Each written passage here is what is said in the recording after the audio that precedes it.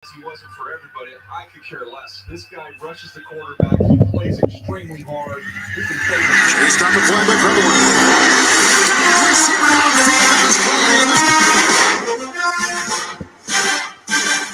If he has good technique, he will be feeling. If his technique becomes great, not just good, then he's a Hall of Famer. Fight through contact, fight through the offensive line, do the double team, multiple moves stacked into one, just a play of pure domination. It's actual film, it's actual football talk. It's a football show, it's about football, not storylines. If they do go in this direction, think about Carl Lawson coming back off the Achilles injury. Quentin Williams inside. All right, here's the commissioner. All right, and we are back. Voice is already gone, as you guys can see. Welcome to the Blewett Blitz edition. I don't know the pick yet, but we're starting as soon as this pick is coming. So I'm going to assume it's Jermaine Johnson. I'll be happy with Carl Loftus. Not looking at the screen. We're the 26th pick in the 2022 NFL Draft. The New York Jets select Jermaine Johnson. Okay, that's fine with me. Who is in here? Let's see. Cooking with gas. Let's see. Mike. TV is loud. I'm not sure what you guys can hear. You guys got to help me out a lot here. Like I said, a little bit of a party night, so need some help. Need some help. Blake, what's up? GB, Andrew, Tanking, Todd, Twisted Joe, you called it. Sauce went in the top 10. I just have to wonder, without a D end, where do we stand? How long did I talk to you guys about this in terms of where JJ was going to go? People talking about it at 4, talking about it at 10. Told you guys for months I did not see JJ as an early first-round pick. He was a late first-round guy based on his film. Everybody bought into the Senior Bowl hype. Everybody bought into the interviews. And I told you guys he's a late first-round type guy. They trade up to get JJ. I'm really happy with it. Getting Sauce on top of that, he was my second best player in the draft. So to get him at 2, obviously Hutchinson was my dream. Hutchinson goes at 2 to the Lions.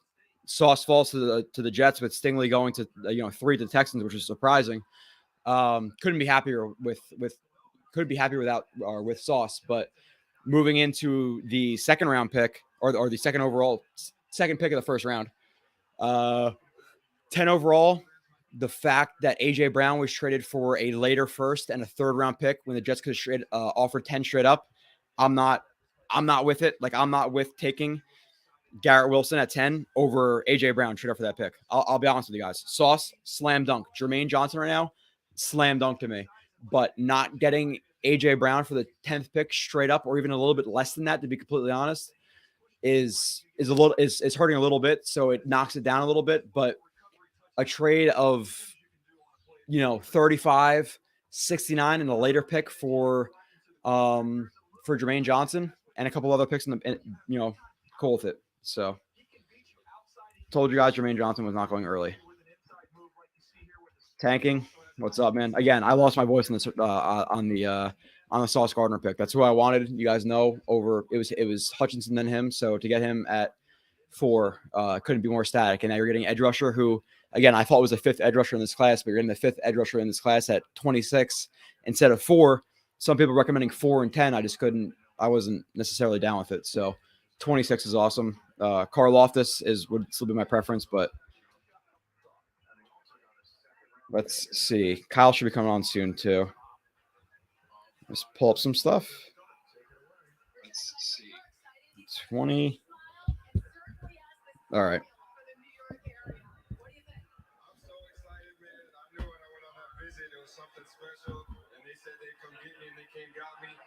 Best fan base. We're in New York, and we're going to win some games.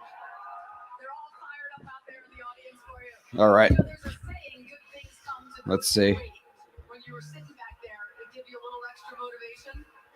Joe Douglas is the man from John B. Again, voice is completely gone. The Sauce Gardner pick happened at 4, and we were yelling about him for a while. So this is wild. Snickers of boots. Yeah.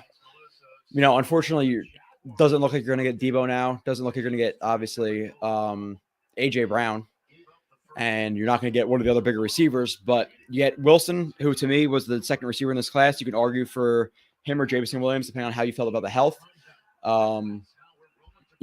So not a massive fan to pick a 10 instead of AJ Brown, but getting Sauce and then trading back up for Jermaine Johnson again is awesome. 26 is a lot different than 4 or 10. So very, very excited.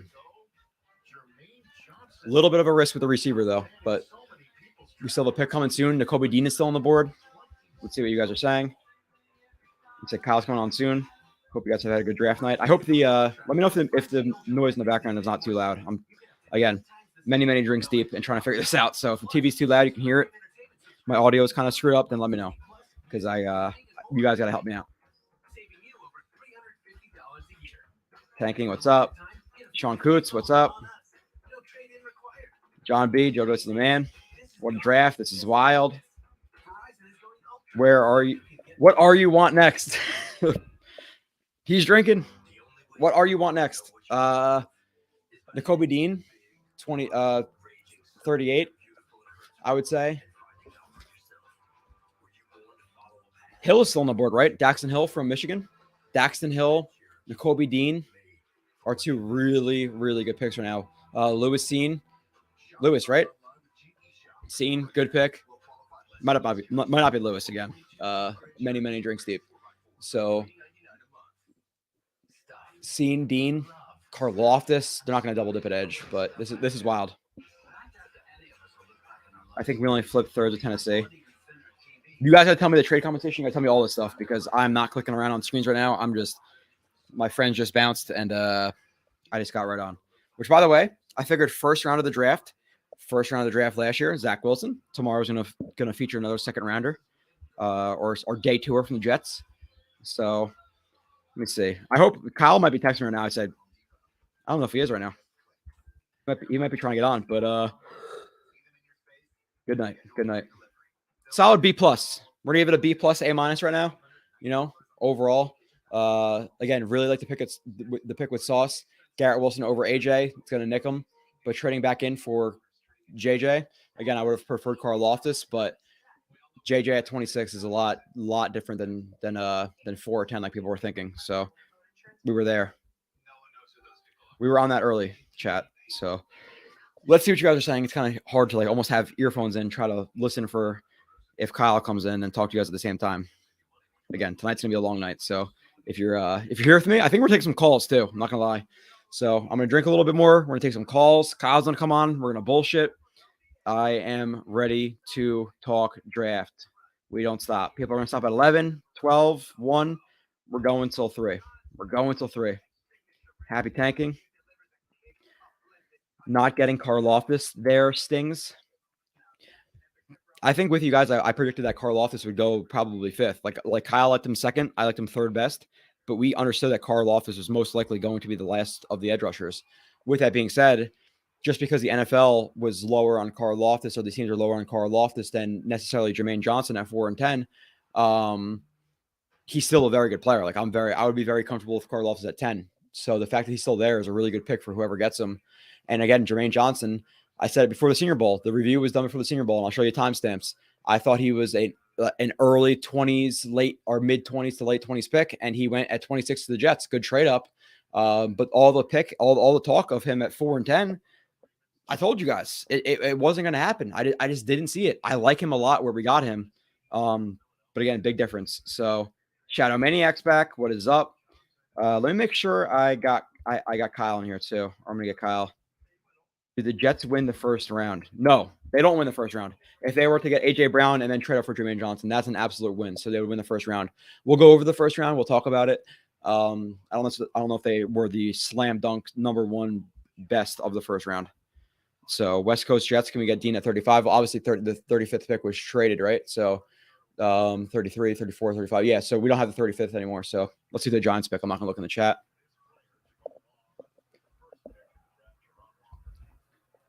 Jags are up.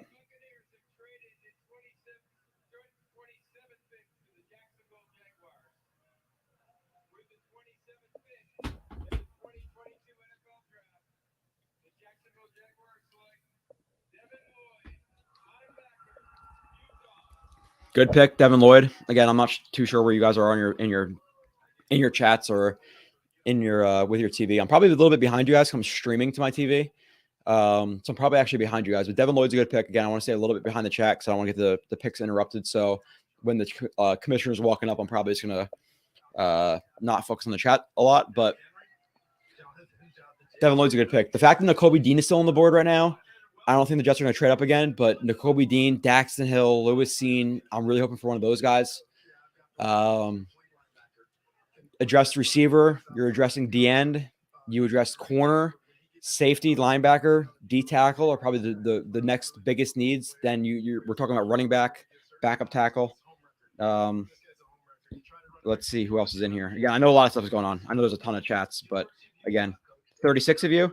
If you guys bullshit with me and talk with me, I'm gonna do some phone calls. Hopefully, you guys join for those too. So let's see. Sneakers and boots. Who would have thought that Sauce would have been the second cornerback taken? Yeah, that's wild too. Because obviously you have, Stingley going from when he was a freshman in 2019, going from the first overall pick, second overall pick to there being fans who wouldn't be happy with him at 10. Which I'm not going to say, in hindsight that I wouldn't have liked him at 10.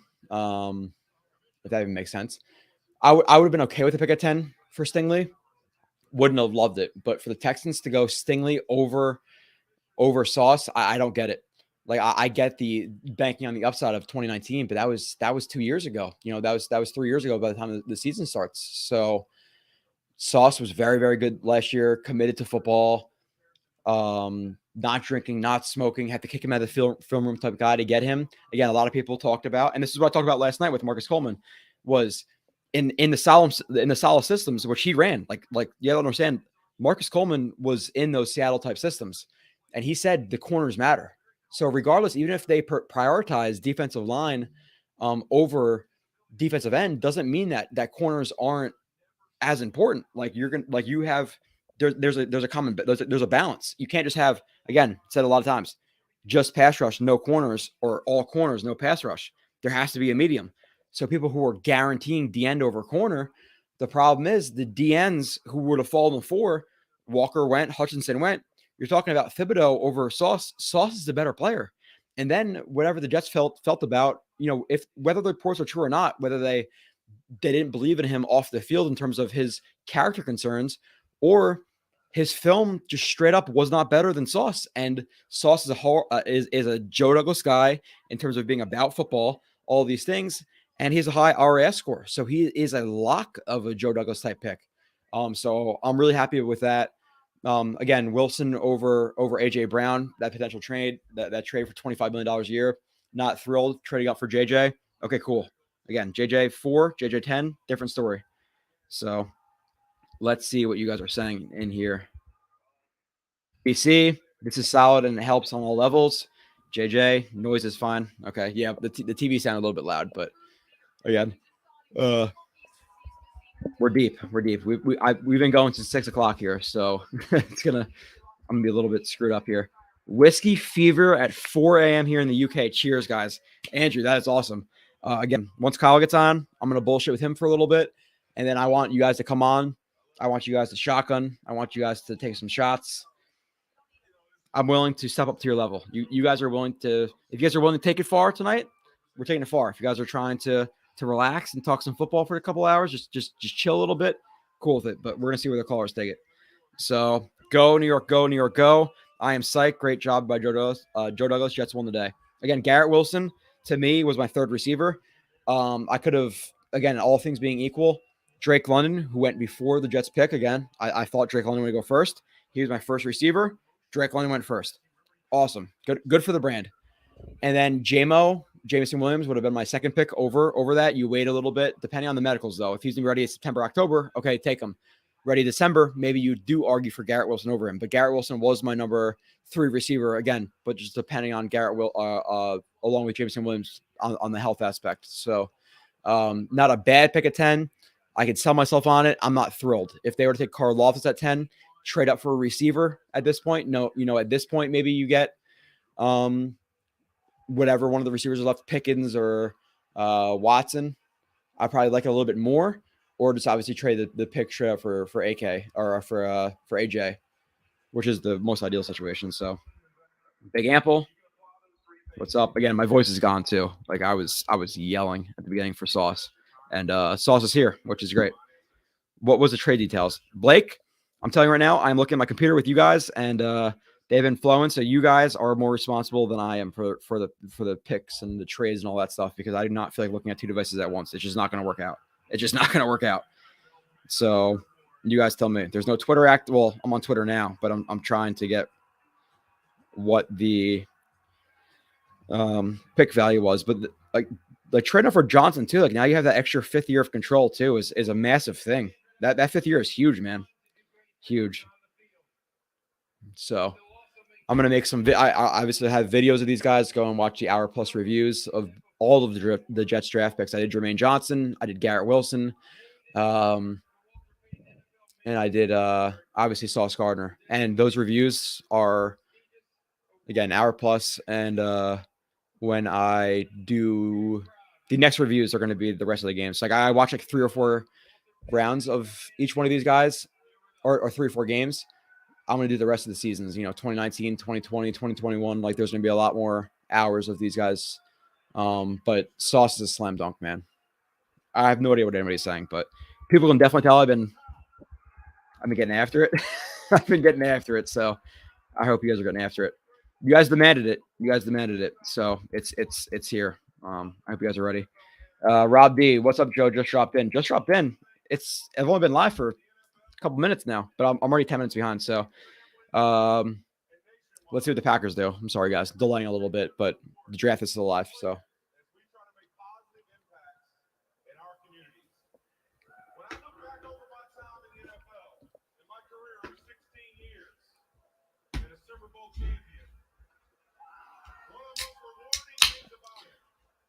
listen, like I love guys talking about their past and stuff, but can this guy just shut up and just make the pick?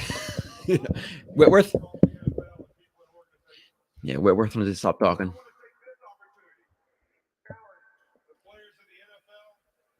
Rob D, yes. What's up, Joe? Just dropped in. I know you said JJ at 10 was a reach, but 26. That's what I said. From the original spot, if you guys have been watching every single live stream, I'm sure the guys who are dedicated to the show would know. At the beginning, when I watched him in February, I told you late first round pick. Is exactly his value. People talking 4. There's a reason the guy fell to where he did. There's a reason. That's why I thought the 4 talk, the 10 talk, wild. 26, very, very cool with it. I'm not trying to, I'm rubbing it in a little bit, but there's a reason I said that shit to you guys. There's a reason. Let's see what the Packers get.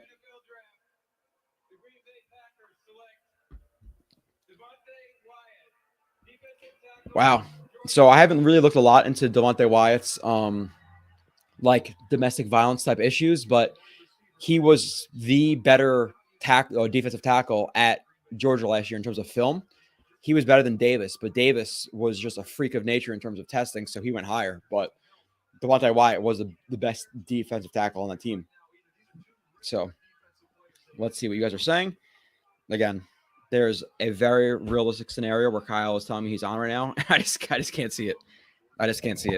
So I know some people were put in timeout the other day.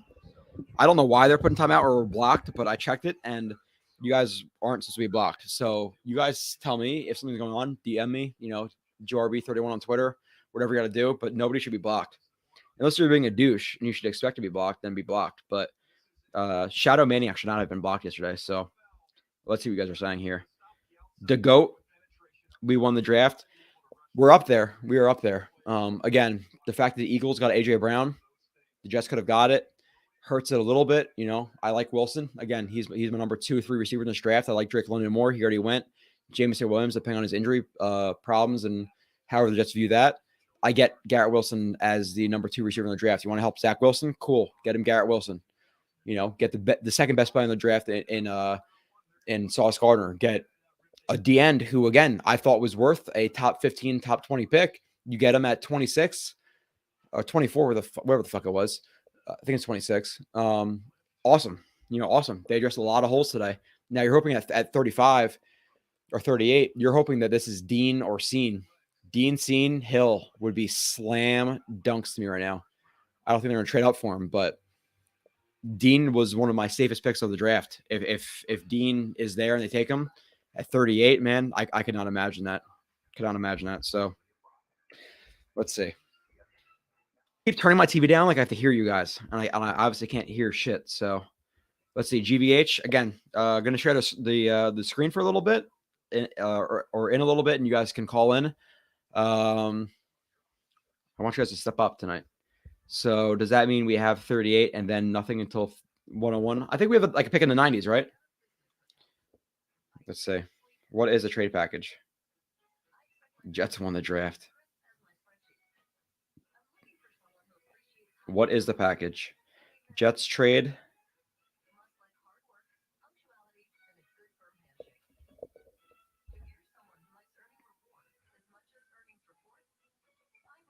So the Jets sent their second round pick, number 35. Obviously, we expect that to get to 26. Third round pick, 69, and a fifth rounder, 163, to the Titans in exchange for 26 and a third rounder. Okay, so we don't pick at 69. We don't pick at 163, which is the last pick in the draft. So we got rid of the last pick in the draft, the third rounder for a fourth rounder and 35. For Johnson, cool with me. You know, you drop. Really, the way to look at it is you drop from 169 or not 169, 69 to 101. You lose a fifth. Fine, lose a fifth. You know, get players. The Jets got players today. They got 3 first round worthy guys. The GOAT says the best corner, yes. Best receiver, second, third best, top edge rusher. When he was picked, yes. He was not the best edge rusher in the class. Yeah, he was the 5th best, but still, he deserved that pick. I'm not gonna lie to you guys. I'm never going to lie to you guys. And like people will like comment on shit that I do and be like, "Hey, you know, you have a bias against this player. Why do I have a bias? Like, why not like everybody?" So the opinion I build in these guys is strictly film and what I hear. It's not. You have a bias. It's not like I hate Florida State. You know, I didn't hate Jermaine Johnson. I just thought that he was a late teens, early 20s pick. And when people were talking about it at 4 or 10, it was perceived that I hated him. I didn't hate him. I liked him as a first-round guy. There's a difference between liking guys as a late first and the 4th overall, the 10th overall pick. You like, I hopefully you guys understand that. So, let's see. Harold, what up? Jags, yeah, Lloyd. Murdog, Joey Breakdowns. Dudes, we're having a meltdown on the other stream when we didn't take JJ at 10 and JD I trust. Murdog, I told you guys. JJ wasn't a top 10 pick. I told you. You got to listen. That's the Fant thing, the JJ thing. I hope JJ works out as a really good edge rusher for the Jets. And he's getting 10, 11 sacks a year. I just did not think top 10 for this guy. 26, awesome. So I hope you guys trust me. You know, the fact, and I think it's funny that Evan Neal went to the Giants too, because of course they take a bad offensive player. Kadarius Toney, Saquon Barkley, Evan Neal, Eric Flowers, Justin Pugh, all these bums the Giants have taken in the last couple of years. Let's hope the Pats fuck up this pick too, you know. But Sauce going 4, man. Like people can be mad about that all day because people get obsessed with these mock drafts and all this shit, and they don't just take the best player available. And if you watch the stream last night with myself and Marcus Coleman played at DB in the NFL for 11 years. Guy thinks that Sauce Gardner is the number 2 player in the draft. Hutchinson went. We need Sauce. The Jets need superstars. Who is the Jets superstar right now on the team? Legitimately, if you had to say, without the goggles on, they don't have a superstar. You know, Quinn Williams could be that. Elijah Moore could be that, but they don't have it. That's why I wanted Debo. They don't get Debo, but you take Sauce. You take Sauce to be the next guy. So let's see who the commission is going to say. I don't know if you guys can hear it in the background. In the 2022 NFL Draft, the New England Patriots select Cole Strange, guard, Chattanooga. Wow. That's early. That's early.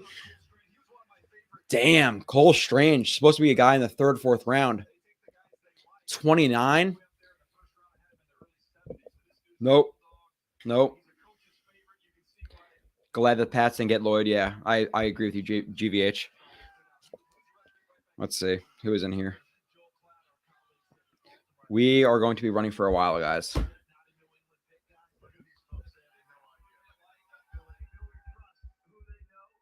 Blue chips, all picks. I don't know about I don't know about blue chips. Everybody's a blue chip. I think Sauce is a blue chip. I think Wilson and Johnson were picked about where they deserve. I think Wilson's probably picked a couple of picks more than he deserves. Again, to be completely honest, people aren't going to like it, but Elijah Moore to me is a better prospect than Wilson.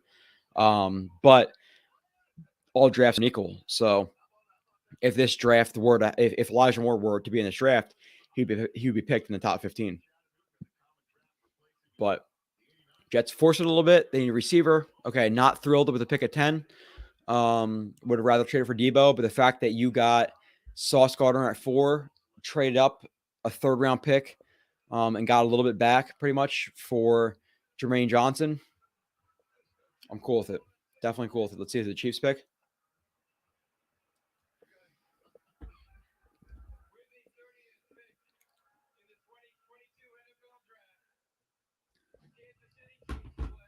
See? Chiefs get Karlaftis, man. That's a good pick. Telling you right now, he should not have fallen to 30. Good value. It's great value. I don't know what you guys are watching, but I'm watching NFL Network. But Karlaftis at 30. I would have preferred Karlaftis at 26 when the Jets traded up. I get the Jermaine Johnson thing. Karlaftis was my 3. My 3-4. And no, he's my 4. But I did my final rankings, and Johnson was my 5th. Getting the 5th instead of the 4th, okay, I get it. Again, at 10, at 4, would have been furious. So Karlaftis, though, for the Chiefs, good pick. It's a good pick. Cincinnati, I don't think the Jets are going to trade back up, but we're going to talk a lot about what's going on. Kyle's in. Kyle, what's up, my friend? Hey, Joe, can you hear me? I can hear you loud and clear. Okay, cool. I told everybody in the chat, I'm already behind like 20 minutes, but there have been drinks flowing tonight, so I'm all over the place. But we're going to start with Kyle's opinions on the draft. Obviously, it starts Trayvon Walker, right? Betting favorite. We expect Trayvon Walker to go number 1, correct? Mm-hmm. Okay. Yeah, that's the way it was trending for like about a week or 2 now. Yep. Number 2, who goes, Kyle? Hutchinson, which was always the long shot. The betting favorite for the Jets the last day. And I was saying on the last live stream, if he fell to the Jets at 4, I would lose it. But I expected him to go at least 1 or 2. So realistically, I expect him to go at 2. He goes 2. 3, we have Stingley. If you're getting the 2019 Stingley, you're talking about one of the best corners in the league, like legitimately. Unfortunately, that was 2 years ago, and he's had some injuries. So we're sitting at 4. And to me, Kyle, I don't know what you were doing, but I was sitting here with my couple of my buddies, and I don't know if you can tell my voice is a little bit hoarse right now because I was screaming. Sauce, number 1. Please take Sauce right now. And I was screaming either him or Thibodeau. I was praying to God it was not Jermaine Johnson or Kwanu because of the last couple of days of rumors we've been hearing those guys. Which, by the way, Kyle, Jermaine Johnson went 26. I told you he wasn't going in the top 10. He shouldn't have been. But they get Sauce at 4. What are your thoughts right there when you're watching the draft? I was ecstatic and relieved at the same time because for me, like, I guess you would have been pretty okay with KT. I would have definitely been disappointed. Yeah, it fills a need, but the one thing I keep going back was he the number 2? So let's say the Jets don't value corner in this system and they went KT. Is that the next pick like you'd be willing to take? Yeah, it is. But the drop off between Sauce and KT for me is big in my book. No, for both of us, you know that. Yeah. Oh yeah. Yeah, I mean, like, you obviously started digging into Sauce before me, and then I always value your opinion when it comes to corners more so than my own. And then when I watched him, I was like, oh, yeah, man. And then almost immediately it was like, yeah, we need to seriously start considering him at 4. And then for the last 2 months, we've been kind of on that train, man. Mm-hmm. I was ecstatic that they took him. A little teensy bit disappointed that they missed out on Hutch, but I never really thought that was realistic anyway. Same. I thought Sauce was the most realistic best pick the Jets can make today. Yeah, so I asked you on one of our recent streams, I was like, well, Joe, what if they draft Garrett Wilson at 10? And you're like, I'm not going to be happy. I don't know if the beers in you or the Jets fan in you is kind of making you rethink that now. No. So, and listen, like, I wanted Debo. And the whole time I was hoping for Debo. Debo didn't come. 4, I was ecstatic. But then I was looking at 10. I was like, okay, either you trade 10 for a receiver, whether it be Debo or AJ or DK or whoever it is, and then you trade back up into the first round for one of the edges. Like I know the talk of the town has been Carl Loftus and JJ as a 4th and 5th guy, but maybe you trade up for Ebiketie, like one of those guys who people have been talking about, into the early 20s. So they take Garrett Wilson, who to me, I've told you before, like he has a high upside, right? Like I've told you he has, and the word I've used and the phrase I've used the entire time, Kyle, was Odell Beckham-like movement skills. I've been saying that for 2 months, correct? So Yes. he has plenty of upside. I think his floor, and people automatically talk about him like he's the best route runner in the class. It's not true.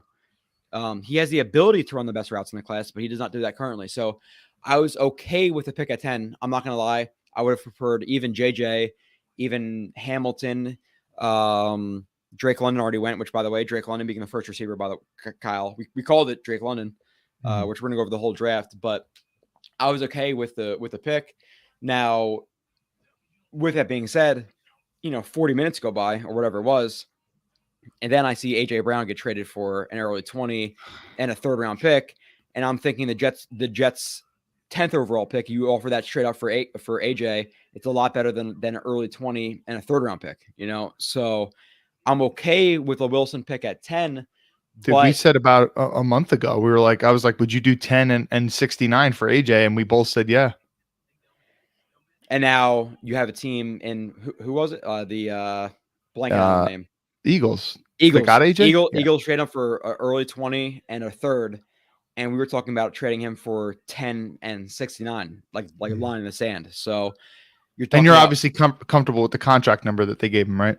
Yeah, 25 million, right? 25 for 100. Yeah, so like I'm very okay with the number they gave him. If you could tell me right now, we could change this day, Kyle, with Sauce Gardner.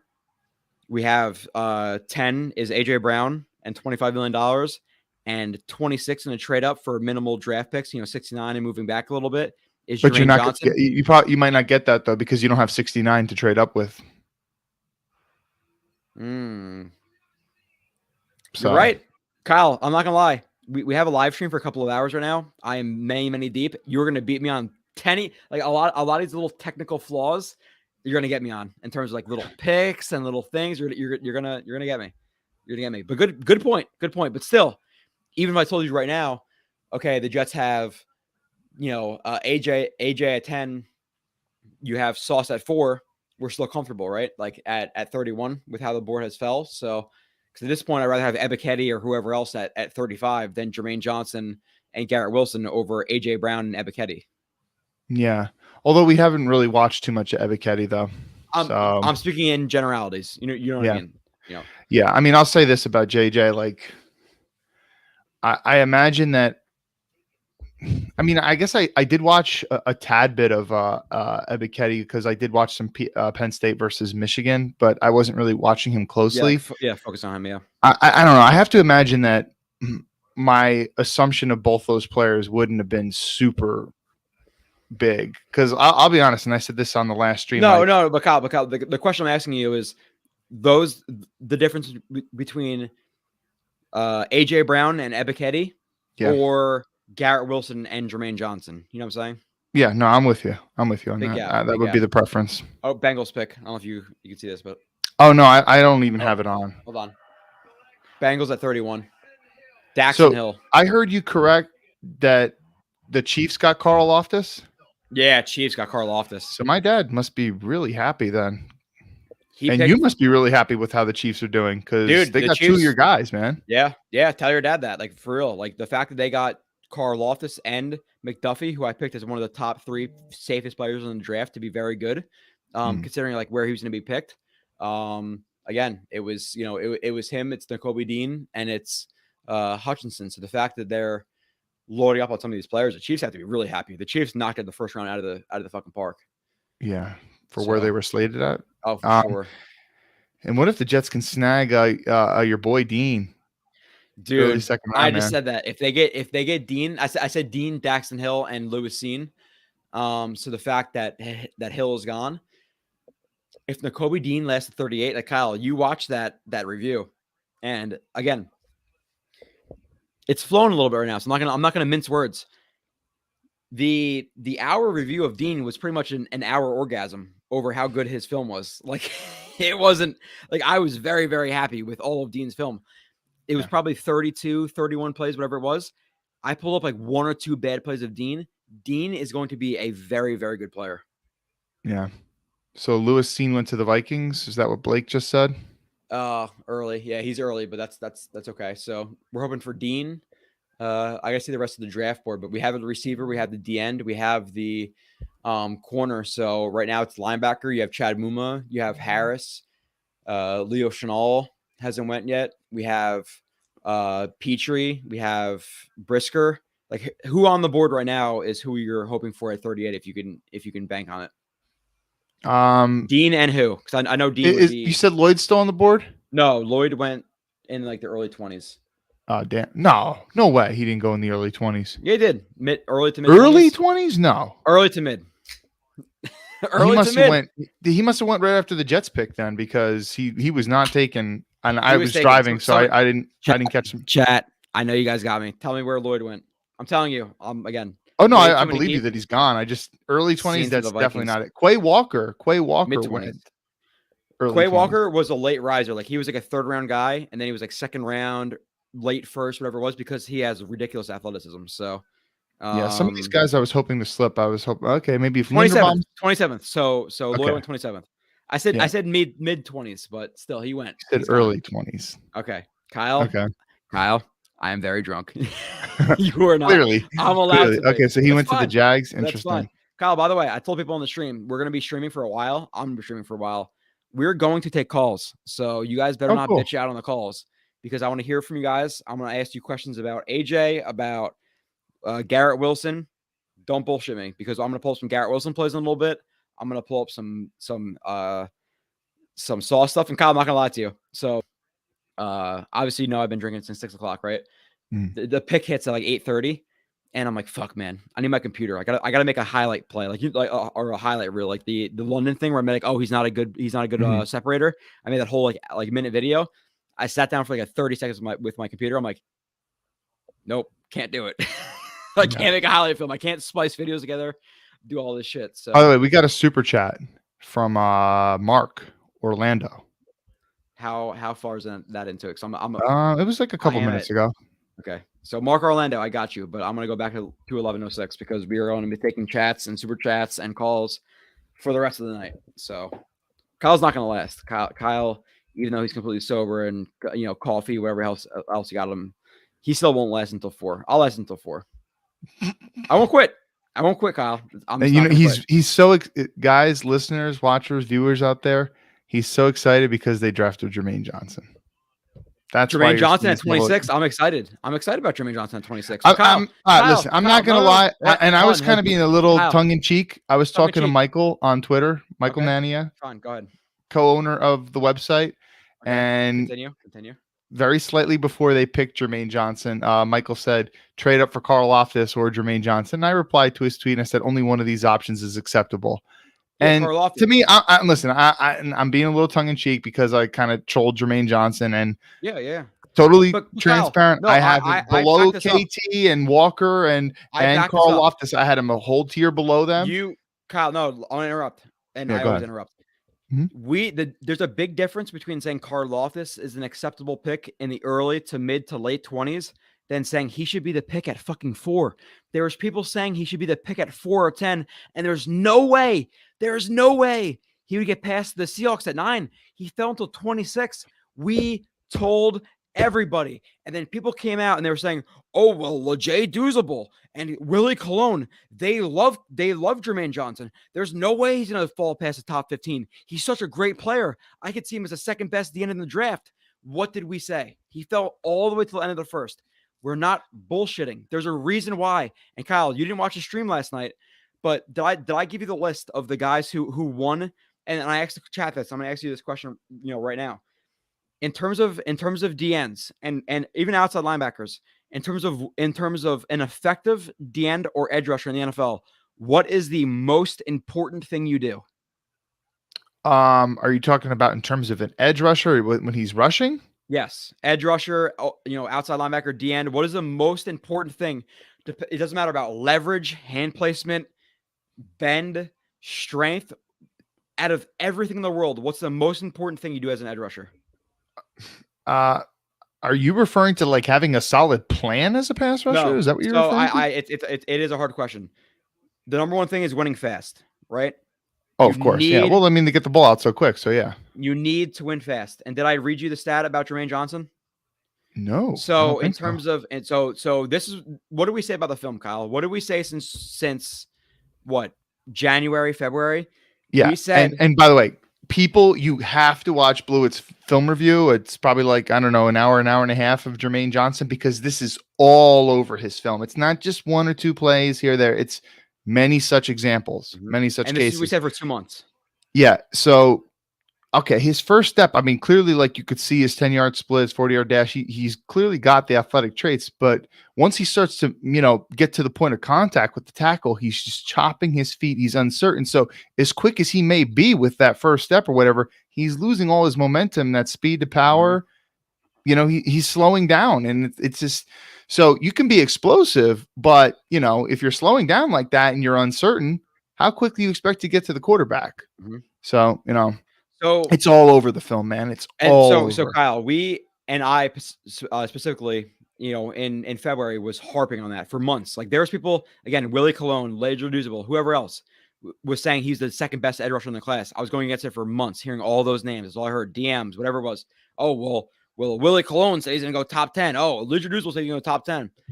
And when I was watching it, my main concern was how long it takes him to, chop his feet, decide what he's going to do, and then win. Like all those highlights versus Miami were tackles. I said this to Marcus told me the other day, like the tackles were literally shooting their hands like this. Yeah. They were fucking Frankenstein with no elbow joints.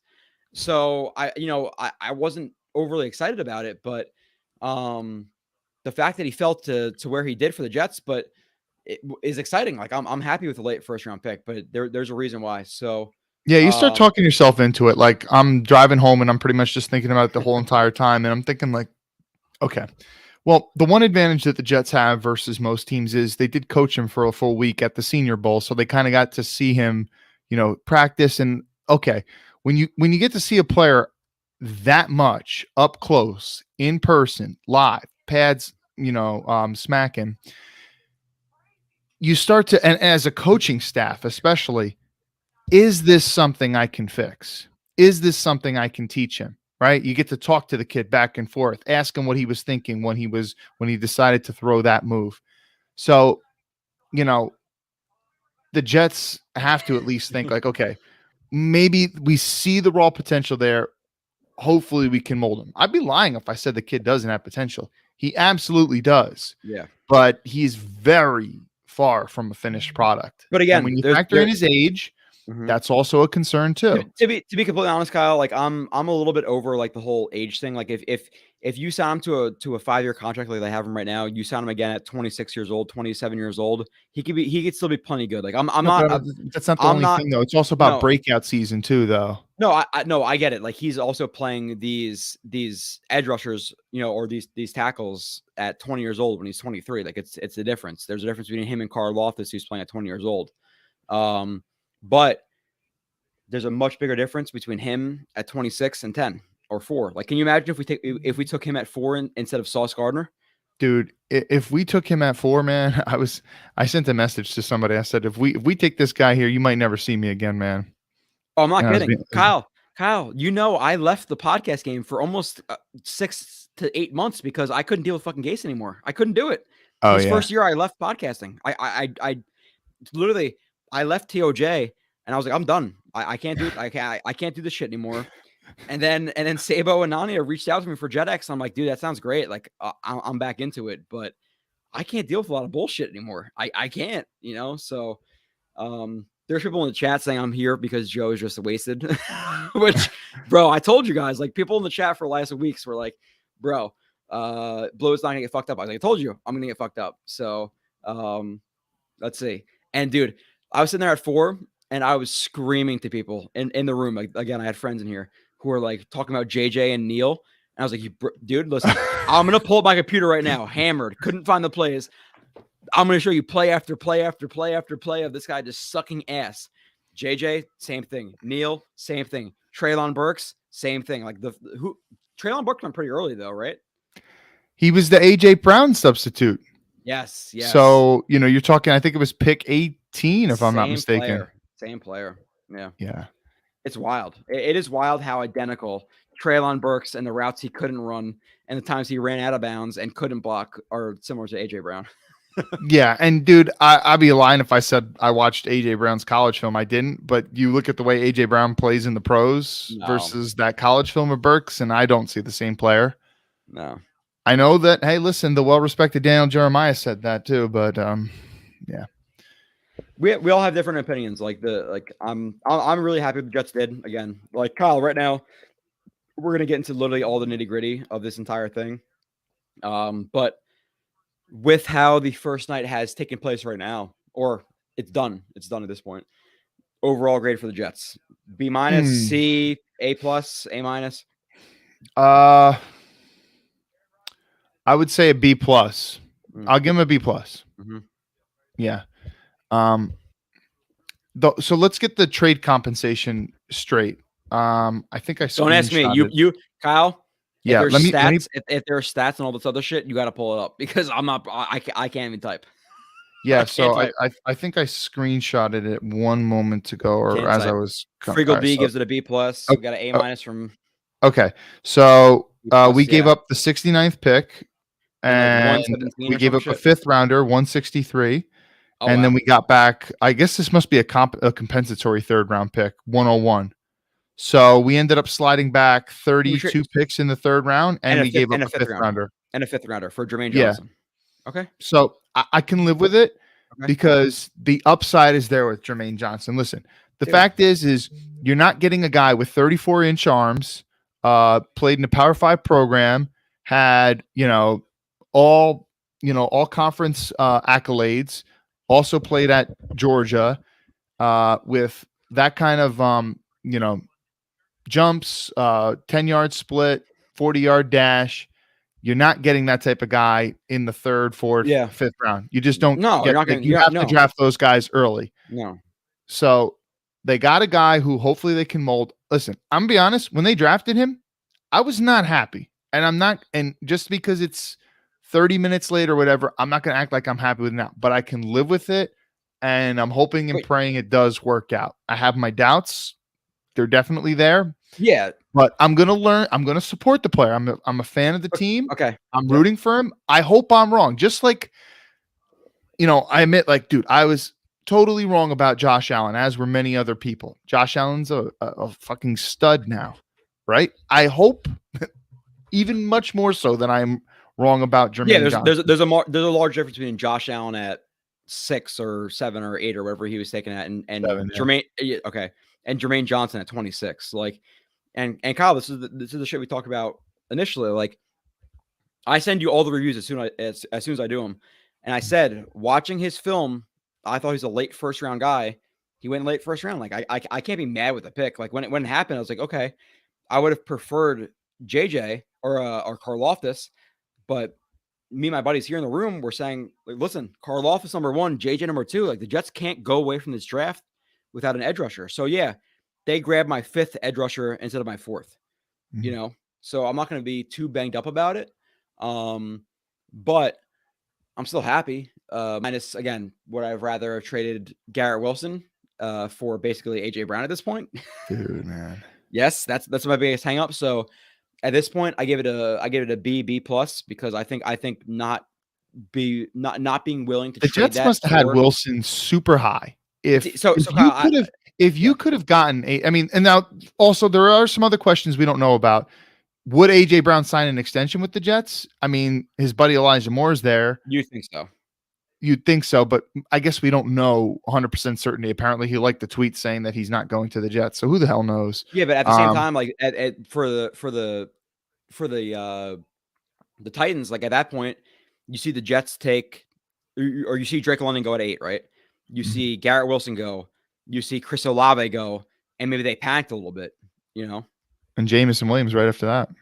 Yeah, exactly. So receiver run went early, and we said this would happen because I think I bet. Well, one, by the way, which I didn't bet again. I bet $100 that Thibodeau goes in the top 5, so that happened.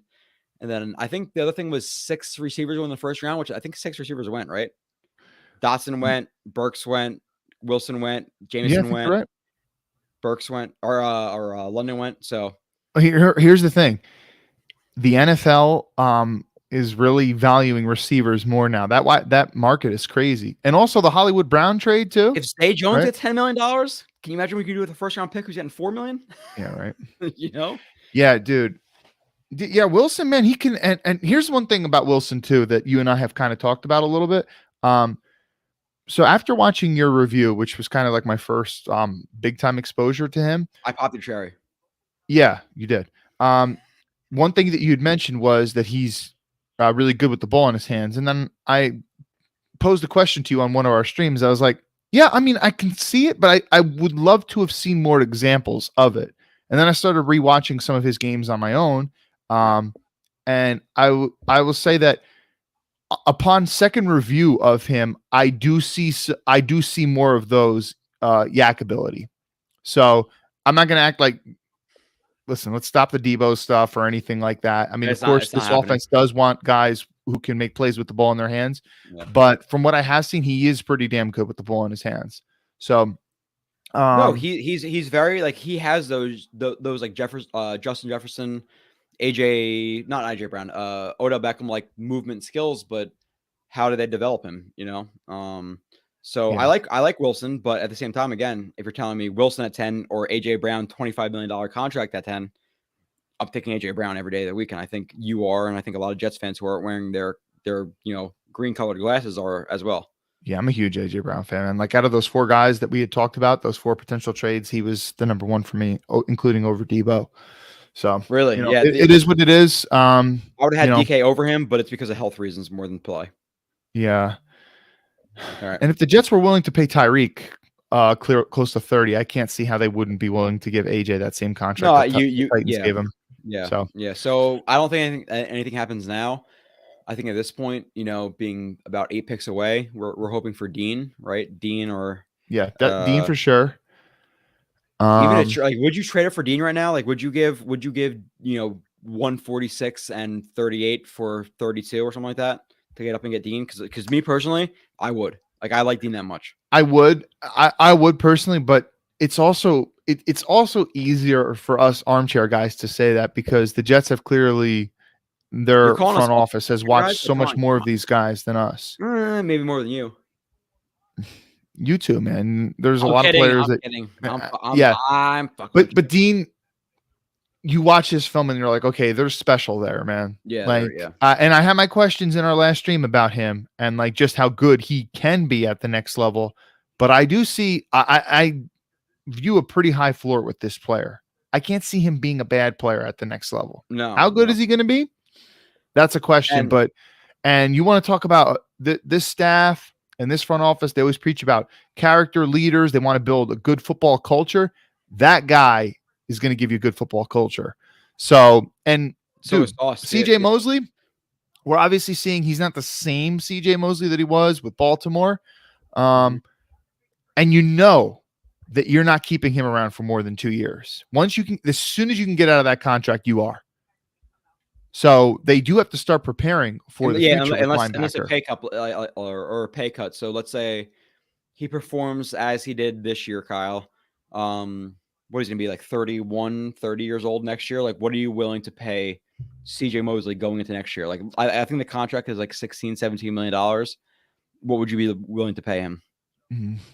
I'd probably want to reduce his salary by like $5-6 million or something like that. I was gonna say 12 is like the max I would go. So it's a good number. Yeah. It's a good number. So yeah, but I don't know that he'd be willing to take a pay cut because like the Jets had to massively overpay to get him to the Jets anyway. Otherwise, if the numbers were just a little bit in favor of the Jets, he would have went back to Baltimore. But they had to give him like an annual of $3-something million more a year to get him, I think, if I remember correctly. Sorry, I'm trying to sort through the chat and People are shitting on me a little bit for being drunk, which is okay.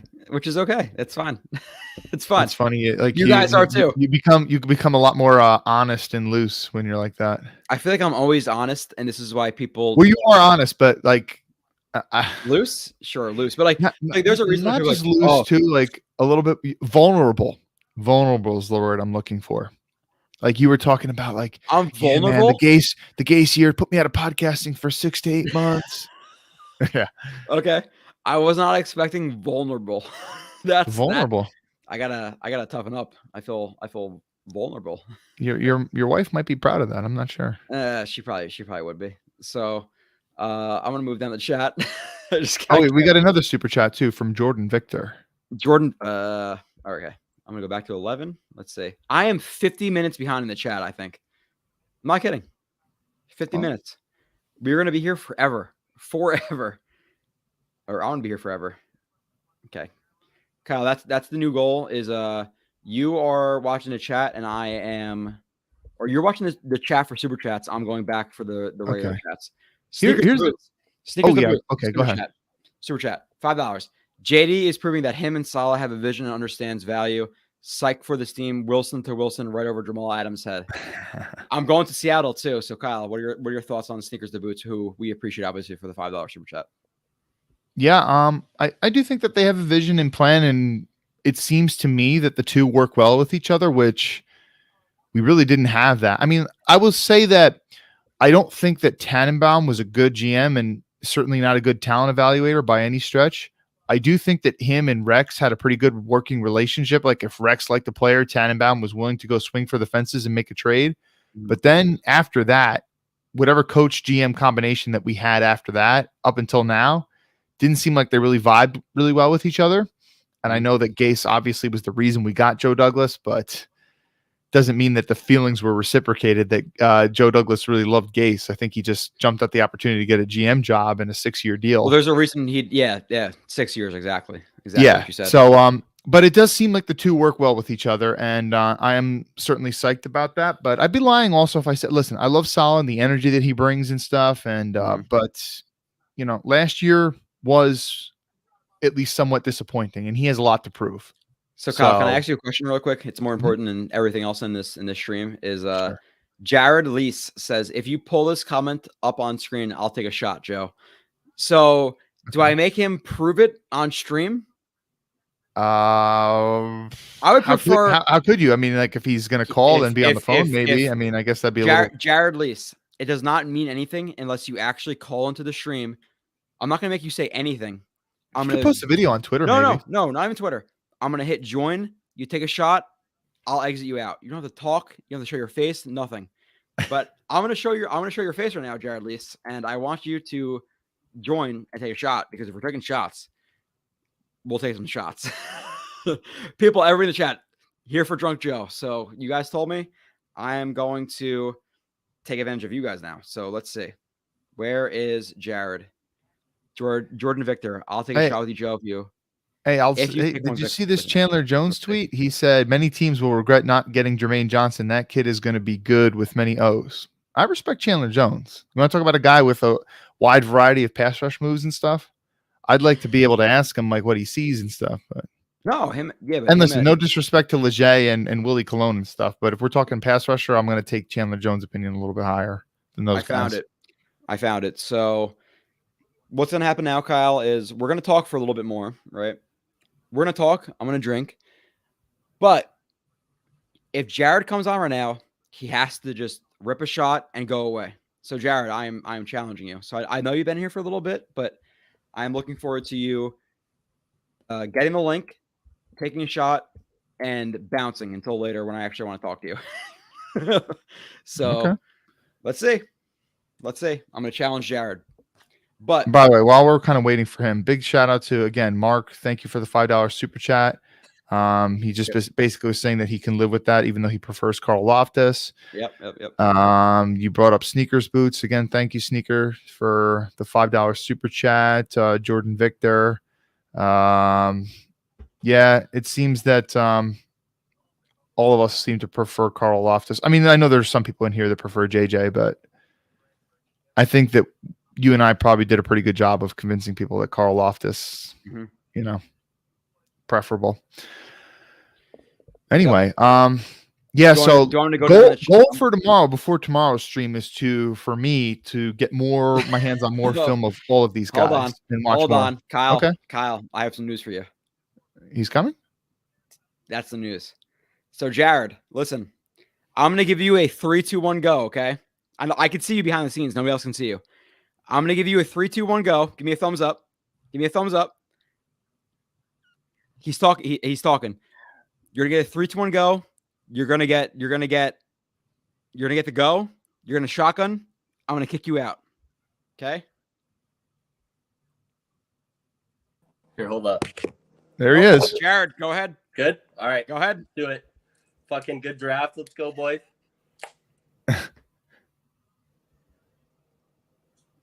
It's a little flat. All right. There's not a lot of spillage.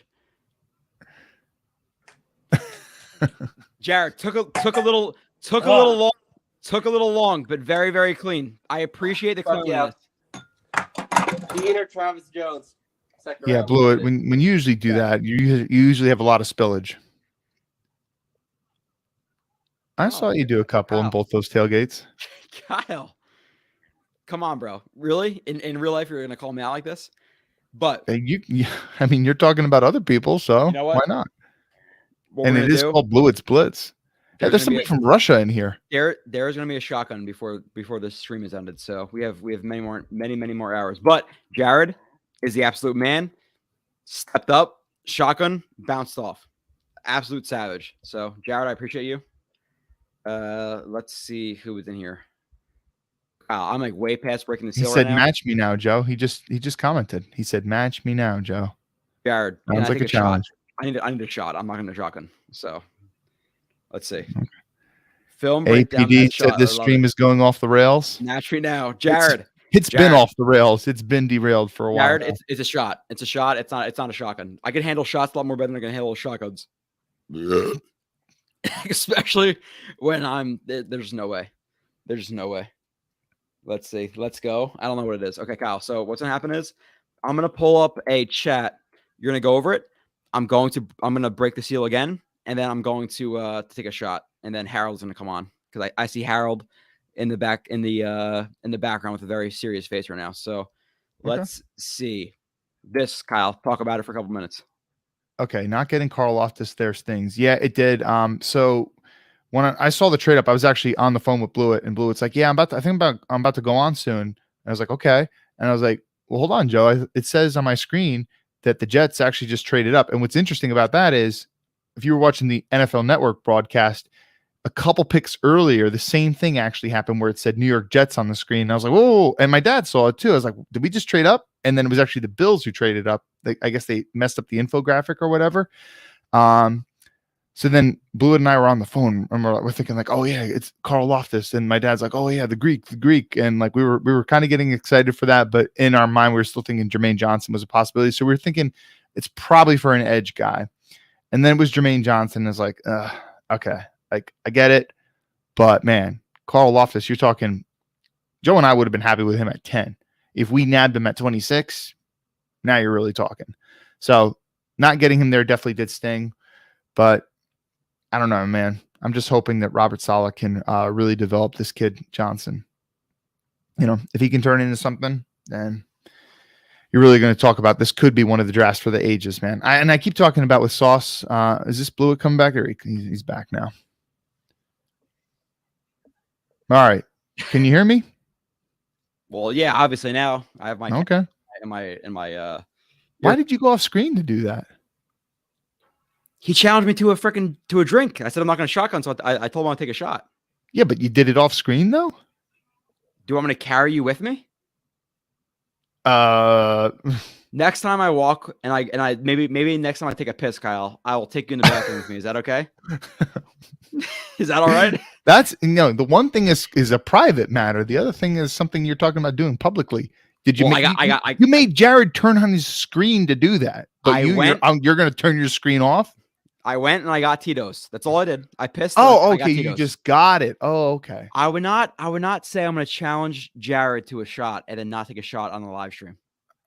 Who would I be, Oh, Kyle? listen, dude, by the Kyle, way that you described it, I'm sure Kyle, other people were confused Kyle, as well. Kyle, give me some fucking respect, bro. That's all I'm asking. You know, that's all I'm I asking. give you plenty. All right. So, this is a shot to Jared. Obviously, I'm not putting, water in a vodka thing. So, I think YouTube doesn't let you drink on camera. I am. It's water. It's not vodka. The cap is unscrewed. Whew. Yeah. That is. I didn't know that. The water's Why kicking. Bro. would that be the case? It's open. They can't prove it wasn't water. I just filled it again. So, cheers, shots. Rich, what up? Kyle's out for blood. The thing is, Kyle talks a lot of shit, but I don't know if he can handle the heat. Kyle sits there, oh, you said you're going to take a shot, but the problem is Kyle's sitting there smiling, not taking shots right now. So, it is what it is. Harold, who is much more of a man than Kyle Smith is going to join the stream, and we're going to add him right now. Harold, what is up? The most important question of the evening is, what is the jersey that you have on right now? It looks like a Revis. I had to, in honor of getting the first round wide receiver since Santana Moss, I had to get the rip out the Santana Moss jersey. How about that? Went into the closet, pulled it out. Harold, you are classy, bro.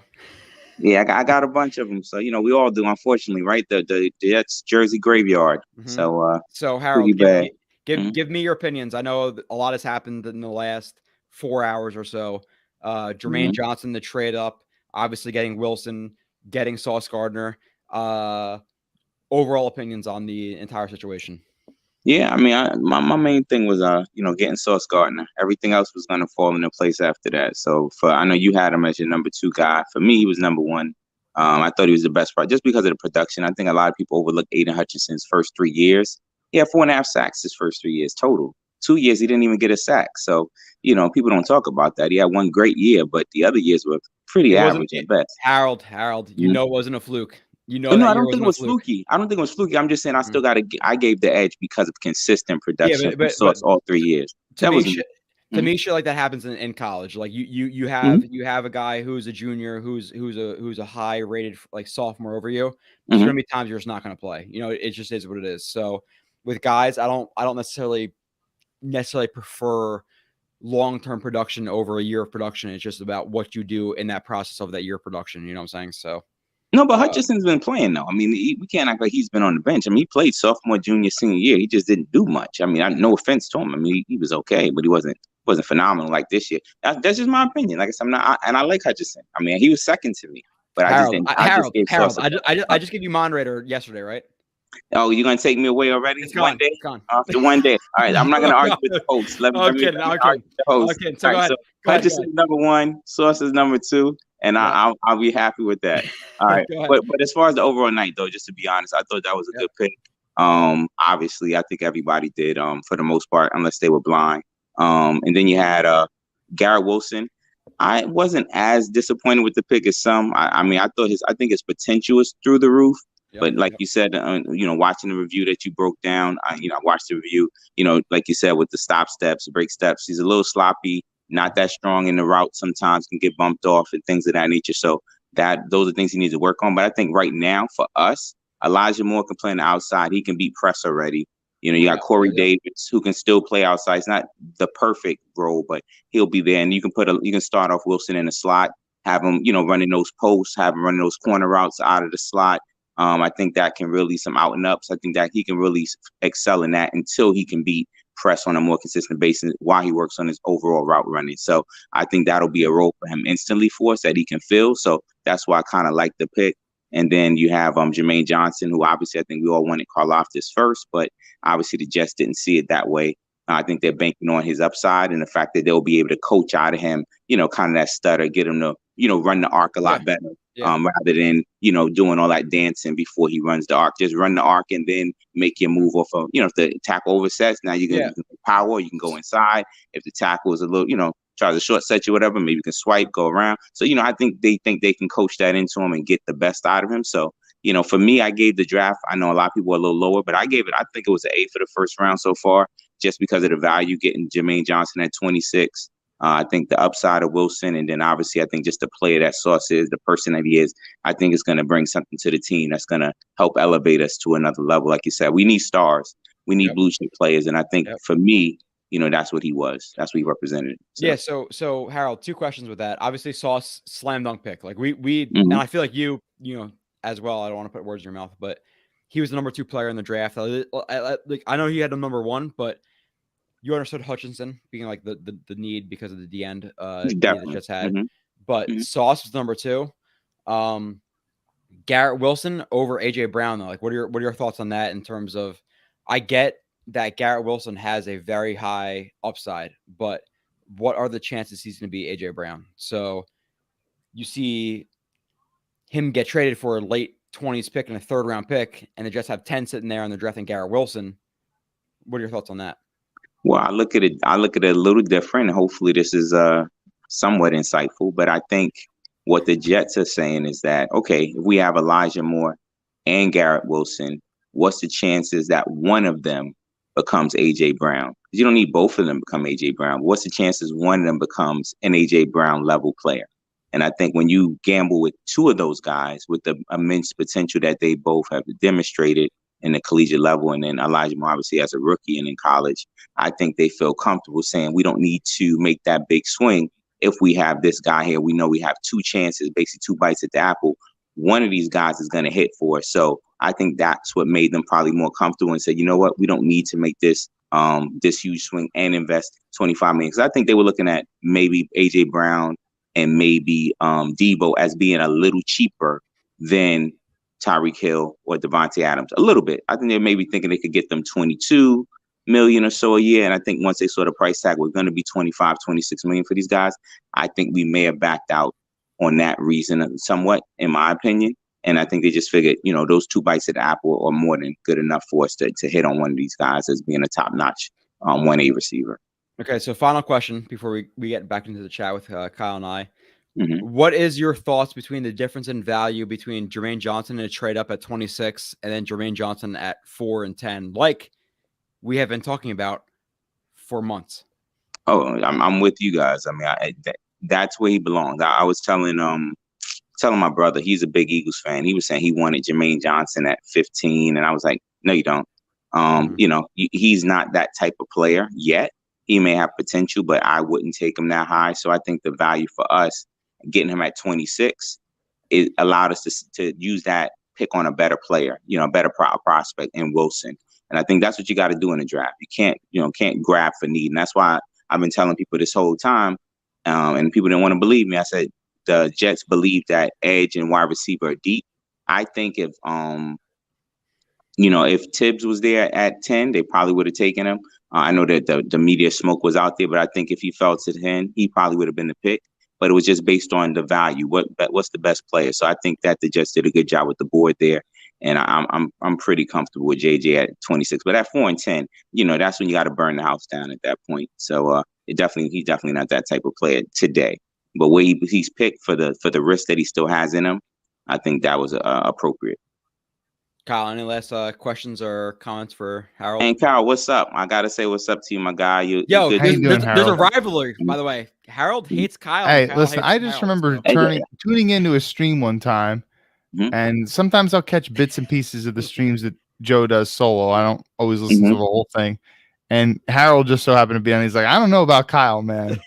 So ever since that, sometimes your hot takes, Kyle. Not overall. I like your opinions overall, but sometimes the hot takes when you go hot, it's a little too hot for me, a little too spicy. I'm like, Kyle, back that up a little bit. I'm gonna ask you to back it up. So what is the hottest hot take that Kyle had this offseason that you were very against?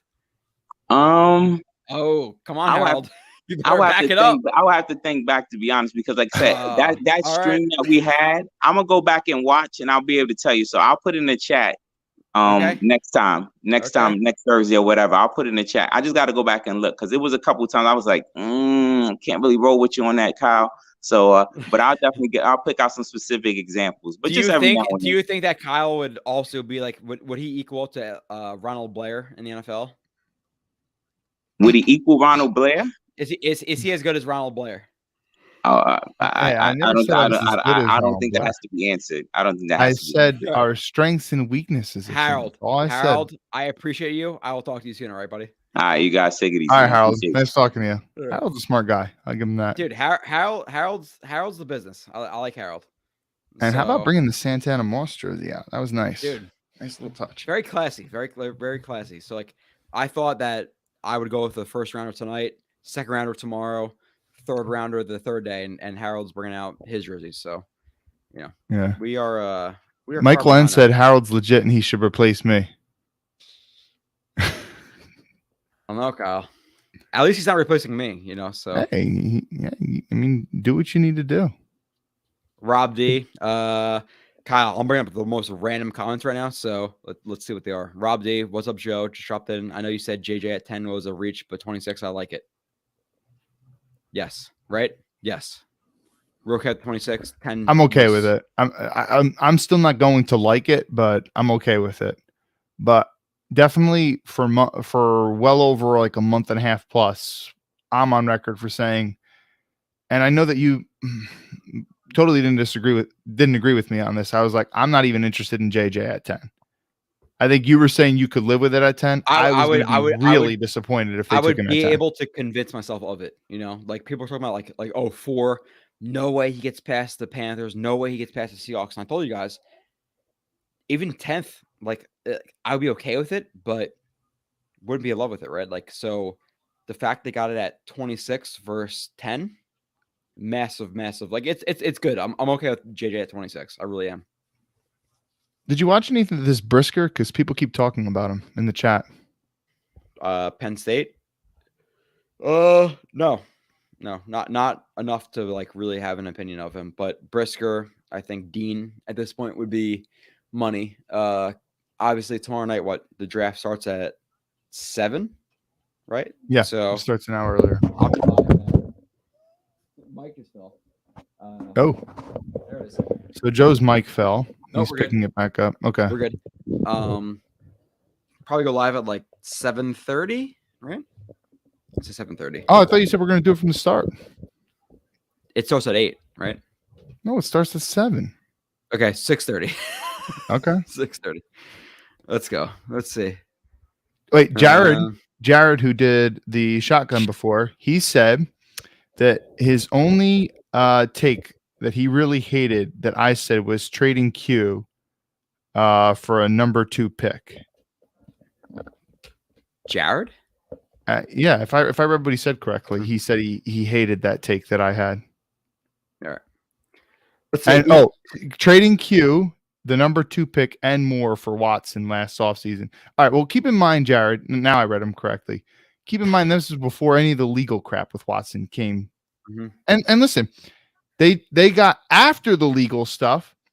Watson still went for 3 first-rounders, and they gave him a $230 million fully guaranteed contract too after the legal crap. So that might give you an idea of how good of a player he is and how much the league values him. And I'm just saying though, like, guys, convince me that Q is really a great player right now too. And when you're factoring in the kind of contract that you might have to give to him, I don't know. I know it's a little hot takey, but whatever. Okay. So right now, line in the sand. Q wants 3 years guaranteed of whatever the per money yearly contract you're going to offer him. He What do you wants offer 3 him? years. How much guaranteed? Entire 3 years of the 5-year contract, let's say. Okay. So and he wants 5 years, $20 million. the first 3 years fully guaranteed. Okay. Yeah. Oh, a 5-year contract. And $25 million a year? Is that what he said? No. What's the price? It's a 5-year contract. The first 3 years are guaranteed. I'm not even thinking about extending him until I see how he plays this year. He wants an That's- extension right now. Okay. Well, Quinnen, I'm sorry. You're going to have to play out this season and then we'll talk. He says, And I understand that you're putting yourself Kyle, you're putting 6 yourself in a position where you might have to pay more if he has a monster season. What is I your get max? that. What is your max offer? I'm not making the offer. I'm He not says- doing it right now. I'm sorry. And then he says $13 million a year. What are you tell me, because you also walked away really disappointed at the end of last year. No, What's your max offer? So Because I'm telling you right now, you're third passing it off overall to me. pick, what You're you're going to passing it off. offer him, he's going to view it as a slap in the face. You think so? He is. What are you going to offer him? I'm seeing people say 16 million a year in the chat, 14 million a year. Quinnen's going to laugh at you and say that's an insult. And then you insult him like that. That's going to make negotiations harder for the future too. 17. There's no way he's taking that. Why? He was drafted third overall, and one of the things so was Solomon Thomas. What did he just do? Okay, and Solomon Thomas never did shit when he was with the 49ers. What did Q do last year? Not to mention Solomon Thomas was highly overdrafted anyway. Yeah, Quinnen was actually deserving of the third pick. Yes. Okay. Yes. And Quinnen has actually put good NFL tape on the field, like at some point in time, especially his second year. Solomon Thomas did none of that. Correct. So there's no way that there's going to be anything close to that. Kyle, I think all your points, amazing. But I do. Because he didn't have the same film as Solomon Thomas. But I think like a really good D tackle, DN, like slash guy should probably be like at least demanding 18, 19, $20 million right now. I think Q, like 17, $18 million right now would probably be like his value. Where he wants to jack it up to like 21, 22. Yeah, and I think he's probably betting on himself too. Like, hey, listen, man, the Jets. I'm getting Carl Lawson back next year. Hopefully, he stays healthy. And now we got JJ coming off the edge, and he's probably thinking my sack numbers are going to go up too. And like it or don't like it, stats do somewhat indicate the kind of contract the player is going to get. Oh, so did I read you the JJ stats yet? Right? I don't think I did. No, you think you were about to, and then I think you got off on the whole taking a shot thing or whatever. You're right. Yeah, I think you're right. Let's see. Yeah, so read me that stat. I'm curious. So this is by Austin Gale. I do not like PFF unless it's about like where you lined up. Like hard data, like how much they lined up in the slot, X amount of time. Okay. So pass rush win rates with stunts, blitzes removed. Okay. So 1-on-1, the blitzes, stunts don't count. Got it? Okay. Yeah. So George Karlaftis, number 1 at 27. Aiden Hutchinson, number 2, 25. Kingsley Egnabare, 25 at number 3. Kayvon Thibodeau, number 4, at 24%. Arnold Egnabedi, Penn State, whatever the hell his name is, 22. Drake Jackson, next at 22%. Boye Mafe, 16%. Josh Pascal, the guy you talked about from Kentucky. Mm-hmm. Next, Jermaine Johnson. Trayvon Walker. Okay. Not a good stat. Let's go to the next stat. Like I said before, the most important thing you do as an edge rusher is to win fast, right? Win fast. Yeah, you have to. No matter how you win. Elbows, hand placement, footwork, stride length, right? Winning fast, number 1. So, winning fast, I would equate that between 1.6 and 2.5 seconds, right? Because at 2.5 seconds, the ball is usually out. Yeah. So, guys who graded above Jermaine Johnson in that statistic in terms of winning immediately, which is 1.6 to 2.5 seconds, is Boye Mafe, Arnold Ebiketie, Josh Pascal, Drake Jackson, Nick Bonito, Aiden Hutchinson, Cam Thomas, Kingsley Egnabare, Thibodeau, Karlaftis, DeMarvin Leal, D tackle, Trayvon Walker, and Ajabo. So we were talking about him a lot, not winning fast. Kyle, does he not win fast? He doesn't, unfortunately. Yeah. I don't know, man. The Jets coaching staff really needs to, hey, listen, Jermaine, this is what you do well. All right. And I mean, dude, they need to, in practice, here, this is one move we want you to perfect this week. I want you to keep working on it, keep hitting it. And this needs to be a counter. And just stop thinking. You're going to line up, all right, based on tendencies and what you did the past couple times. This is the move you're going to throw. Just pick it and go with it. Stop thinking all the time. Yeah, like if a tackle really oversets to the point where, you planned on, hitting him with, like a cross chop or something like that, and he really oversets, okay, then you can hit him with an inside move or whatever, but you can't just be constantly thinking, right? Like, football is a game that, we're talking the plays are so fast, right? You're talking like the average play is like what, less than 5 seconds or something like that. You have to move much less. quick. Especially when you're a pass rusher, it's not about Of course, you want to be a smart player, but you can't be thinking mid pass rush rep. So, man, they need to really work on him, and a lot of it's mental in that regard. Just kind of repeating to him like, listen, pick a move, pre-snap, choose it, go with it. All right, and unless something really obvious kind of happens to the point where you have to throw a counter.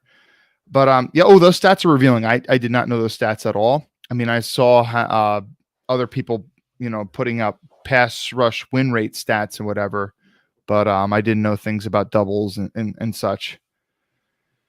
Speaking about doubles, I mean, one of the reasons why I like Touch a lot is you saw him beating doubles all the time, man. Right? They'd have running backs to his side chipping in. He's still getting past the tackle and the running back. David Ojabo on the opposite side. David Ojabo. He just took away all the pressure. So yeah. Well, the New York Bully with a super chat. And by the way, we did get a super chat from the Russia guy before, which I don't know if he's actually Russian, but he did do $2. And we got. You got to read it, or I'm way behind. I'm really an hour behind. Okay, so. Russia $2. Douglas deserves an A+. All right, cool. By the way, if we missed any, please let us know, guys. I'm trying to be better at reminding Joe about those. We have to prioritize those. Coming in late, probably asked and answered this already, so I apologize. How would you grade this draft? I said about a B+. Joe, what did you say? Yeah, B+. Yeah, sounds good. Listen, I'll be lying. Garrett Wilson, there's aspects that I really like about him. I'm happy that they're helping Zach Wilson out. I mean, it would have been if you couldn't snag a trade for any of these receivers at all. You didn't really sign anyone this offseason, and you didn't draft one of the premium guys in this draft. That would have been a travesty for your young quarterback. So I am glad that they addressed it. I do like him better than Olave. Olave doesn't really do anything flashy for you. He's not great with the ball in his hands. Yeah, I agree. Jamison Williams, body catcher. There's the knee injury concerns, and Kyle, I want to go over like the entire first round, like the picks in order. Okay, so prioritize the chat right now. Olave at 12, right? Was he 12? He was right after. He was 11. 11 reach, and then it's a little bit of reach for me. It just is. So, I want to go through the chat. I want to go through the picks. I want to go through everything. Okay, cool. So the New York Bully, he said, "Cheers, fellas. I'm getting lit off tequila and Modelo until Monday. Douglas should have drafted Carl Loftus at 26, but it's a solid draft so far. Let's fucking go." Nice. Muscle emojis. We're gonna go through some chats right now, because I'm over an hour behind. Wild Billy Boy, Joe. And there's another super chat, $4.99. Thank you, sir. Joe also thought Q had a brighter future than Darnold. Hey, buddy, give him a shot. I trust JD over you any day. Okay, well, that's a super chat. No one here is claiming to know more than Joe Douglas. Hold on. So the main premise of that was I thought Q would have a better career than Darnold. Is that what I heard? That's what it says. Joe also thought Q had a brighter future than Darnold. ... Yes. Hey, buddy, give him a shot. I trust JD over you any day. Kyle, just in relation to that chat, would you say Q is better at D tackle than Darnold is at quarterback? There's no question about it. So case closed. Are we done with that chat? Is that it? Do I end guess it right so.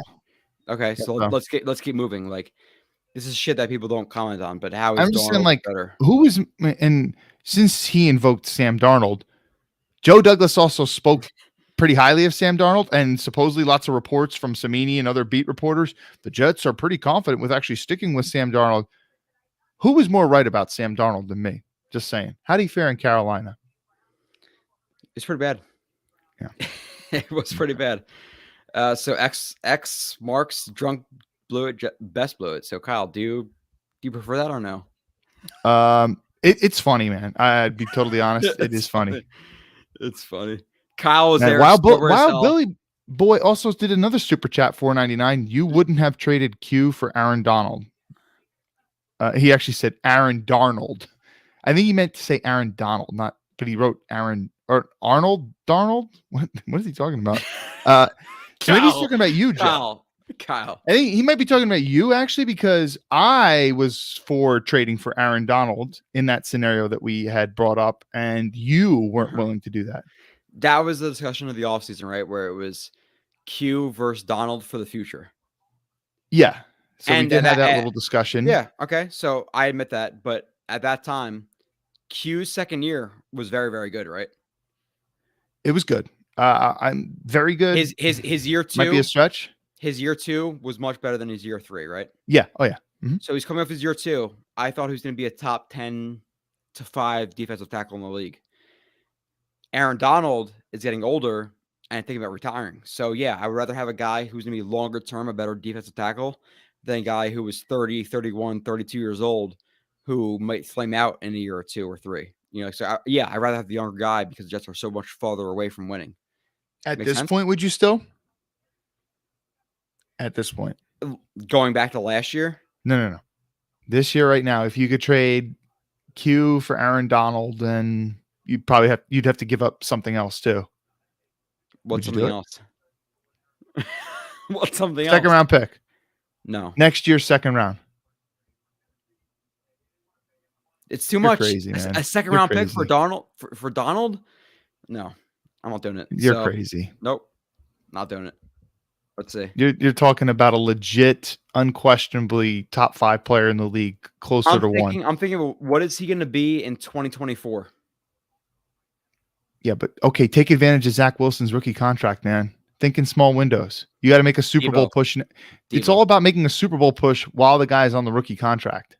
Trotta, what up? I'm late. What do you think of JJ trade, Kyle? Go ahead, because you're gonna. Kyle, I'm telling you right now, your shoulders better be ready because you have to carry this entire stream. So let's go. Okay, sure. Listen, the JJ trade, I can live with it. If they took him at 4 or 10, I would have been extremely disappointed. I was saying for months, I have no interest at 10. Mm-hmm. But based on what I was hearing about the prospect, I didn't think he'd be available at 26. So you get him at 26. You know, listen, here's the thing about tonight's draft.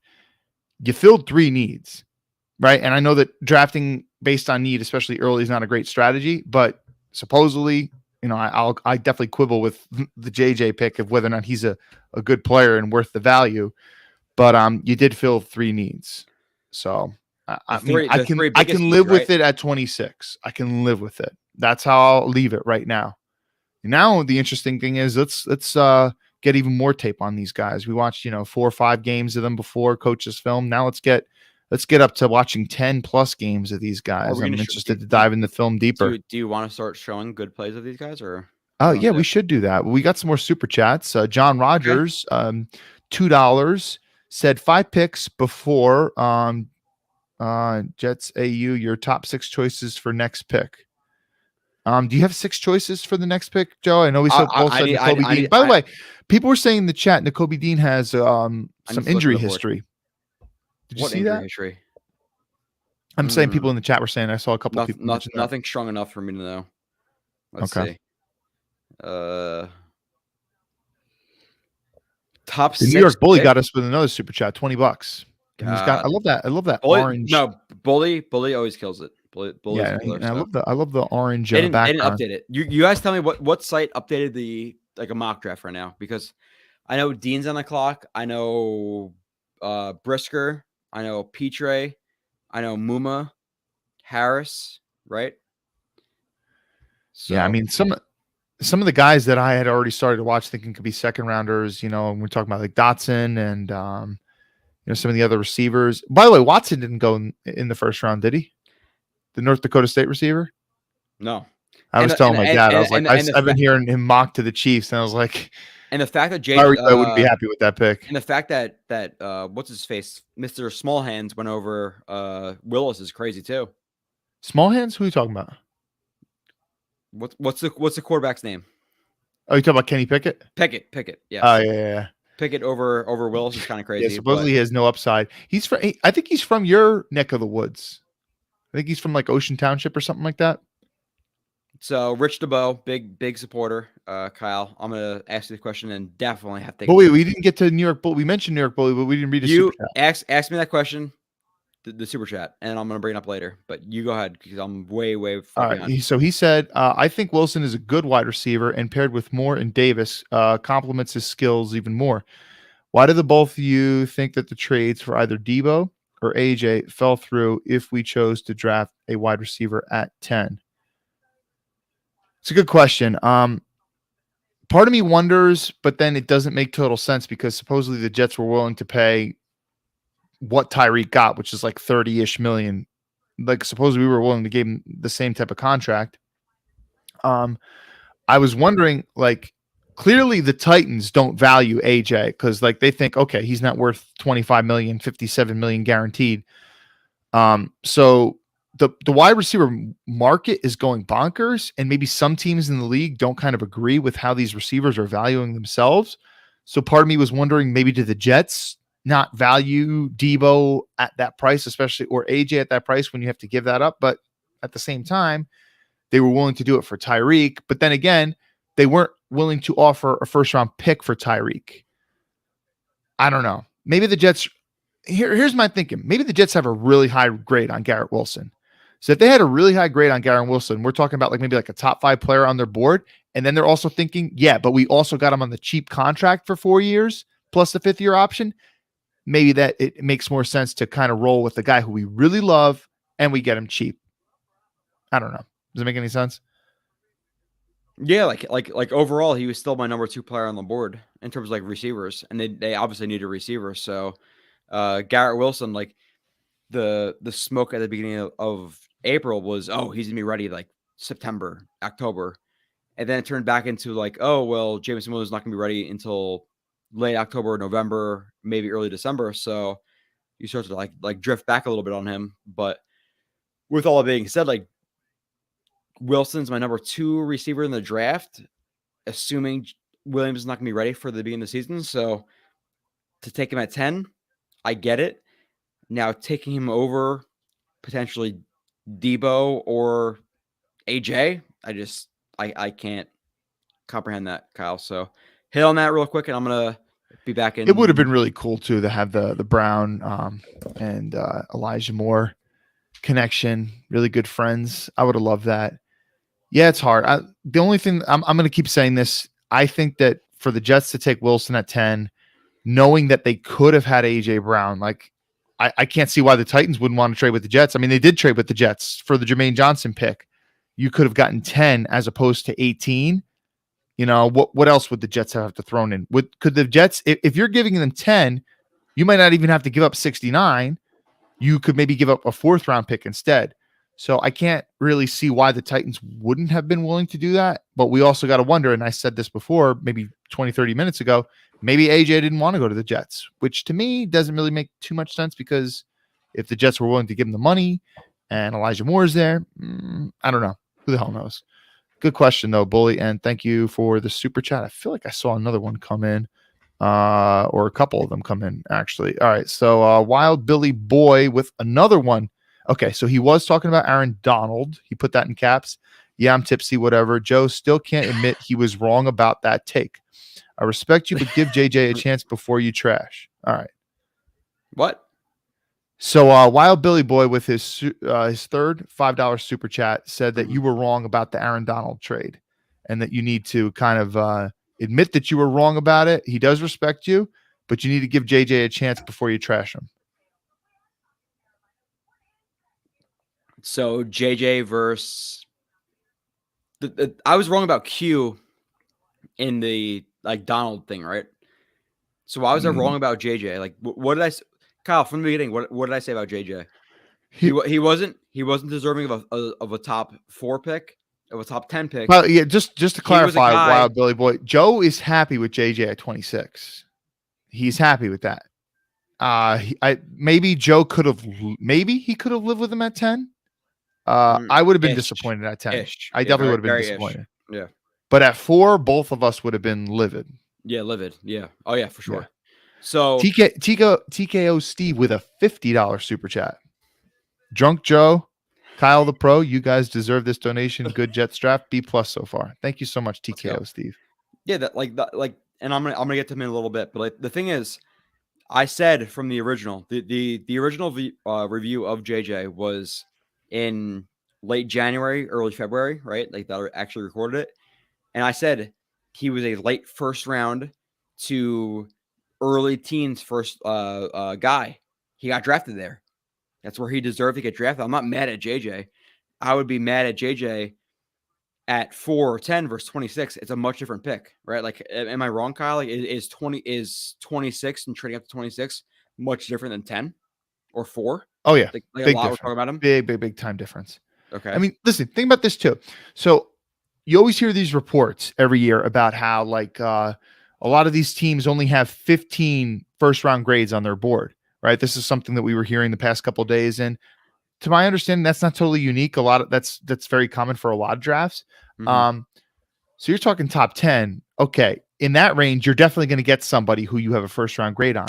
But when we start going into the 20s, you might end up drafting. There's a very good chance, 26, that you could draft a guy that you didn't have a first round grade on. I have to assume that the Jets probably did have a first round grade on JJ if they were willing to trade up what they did to get him. So I can live with it. I don't love it, but yeah. Kyle, thoughts on this comment? The idiot reporter said JJ was at play in the top 5. Please fire yourselves. Yeah, no, I think that they were totally off about that. Listen, even Kyle, a lot of people were saying, were we very on? How on were we about the JJ thing?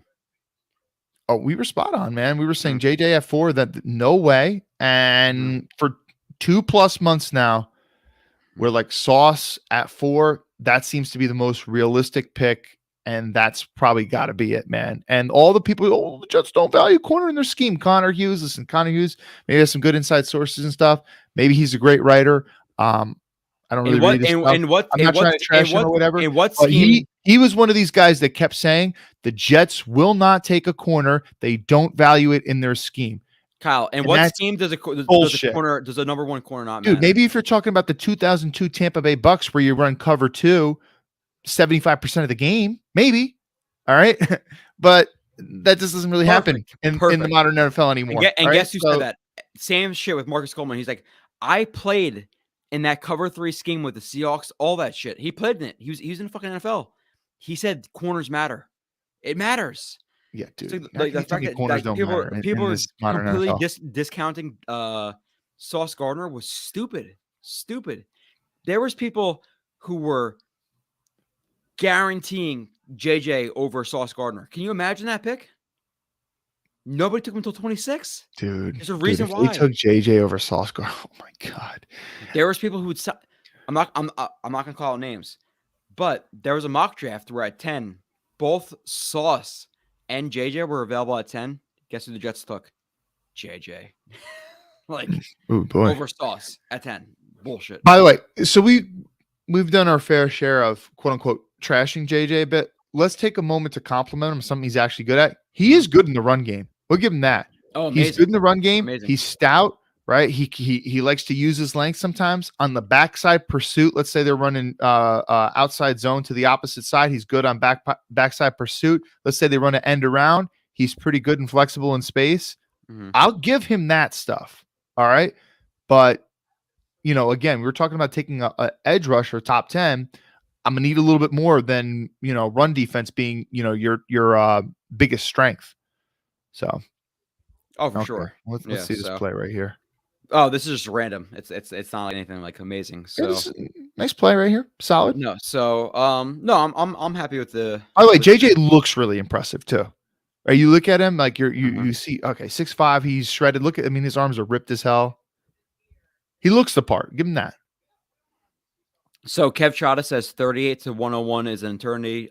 Trade 38 down to mid 50s and add another 3rd round pick. Kyle, what are your thoughts on that? I'm down depending on who's available and stuff. And then again, a lot of it depends on how do you have these guys ranked in your board. But listen, you already picked 3 picks. How many teams to this point have already had 3 picks? How many teams in the first round didn't even have a first round pick? This is one of the craziest first rounds that I can remember in a while, where you had a lot of teams who had multiple first round picks, but then you had some teams who didn't have a first round pick at all. So yeah, I get it. 38 to 101 is an eternity, but you did already pick 3 picks. And by the way, all those guys who you picked, they're making the roster, right? And you only have so many roster spots. You already know you got 3 guys who are most definitely making the roster already, period. Yeah, for sure. So moving on to the let me stop sharing the screen. Stop. We're good? Cool. I can't go through all these videos and all this shit right now, Kyle. I can't. No. That was Shots of clutch, vodka. man. I didn't tell you to pull up a video, and you did find something quick. So I know. kudos I know. to you. Shots of vodka Danger and Cobra gave us a applause $1 super chat. Didn't say anything, but okay. Thank you. Appreciate that. Let's see. So Eagle Fang, rate the picks individually, Kyle. I'm gonna have to get another beer apparently. Okay, so Eagle Fang says Sauce A+. I'm definitely with you there, man. Yep. Although was Eagle Fang always on the Sauce train? Because I feel like he might not have been. I know CD, frequent watcher and supporter of the show. He said to me earlier on Twitter to anybody but Sauce. That was his exact comment. Anybody but Sauce? That's what he said. And to me, he's a big Sauce guy now. He's a big Sauce guy now. CD? Yes. Guarantee it. Yes. Big Sauce guy. All about Sauce at 4. What, after they picked him? No. I must have convinced them, but CD was a big Sauce guy. Dude, I could have sworn he said anybody but Sauce, unless I read it wrong. No, I'll give him the benefit of the doubt. So, Kyle, each pick, I'm gonna go to retrieve my belongings. I would probably put Wilson at a B+ instead of an A-, but And okay, we can Johnson, quibble with that. Johnson, I would probably put it at, especially when you consider what you gave up. You know, you did move back really far in the 3rd round. And then you also gave up the 5th round pick as well, which, okay, it's a 5th round pick. And at 35, that could have been a really good player there. For me, Johnson, I'd probably give it a B-. When you consider the compensation that you gave up, I'm just being honest, I'm not a huge fan of the player. He could be good, he could develop. There are a lot of people out there that are a lot smarter than me. I know that's an appeal to authority argument, and you shouldn't base arguments solely on that. You base it on evidence and facts and things that you see. I can't go higher than a B- with the Johnson pick, so I'll leave it at that. So overall, what do you give it? Well, I said overall for our 1st round B+ is what I said. Yeah, I agree with that. Yeah. And Tay Whittet says, "How would you grade the draft so far?" I would say a B- or B+ because first pick knocked it out of the park. Second pick, you're looking at it like, okay, would I rather just trade that second pick for AJ Brown? Yes. Third pick, trading that and a little bit more to get JJ. Cool with it. So I would say B+ right now. So Kev Trotta still to draft JJ. Snoopy, Wilson. Mike says Sauce A+, Wilson A+, Johnson A. Mike is on the Sauce right now. So Mike is a little bit high. hyped, man. Mike loves it. So Mike, meet me at the blinking light right now because you are that's AAA. Mike must have been in the war room tonight.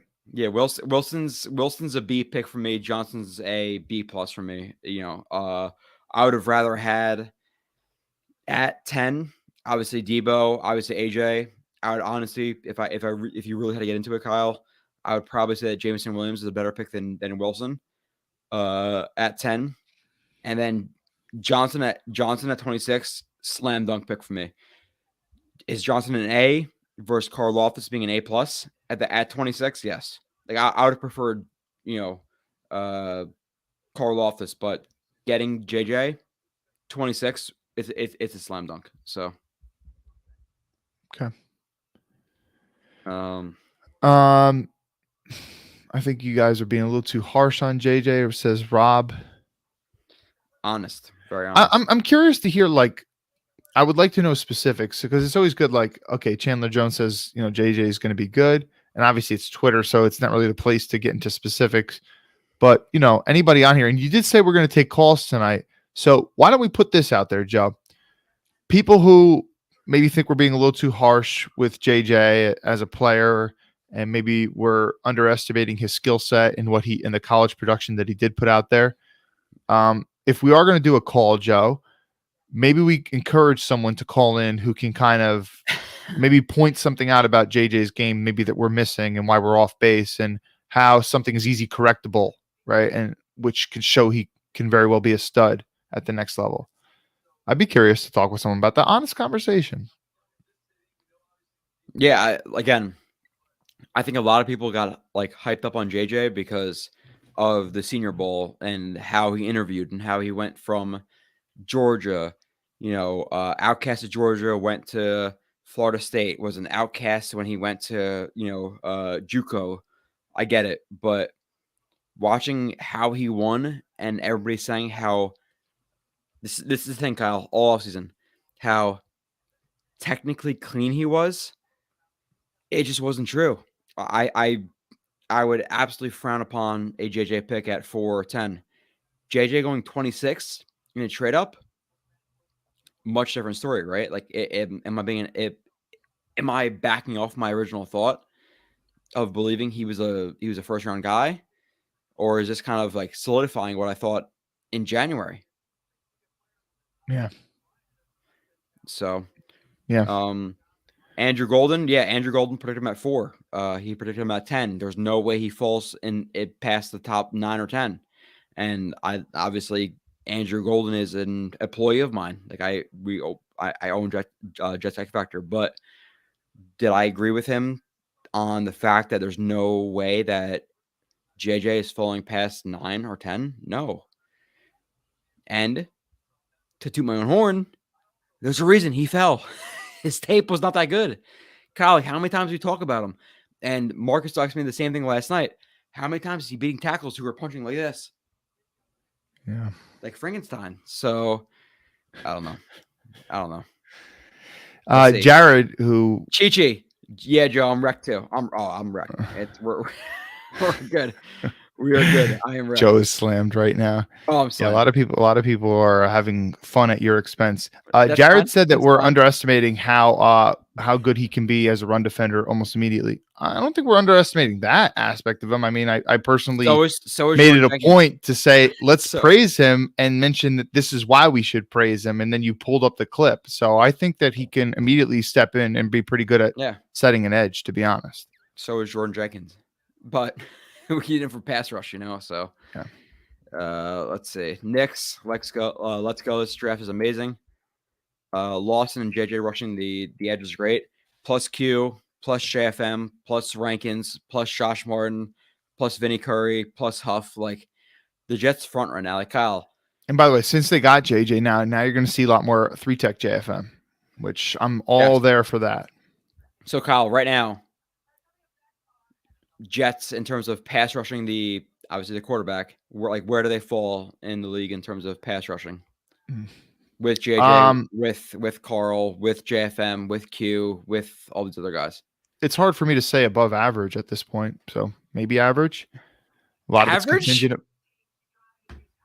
I mean, listen, dude. It's hard for me to get and act like Q is really great right now.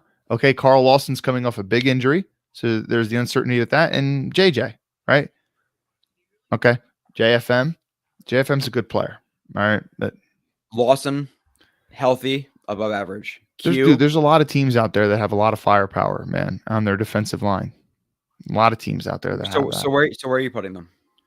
I mean, we'd have to really kind of pull up a list, and this is something that we should maybe kind of think about and prepare beforehand. No. Give me Ish. I said average. I'll stick with that. Spitballing off the top of my head, I'm going to say average. You want to tell me above average? You want to tell me top 10? Yes. Come on, man. Stop it. Why? Last year, we were saying top 10, right? Yeah. With just Lawson and whatever else I had. So now you add Lawson coming off that Achilles injury plus JJ. It's a better line than last year. Mm-hmm. And last year you said you need to tell me that we can't relatively easy come up with like 10 defensive lines that are better right now at rushing passer? Sure. No, couldn't. You want to do it? Yeah. Is that what you want to do? Sure. Okay, so let's pull up some depth charts. You pull it up. I don't share the screen. You share the screen. I'll share the screen with you. So share the screen. All right, so pull up. Go to like Our Lads or something. They got a basic depth chart of every team. Granted, they don't have the players that were probably just drafted, but whatever. Pull that up. OurLads.com depth chart. And let's try to go in ABC order.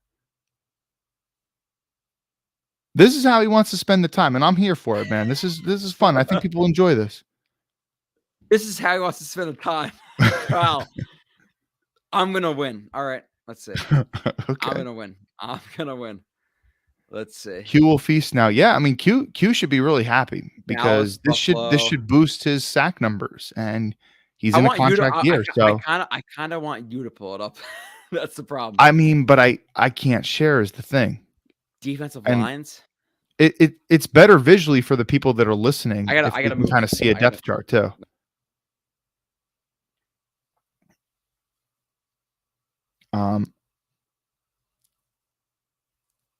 I know you. It's obvious why you want me to pull it up because you're. Got me? Huh? Can you hear me? I can hear you. You sounds like your microphone turned off though. So it sounds like you're using the computer audio now. Fuck. Joe's struggling over there a little bit. All right. So while he's trying to figure that crap out, I'll read some of the chats. Somebody said I won. Got me? Lawson off the edge Achilles. That's what I'm saying, Jared. Like, listen, I fucked Carl everything Lawson. up. Really love Carl fucked it Lawson, up. but we can't say right. I mean, listen, there's a reason why they let Carl Lawson leave, and it's probably has a lot to do with injuries. And then he goes and gets injured before he even plays a real NFL snap with us. So to act like we can bet on Carl Lawson being the Carl Lawson that we saw his last year in Cincinnati for a big portion of the season with us, I'd love to believe that, but I can't believe that. And we're talking about JJ. You the question you asked me was about pass rush. We're not talking about overall defensive line. We're not talking about stopping the run. We're talking about pass rush, right? We're talking about JJ not being a defined pass rush right now, and this is his rookie year after all, right? I mean, who else are we talking about? I mean, granted, okay, we did sign and his name's slipping my mind at the moment right now. The kid from Houston. I like the juice he has, right? I love the fact that he's going to come in only on third downs. Right. I like that a lot, but I mean, okay, Huff's a fine player or whatever, but I mean, if we're being honest, Huff's kind of a jag. I mean, we're ecstatic that we got him as a UDFA, but he's a jag. All right. So it's hard for me to say that like we're really above average in terms of rushing the passer at the moment right now. Okay. There's Mr. Blewett. Oh, Let's go. Got me? Okay. I can hear you. Keep talking because you might be using computer audio, but go ahead. Yeah, computer audio. Okay. Well, I guess it'll make do unless you can figure it out. It just got absolutely destroyed. So keep going, Kyle. Whatever you're talking about, I was gone for the last like 10 minutes. So you tell me. Somebody said Kyle is too pessimistic of a Jets fan. I mean, I'm Jacob Martin. I'm trying to be realistic. I know that, and this is one. Okay, so I'm going to say this. Calum MP5. Hopefully I'm pronouncing the name right. Okay. I think one thing that some people respect is, they come in here and it's I think a lot of, especially in the off season, which it is right now. And as Jets fans, this is the time when we shine, the off season, right? Because we certainly don't shine during the regular season or the playoffs for that matter. I think it's very easy to get excited during the off season. There's change, there's new, there's optimism. And I think that probably a lot of, Jet shows out there are very optimistic, but I think some people who are, I don't know, kind of more realists, like when people kind of tell it like it is rather than what you want to hear. Level-headed. Yeah. Joe is seeing double. You're not wrong. You're not wrong.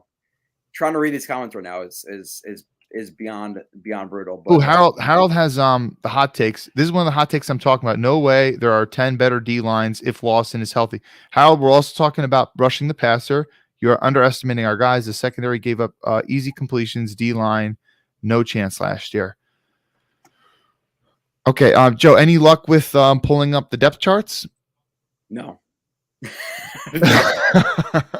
Okay. The entire time I was trying to find myself back into the stream. I could not find my depth charts. So okay. I can tell you that last year we had him as a top 10 unit, right? Yeah.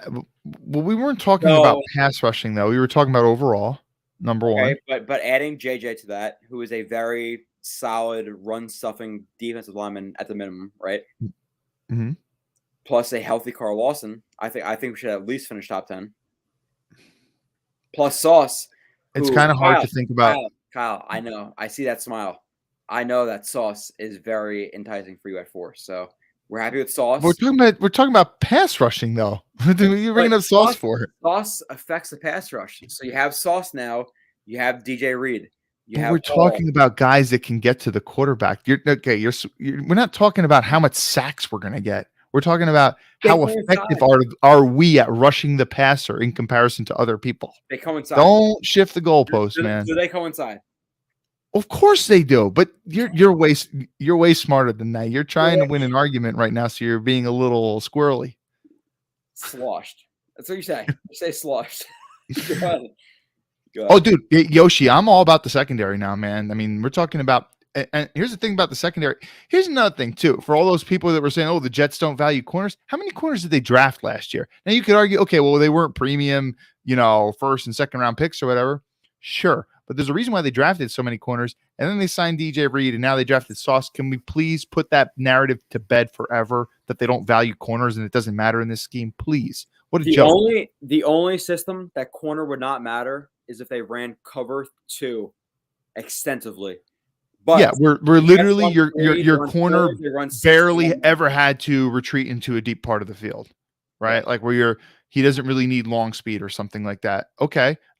He doesn't need to stay with a person. You don't need to see his ball skills and contested catches downfield. Yeah, of course. In that point, yeah. But I mean, we're really not seeing that nowadays. What the hell was I going to say? But yeah, I love how much the secondary has improved. And I am definitely excited for a lot of these, second and third year guys to take another stride. Can Bryce Hall maybe improve a little bit? I mean, I don't envision with his skill set him getting a whole lot tremendously better. He certainly can improve, but I think if you're thinking he's going to drastically improve, you're probably wrong. But what about Michael Carter II, right?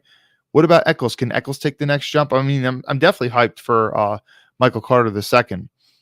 What he can do in his second year. So you're talking like between those four guys that we just named. I mean, you're talking about a secondary that was pretty bad last year, and all of a sudden it's flipping around to maybe being one of the strengths of this team. How does a corner lineup happen right now? Like you have Hall, you have Whitehead, you have Joyner, you have MC2, you have Hall, you have Reed.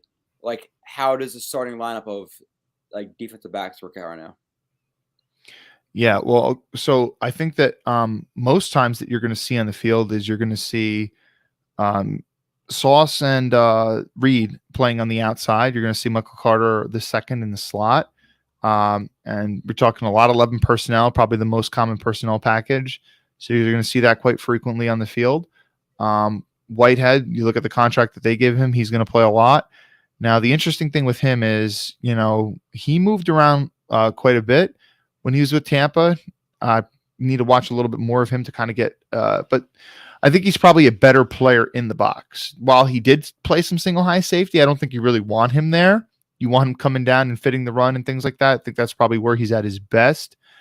In terms of what they're going to do more with the deep safety, and when they do cover 2,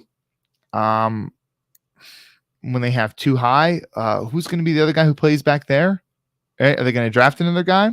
I'm not sure. Who do you think that other guy is going to be? I mean, are we going to say it's going to be Will Parks or something like that, or Ashton Davis? I mean, I'd love for Ashton Davis to really take that next step, but Well, the starters right now are obviously Whitehead and then Joyner. So yeah, but I don't know, man. Joyner I get that he's probably going to play there just because. Listen, they re-signed him for a reason, but you almost want them to draft another guy and him play more than Joyner. Joyner be the number 3 safety, right? Yeah, I'd hope so. Is every situation kind of equal? Can we get Gardner and Johnson and Wilson and then still at the same time, get the next starter on the team? So if they lock down 3 starters right now, I'm happy. So let's go through the chat, who is being brutal. I told them if I'm coming up to the chat tonight, I am going to be drinking, and everybody taps me, but Joe is slammed. While Joe would probably sleep me faster than D Miller's career. Billy boy, when I'm up until 3 a.m., and you're sleeping in your cozy bed and talking shit about Blewett, we'll see. Who's going to be up? Billy, it'll be me. It's okay. I won't give up. Hey, we just got a nice super chat from Jared. I am way far behind. 12:48, so I am almost 15 minutes behind. So let's see. Let me see. Hold on, Jared from Jared. Yeah, the Jared who was just on. The Jared. Go ahead, Kyle. Read it. Love the stream as always, guys. No chance I thought I'd be shotgunning on stream after that comment. Also, stop whining about Kyle and Joe being too negative. It's called being real. That's what makes this stream so good. Oh, that is very nice. Thank you, Jared. By the way, somebody also mentioned Elijah Riley. Hey, listen, I like what I saw from him, but if you're expecting him to play major starter reps, when I know he came in and did admirably when other people were injured, but you saw some of his struggles in that Tampa Bay game, if I'm not mistaken. Yeah. So. All right, let's see what else we have in here, Kyle. Oh, and by the way, safety, if you're thinking, why do I always forget his name? Our Pittsburgh corner that we took last year in the 5th round, who Pinnock. If you're thinking him at safety, get that thought out of your head. Yeah, please stop. I don't care what PFF grade he had against the Jacksonville Jaguars, who literally had a bunch of Jags out on the field. Please. My guy is fried. That's great. Apparently I am. Yeah. No, it's not a lie. It's not a lie. Murdoch got to go higher than a B+. Not ecstatic about JJ over Karlaftis, but they still addressed 3 big needs without reaching. Getting JJ at 26 is still a value. Yeah. No, Murdoch days like I thought that getting JJ late teens, early 20 was a value. So getting him at 26 it's a slam dunk, like it is. So Kyle and I were negative about JJ because we thought people were going to pick him at 4 or 10. But again, 26 is a much bigger difference. So thoughts, Kyle? Yeah. Listen, if people are going to give a higher grade than a B+, you want to give it an A-. I'm not going to argue with you too much, but I think it's always easy to, my dad, he probably doesn't know more about the game than I do. I mean, he certainly taught me a lot about it when I was growing up, but he just looked over at me while we were watching the first round earlier tonight. And he's like, probably about a third of these guys aren't even going to be in the league in X amount of years. And I was like, yeah, you're right. And that's how it goes. And it's always easy to kind of think like, oh, my team knocked it out of the park tonight. We addressed this need and we really needed to fill this need. And, we got this player and he's got this upside. And well, Mel Kiper's got him ranked here and Daniel Jeremiah has him ranked here and blah, blah, blah. And it's like, yeah, okay. But when you look at that draft in retrospect, it usually doesn't look as good, right? Like think about, we were super ecstatic with the 2020 draft, right? Oh, we got Bryce Hall in the 5th. We got Denzel Mims in the 2nd. We even traded back in the 2nd, got some other picks. We got Mekhi Becton at 11. And we were really happy with that at the time. Right now, in retrospect, it's not looking as good. So that's also part of the reason why I would, want to shy away from giving it somewhere in the A's as of right now, especially for me when you get a player like JJ, who I get it, like this guy shouldn't have fallen. Well, to me, he probably seems like he was around that value anyway. He got picked where he deserved to pick. Yeah. Like a lot of people expect him to be 4 or 10, which is going to certain people like overvalue what he actually is. But we valued him like right in the area he was picked in. So, but Kalam P5. Yeah, I saw that one. I actually answered that one. Why are you too pessimistic? Well, like Jared said, I don't think it's pessimistic. I think it's, being rational. And if any of the Jets' past decade is any indication of, listen, we've gotten excited many times over these past 10 years. How many of you guys were very happy when we traded for Tim Tebow? Right? No. Even I was happy. You were happy? For Tim Tebow. I was. Don't tell me you were. No. I didn't get a jersey or anything like that. No. You weren't happy? No. Kyle, okay. I swear to God. Well, then you're smarter than me because I fell for that. I fell for that. All right.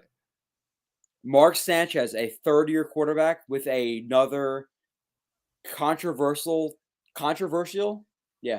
third round or first round pick and Tim Tebow coming? No. Yeah. Hey, listen, I'm ashamed. I know somebody, Rob V, happy for Tebow, exclamation marks and question marks. Hey, I saw someone ask a good question. I think it was Kev Chata who said, Sky Moore, did you watch any of Sky Moore? Because I probably watched about at least 3 or 4 of his games. Well, Did you watch any? No. So you watched more than Sky Moore than I did, but I kind of like hooked onto your opinion that Well, I don't even think we mentioned him in any streams.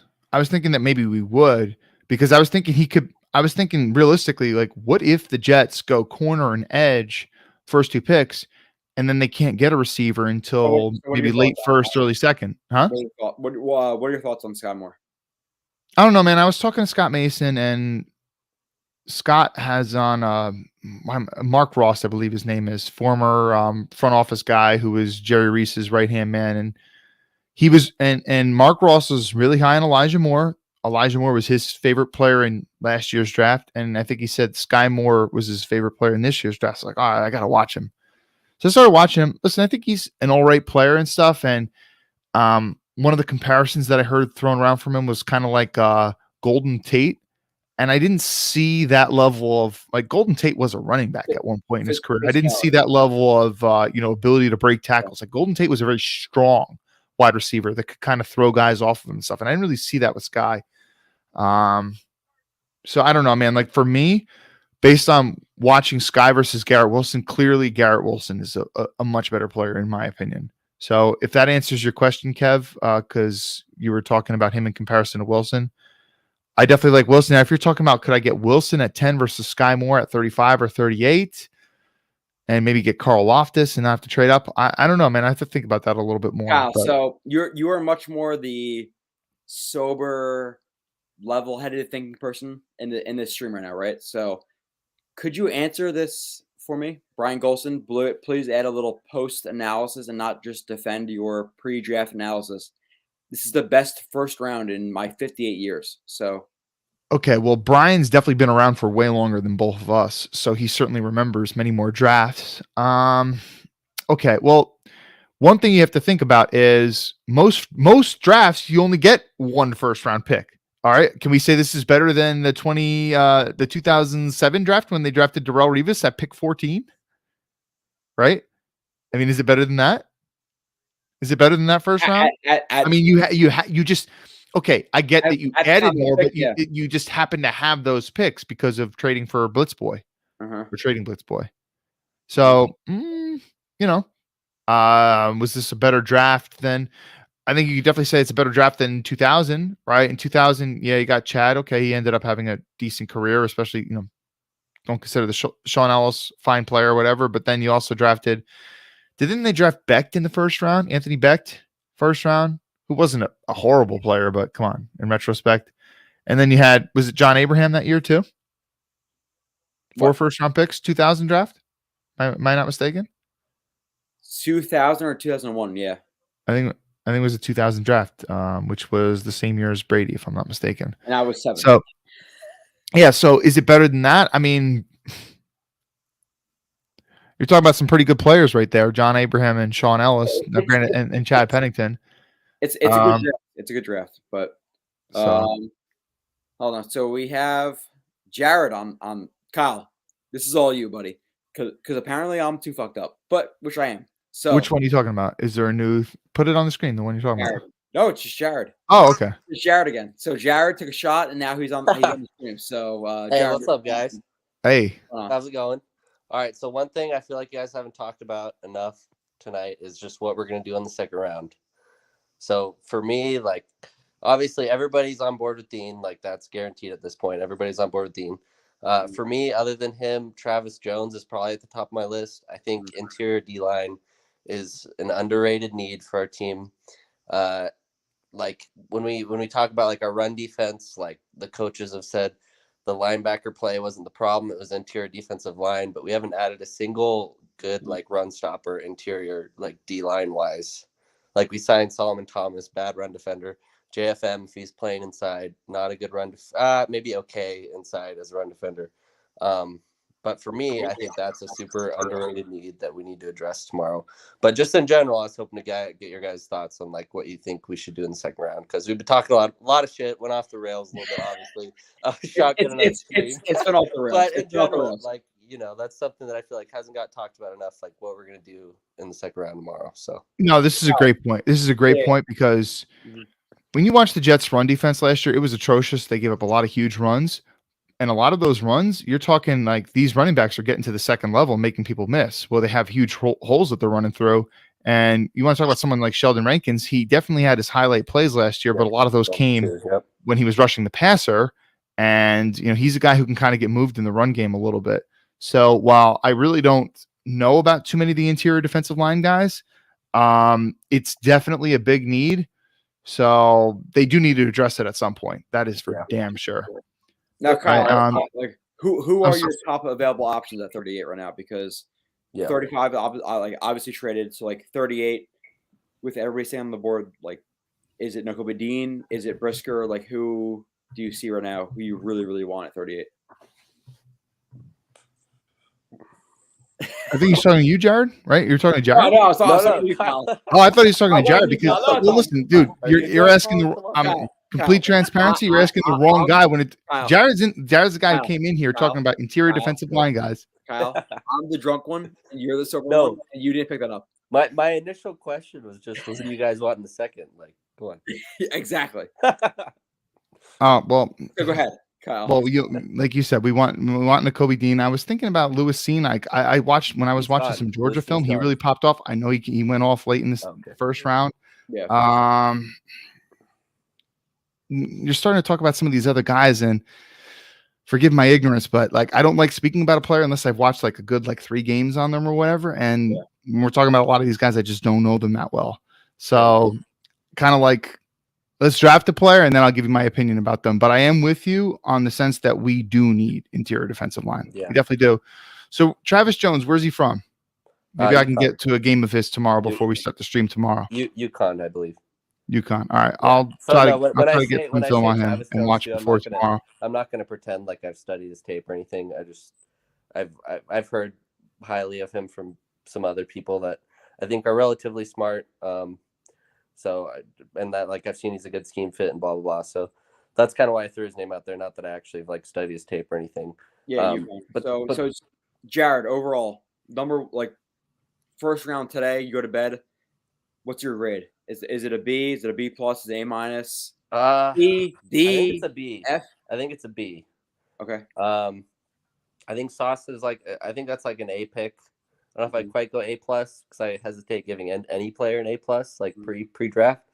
Garrett Wilson, I want to say like a B minus on him. I preferred Drake London.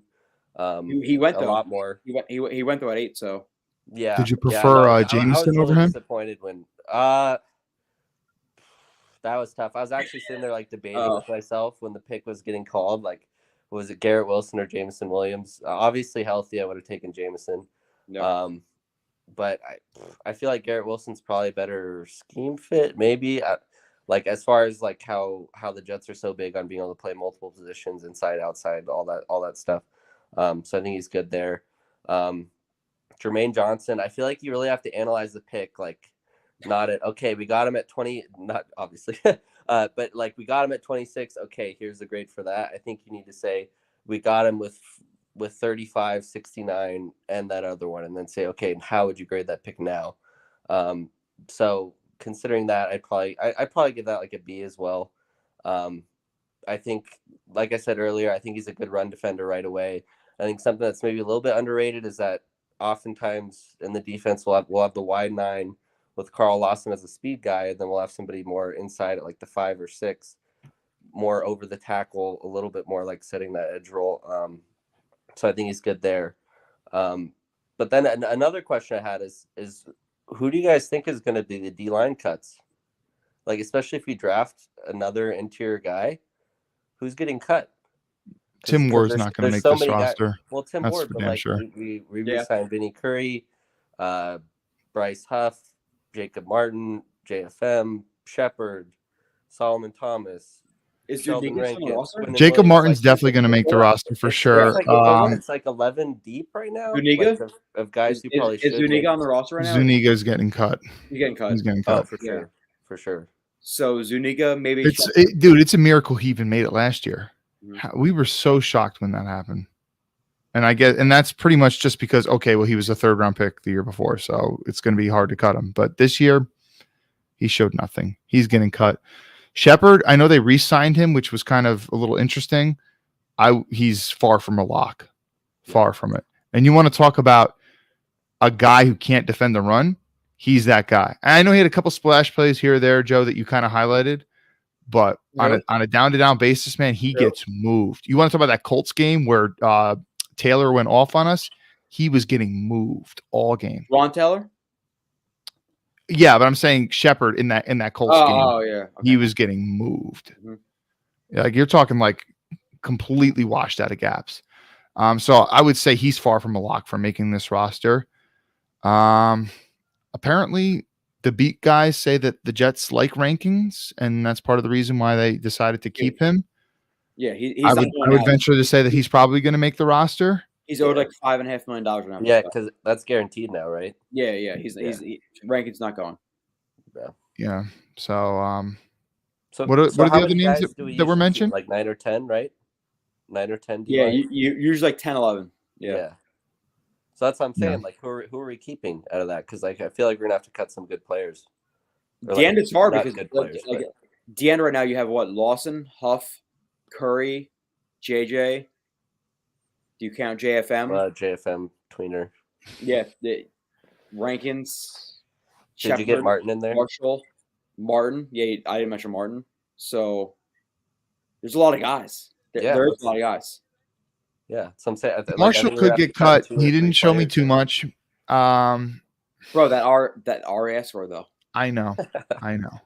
But now, okay, but now you got some other dudes on here now. Now you just drafted another defensive lineman who you know is making the roster. So it's going to be a little bit harder this time around for him to make it. Garrett, hold on. Before we let you go. Yep. 38th pick. Who is your absolute dream right now? Obviously Dean. But that's the chalk answer for everybody. So that's bullshit. Yeah. I can't even include that. It's fine. Yeah, Dean, obviously. No doubt. Okay, so past Dean, who is it? I think it's Travis Jones. I think. Are there any other linebackers that are potentially worth that pick? And by the way, it's not 35. It's stuff. Did you say 35? Because it's 38. If it's 38, I meant to say 38, but I'm just the vodka, it's just foreign. It's foreign. So yes, it's 38. But are there any other linebackers worth the pick? And what about this too? Are there any tight ends? Are there any tight ends worth that pick? No, not that high. Not for the Jets. No shot. Okay. I'm just saying though, because listen, Uzama, yeah, he's an upgrade, but we talking more than 2 years here? I don't know. So just preparing for the future. Jared, last words. Go ahead. Last words. Talking about Uzama, grab a tight end in the 5th. Running back at some point. Dean would be awesome. We need DT. So like 4 positions left that I would want to address: linebacker, running back, tight end. Question to both of you. No running backs were taken round 1, right? Nope. Yep. No. We all probably agree that running back is the least valuable position. I didn't watch any Breece Hall. I actually couldn't get a hold of any of his tape. I'm sure I probably could if I really asked around. You didn't try. I wanted to watch some, but supposedly he's the best running back in the draft. No interest in taking him at 38 if he's there. No, for the Jets. Yeah, I'm kind of with you there. Maybe 2 years from now. Yeah, but not now. They do need to draft another running back at some point, but yeah. So I mean, I guess we unless they were to trade back from 38, you're not at the earliest 101. You're thinking about getting another running back. So Jared, yeah, I appreciate you. I will see you soon. Understand. I'll be on tomorrow. Let's go. I'm ready for round 2. Let's go. I will be less drunk tomorrow. I guarantee it. All right. I guarantee it. All right, Jared. Nice talking to you, and thanks for the super chat as well. Yeah, no, I guarantee tonight. I have a line. I have a line of just. Your poor microphone, man. Dude, just a line of just Everything. You're not doing it from your normal setup? No, I'm in my garage or in my Your basement. basement. Yeah, basement. Okay. So let's see. Stacked up. Nick, this is our Christmas, but better. Okay. Glenn Revis, not sure. Wild Billy Boy. Joe thought we had a top 5 wide receiver crew last year, Lamo. I don't think you said that. I think that our receiver You did not core, say that. our receiver We were core- talking about, all right, so look, I know what he's talking about. We were talking about for the future. We were talking about, listen, Elijah Moore was still unproven to that point. We knew what he could be, and he certainly did show that in the games he played last year. But we were talking about for the future, potentially. And that was also considering that Denzel Mims, and listen, Denzel Mims showed a decent amount his rookie year. He went off the rails in the wrong direction. So Joe did not say we had a top 5 wide receiver crew. He said it could be. We're talking about in the future. I was very high on the depth last year. So you had Elijah Moore, you had Corey Davis, you had obviously Keelan Cole, who I felt was a good 3, a solid 4 at the minimum. Barrios, who's a 5. So I thought the Jets had a lot of depth, but a top 5 receiver core. I don't think I said that. You didn't. Maybe I did. I don't know. You didn't. I mean, listen, it was something. So I remember it was like kind of like a summerish time of a show where, you're kind of scrambling for topics. Obviously, the offseason kind of dies down a little bit. And we were kind of talking about where we were comparing the Jets roster to other receiver core. And we were doing this for all position groups.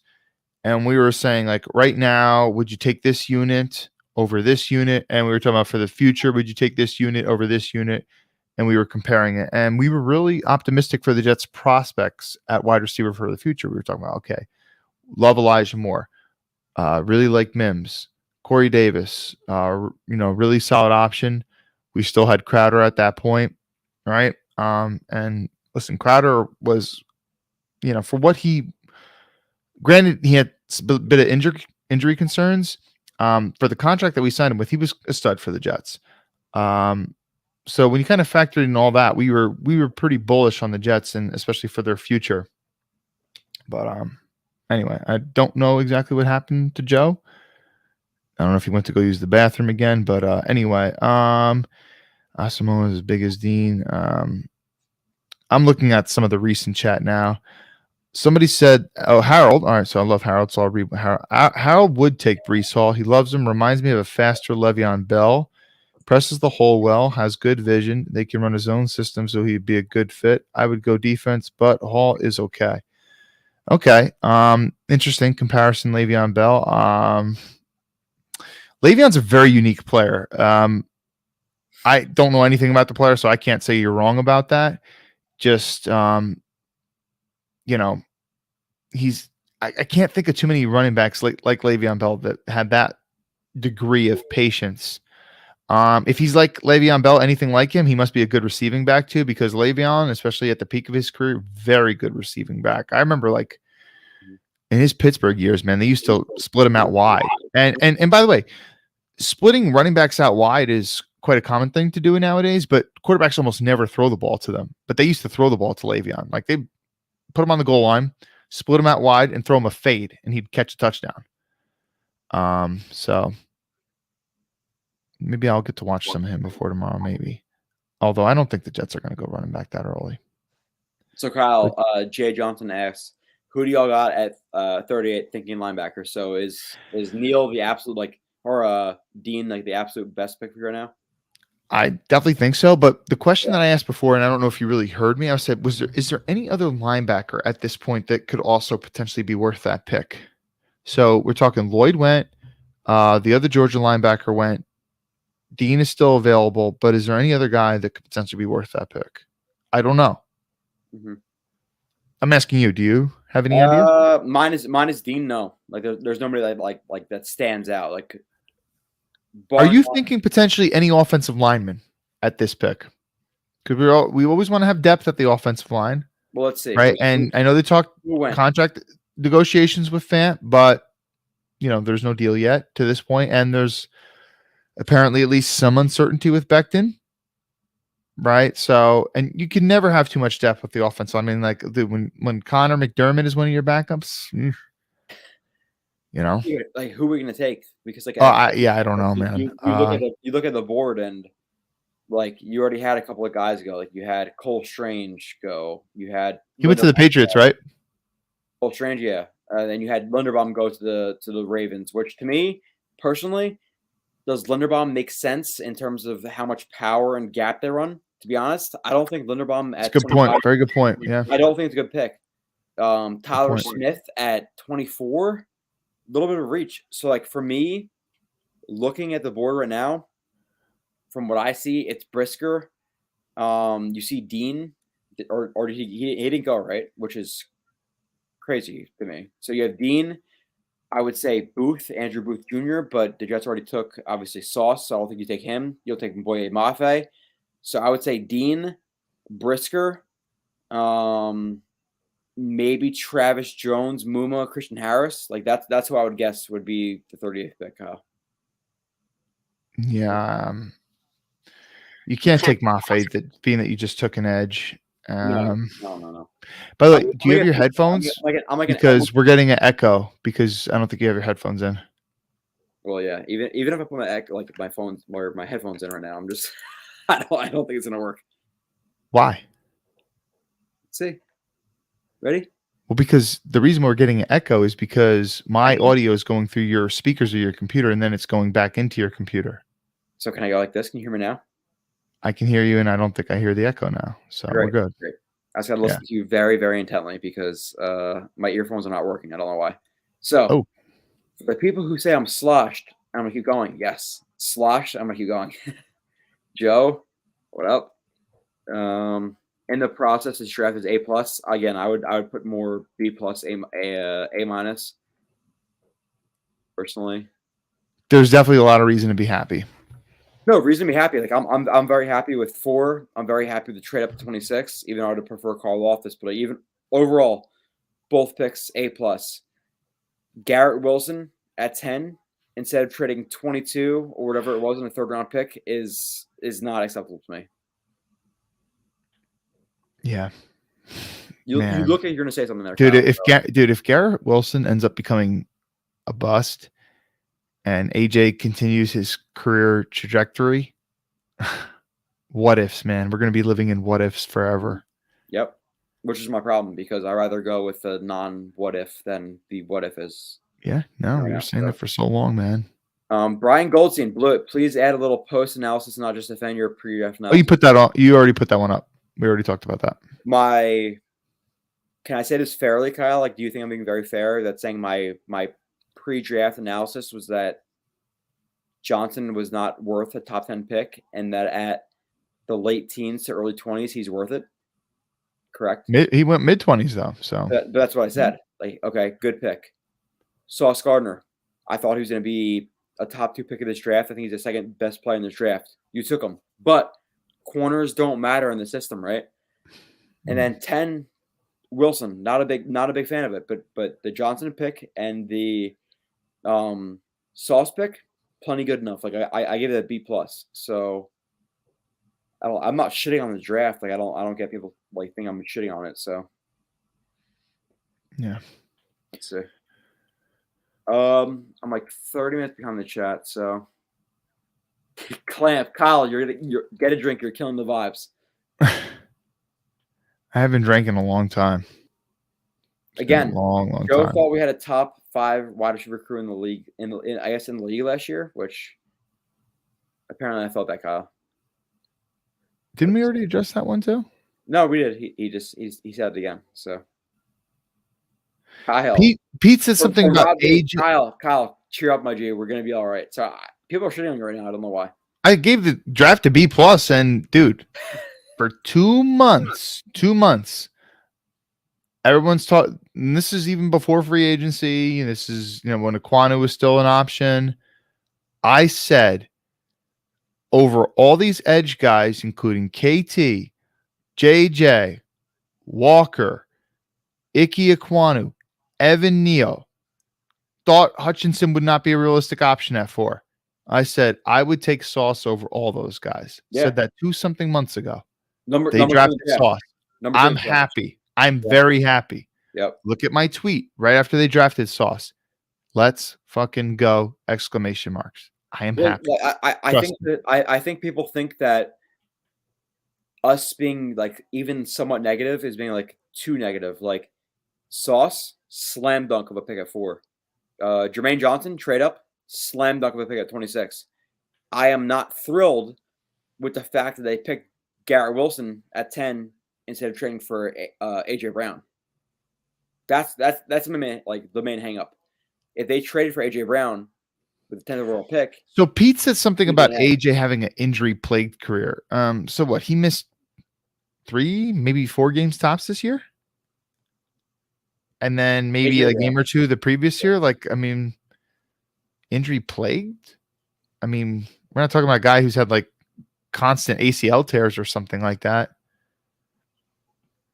I don't know. Maybe he has a lot of injuries dating back to college too. Did he miss significant time in college? That I don't know. So yeah, Jared, love the stream as always, guys. No chance I thought I would be shotgunning on the stream after that comment. Also, stop whining about Kyle and Joe being too negative. It's called being real. That's what makes this stream so good. Thoughts, Kyle? Yeah, we talked about this one before. I'm trying to hit everything right now, but yeah, I will be a little. No, I mean, listen, balanced. Good super chat. Good. I'm going to be a lot more balanced tomorrow night than I am tonight. Tonight went ham. It's what it is. You know, it is what it is. They like, drafted your boy, man. They drafted your boy. We got Sauce. Logically tonight, you know, I just there's no way. So Kyle, go ahead. Yeah.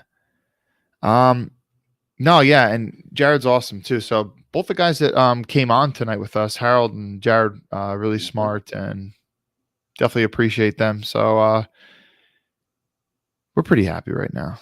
All right. I need Joe to you put that one up too. Why don't you get to some of the newer stuff? Because you're going over stuff you already did. Scroll down. Joe sleeps me, but I'd engage him. Rage quit Madden 100. You get it? I don't know. I don't know, but Wild Billy Boy gave us a lot of super chats tonight, so thanks. Wild Billy Boy, like calling you out, Kyle, but a lot Rage quit. I'm assuming he's talking about like how people like quit when you're like online Madden and you're like losing or something like that. Wild Billy Boy, I'll tell you right now, you're not beating me in Madden. I'm telling you right now. Are you that good at Madden? Yes. Really? Yes. Who wants to bet? Whoever wants to bet, not right now. Way too drunk. But I haven't played Madden in years, man. Oh no, Madden, I'm about it. I'm about that life. So what do you run? Like what works well in Madden? What do you mean what works well? Like what kind of playbook do you run? Jets custom and multiple D. That's all. Okay. So like give me an example of some plays. A lot of crossers, what's your bread and butter? A lot of posts, a lot of drags, outside post zone. From what kind of formation? Tight. Yeah, a lot of tight stuff. Okay. And very defense, tight. You said you run a multiple D, but multiple. Lot of nickel 4-3 robber. Okay, and when you're playing defense, what player are you playing as? Safety robber. I'm gonna pick you up all day. Let's see. Okay, yeah, I like playing safety and also defensive end too, rushing the passer. Chicky says it's Kyle talking to us. No, he's a robot. Kyle's a robot. Rob B, happy for Tebow? Sure. Happy. Yeah, Rob wasn't too happy with that. Dude, I bet you some other people in this chat were. No way they weren't. Wild Billy Boy is way high and low. Joe probably thought Corn had bad tape. He's angry. Kyle, do I hate everybody? No. Is that a rumor? Not true. Joe has some guys that he likes and will defend no matter what. One such person is Quinnen Williams. No. Okay, I'm being a little sarcastic there, Joe. Sarcastic, yeah. Kev Trotta, say controversial twice. Controversial. Kyle, go ahead. You got it? He was asking me to. Controversial. Rob V, Kyle, stop getting your feelings. What do you? I'm so lost. So look, one person saying I'm expressing my feelings too much, and the other person basically calls me a robot. Rob V hates you, Kyle. I think Go you have ahead. one of the best things going on YouTube, but out your feelings, fam. You sign up for these things. All right. Well, listen. One person saying the feelings are getting in the way too much, and one person saying acting like I'm a robot. So I don't know. Rob Light V's. up. He So just said that he light up has a to little get up at 6, but great job tonight, and thanks us both. Oh, It thanks, is Rob. 1:30, so I told you I told you. Yeah, Joe, you are like an hour behind the chat. Bob pointed that out recently too. 108. Games in Philly. Kyle said earlier you want to get out of Mosley's contract as soon as you can, so you got to start planning for that now. Draft Dean or the linebackers. Dean at 38 would be an absolute slam dunk to me, Kyle. Yeah. Oh, definitely. I mean, he's definitely for sure a first-round talent, no doubt about that. Somebody pointed out the injury history before. I don't know anything about that, so that could be a reason why he's slipping. Be interested to find out about that. I can't imagine it's anything to do with character. By the way, what the hell is up with? No, I didn't hear anything about character concerns for Jermaine Johnson until he started sliding. And I get that sometimes that stuff doesn't come out until sometimes you see that stuff like where like a first round prospect slips to like round 4 or 5 of the draft. But I don't know. It's like if you had this dirt on Jermaine Johnson's character, why wasn't this coming out beforehand? And listen, if it was coming out beforehand, I didn't hear any. it definitely wasn't a common topic that people were talking about. What dirt though? God, So it's just to me, it's like, how reliable are your sources when you put something like that out there as the player's sliding during round 1, and then literally he's taken a couple picks later? And I'm referring to Mr. Expert on the Jets, Tony Pauline. There, I saw him put that out. What are the concerns? Like I don't know, but I did. All right, I have no clue. I did also hear Jeremiah say that some people might have a problem with like his character or something. He said, but for me, I have no problems with that at all. So, and Jeremiah is definitely a guy who can kind of like dig into people's backgrounds and stuff. I remember, I haven't listened to his podcast so much recently, but I remember years ago, he would always talk about like how when he was a scout, you know, a big portion of his job was basically acting like a PI, a private investigator. And, you know, so much of your visit to a school was gathering personal information about players. So, I mean, and Jeremiah is so connected with all these different league execs and stuff. So I don't know if the whole character thing was really a big thing. I'm sure we would have heard more about it. So I think that that's mostly just BS. What are the concerns though? Like I haven't heard anything. Nobody said anything concrete. So again, that's probably just more that it's just a bunch of BS. Kev Trotta, if Joe doesn't black out, he's fine. No biggie. Kev, I appreciate the confidence because I'm not gonna black out. We're close, but we'll be fine. I'll be back strong tomorrow. I promise. Not as strong, but we'll be here. Drinking? I don't know. NY Bully B+. Let's see what else. Zuniga will be practice squad. Zuniga will be parking cars. T-Blow. There's a lot of stuff in here. Eptrada says Brisker, Travis, or Asamoah. No tight end unless we trade down. Kyle, thoughts? I haven't watched any of them, but if I can throw on a game of each of these people to listen, I want to go with the surefire things. Like, here's the deal.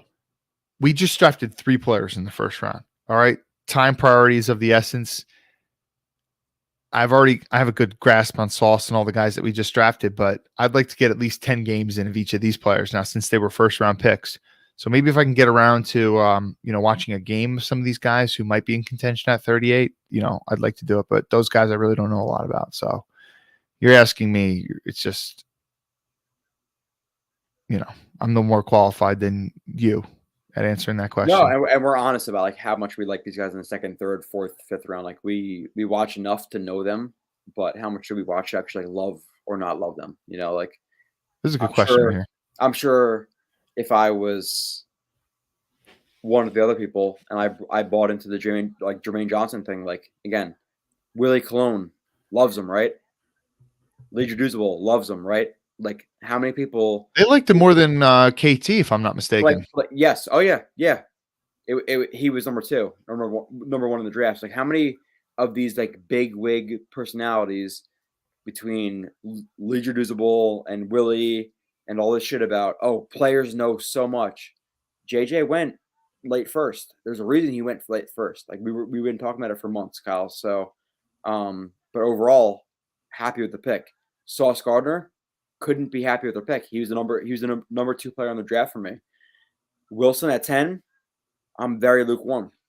So I think the first pick is a slam dunk, out of the park. Second pick, trading up for JJ, solid triple double, really, really good pick. Garrett Wilson at 10, I'm not thrilled. I'm not, in terms of JMO being there, in terms of trading that for Debo, in terms of trading that for DK maybe, or whoever, Deontay Johnson, Terry McLaurin.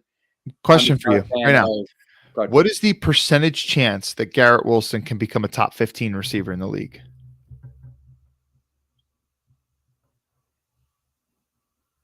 Top 15? Mm-hmm. Percentage chance that he can get there. The number I'm feeling like in my heart right now, again, many drinks have been flowing, but like 5 to 10%. Wow, that's low. Top 10, top 15, Kyle? Like, I said top 15. I said top 15. Do you really want to go through the top 15 receivers in NFL right now? No, I don't. But I'm just saying, like, we both said that he's got pretty high upside. No shit. But Terry McLaurin is sitting there at 12, 13 right now, and he's really fucking good. This guy's got more upside than Terry McLaurin. But Terry McLaurin is Terry McLaurin. If you had to take Terry McLaurin and a big contract over Garrett Wilson right now, who are you taking? Pick 10. Oh, Terry McLaurin. Okay. No doubt. So do you really want to go through the top 15 receivers in the NFL right now? But we're not talking about floor. We're talking about potential that they can get there. And there's a reason why Terry McLaurin was a third-round pick versus this guy being a top 10 pick. The McLaurins are much more close to that ceiling than a Wilson is. Like Wilson could easily be a middling wide receiver in the NFL, where McLaurin, AJ, whoever you want to say, Deontay Johnson, they are those number ones right now. Like for Wilson to go from number 10 pick, even maybe the second receiver at Ohio State behind Olave and behind whoever the fuck their rookie is, who's amazing, the freshman right now, ridiculous receiver. I don't know what it's talking about. Number 11. Ridiculous. Whoever he is good. He's ridiculous. He is good. He's very, very good. But you're talking about the number 2 or maybe number 3 receiver at Ohio State. Like, does he deserve to be number 10? I said in many streams, I think he has Garrett, or not Garrett Wilson. What's his name? Njigba or something like that? Yeah, like Njigba or something. But Garrett Wilson is legitimately, in terms of movement skills, a Odell Beckham-like clone. So we'll see. I didn't see like any of the draft. I literally like drinking with my friends, got here like 20. Solid trade up, but like not really. So let's see what the chat is saying. 143. Yeah. I would say try to hit the earlier stuff. Like unless there's any super chats that we missed. I'm at like 123, so I'm trying to see anything. So Rob B. Let's see what people are saying.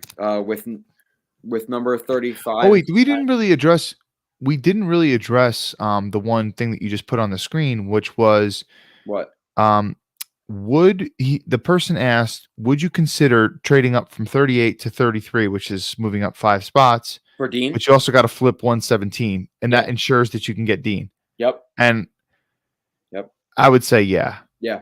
It's hard for me to believe. So listen, Dean obviously fits a need. He fits a big need for the team, a huge need for the team. Yeah. And he's a first-round talent, and his film is really, really good, and it's really, really fun. So it's hard for me to think that there's a comparable player that also fits a need around this area. So I would. Yeah. Dude, I mean. Yeah, then at that point, Kyle, like, listen, I get that we think every single draft pick is going to work out, but if you're telling me you have to move a 4th-round draft pick for Nakobe Dean, who in my opinion is a top 10 player, like I think I have like 7th or 8th on my board.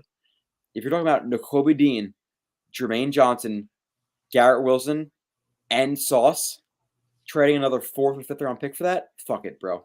Seriously, like 117. What is 117? If we get Dean right now, I would be ecstatic, absolutely ecstatic. So. And Jacksonville currently has 33, right? Yeah, I believe so. Okay. So. And they just drafted a linebacker, right? Did they drafted Lloyd? Well, you don't need to trade a 33 then. You could maybe trading the 34 maybe, because Jacksonville's not going to take a linebacker. if they just drafted one. So, All right. But I don't know who has 34. We're laying back now.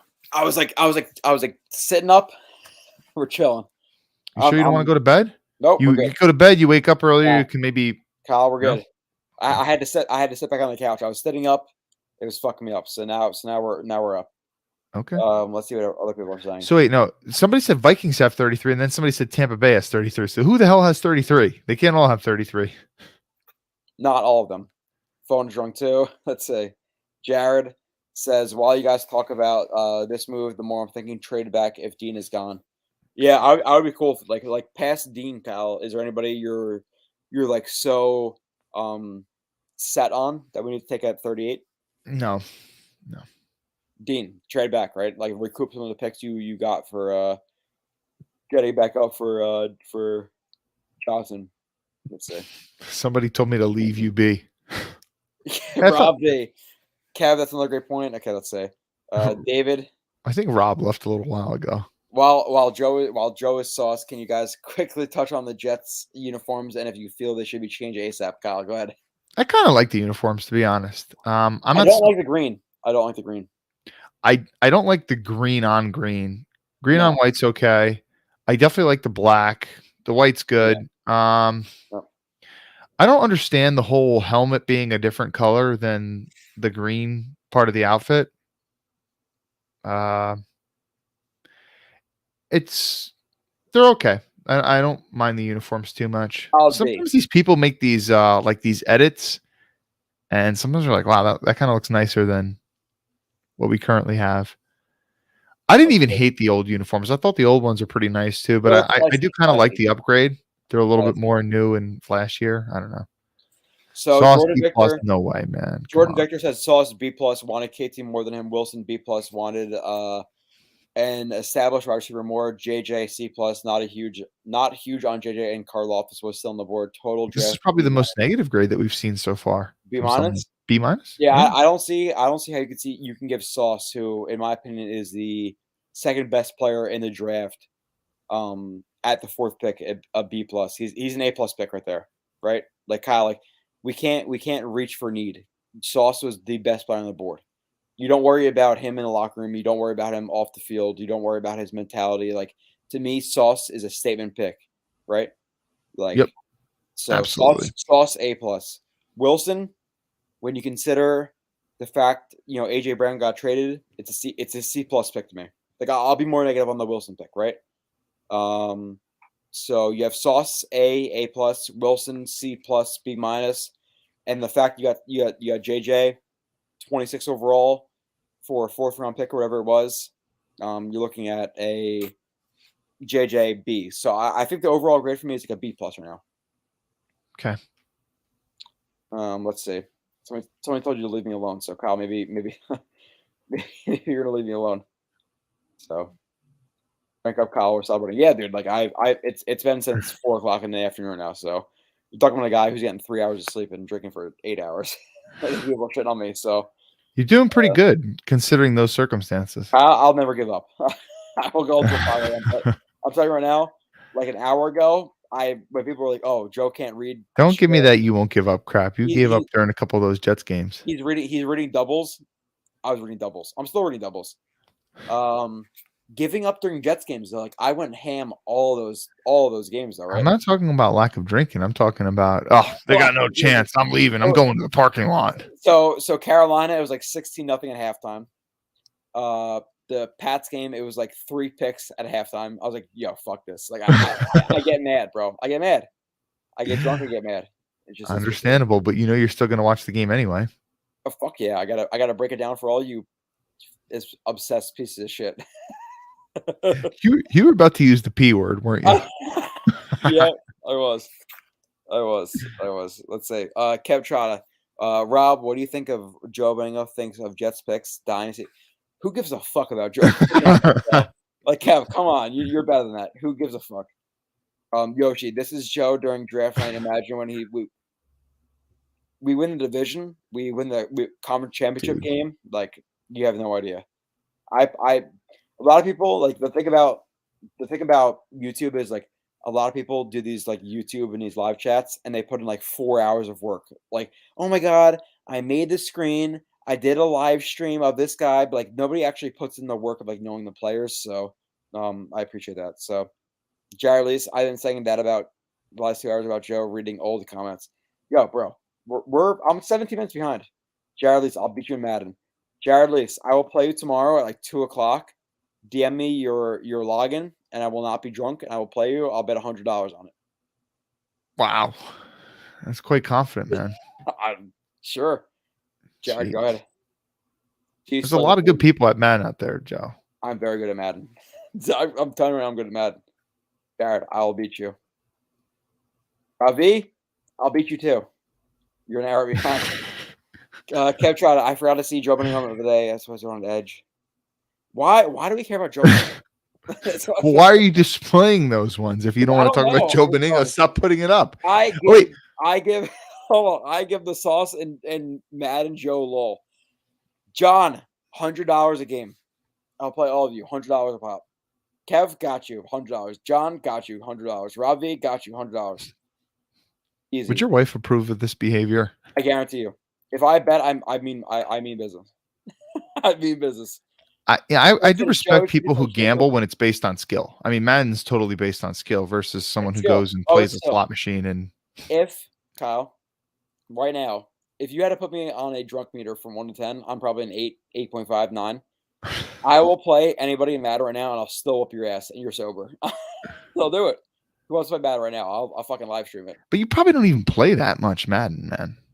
No, I mean, my friend. You don't have the time to play that much. There's got to be some people out there. I play Madden. I play Madden. I didn't know you played that much. Let's say later. Rob V. I'm comfortable sitting down, but now I'm getting more cocky in my Madden skills. So let's see who else is 137. Kyle, can we get an updated mock draft? Is there any like websites that we can update? Well, I haven't seen anyone post one on Twitter. That doesn't mean that they haven't. I just haven't seen one. So let me do a little Twitter search. Can we do it? Kev Chada, we need a drink game tomorrow. We're gonna we got a long way after 38. We'll entertain you. I feel like my takes have been absolute balls today, but waking up tomorrow, having a pork leg and cheese, and being able to like process this shit, I'll have much better takes. I just can't like compartmentalize. Yeah, that's the word. Wait, you mean a Taylor ham? What? What'd you say? You said pork roll, and I said you meant to say Taylor ham, right? Do you want to check your pants for a pad right now? Is your pad okay? Or Taylor ham? I'm surprised that you're even asking that question right now. You were scared to say the P word before. Listen, I know we've been on for a while. I will give you the freedom to go change your pad. Okay? You good? I'm good. Let's see. Jareless. Joe is the friend that gets them in trouble, and Kyle's the one that gets them out of trouble. I'm not gonna lie. I snuck Michael Nani into a club. So, or a bar. Was it a bar, right? Yeah. You want to, since you went and already said that much details, why don't you tell them how you did that? I flash a badge. So, flash the badge. It gets you a long way.